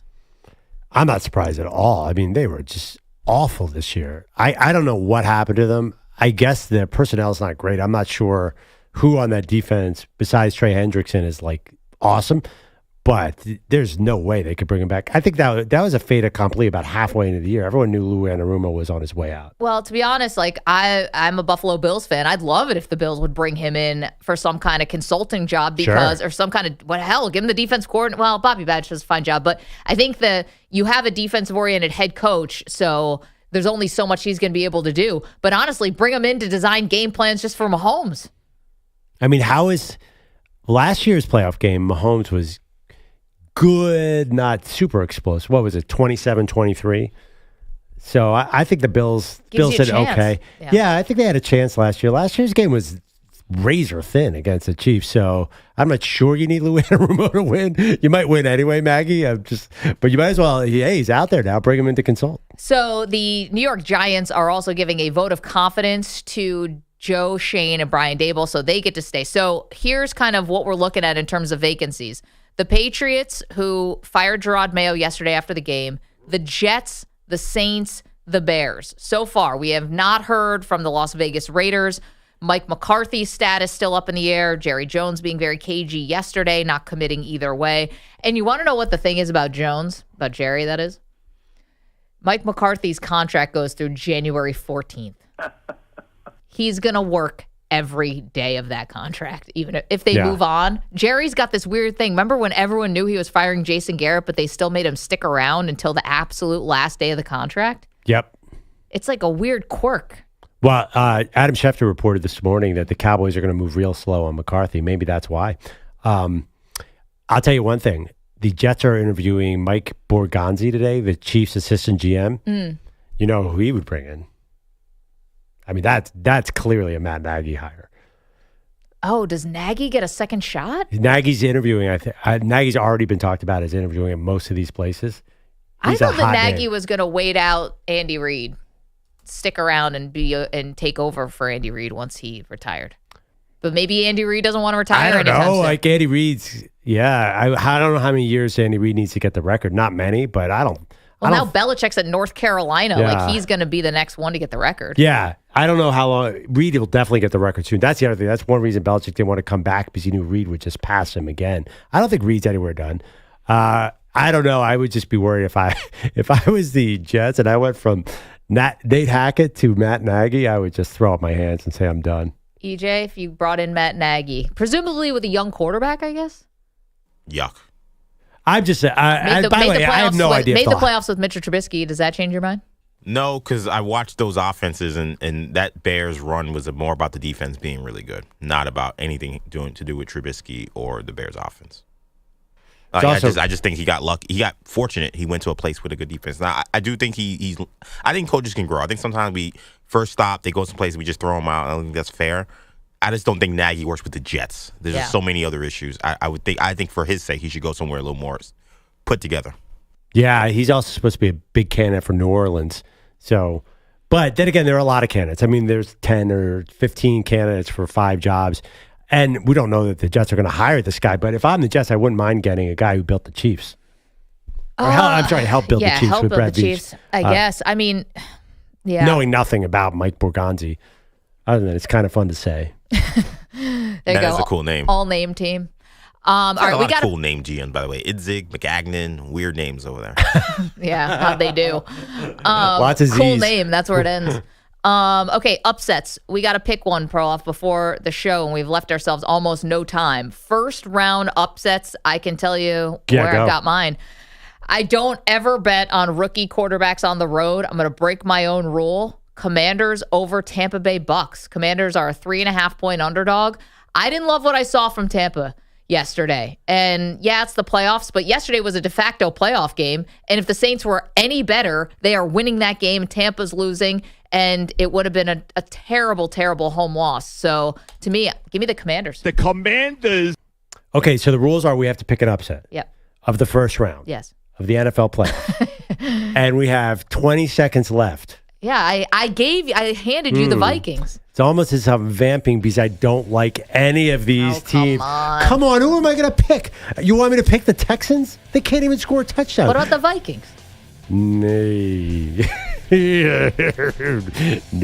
the Sam Darnold fan now?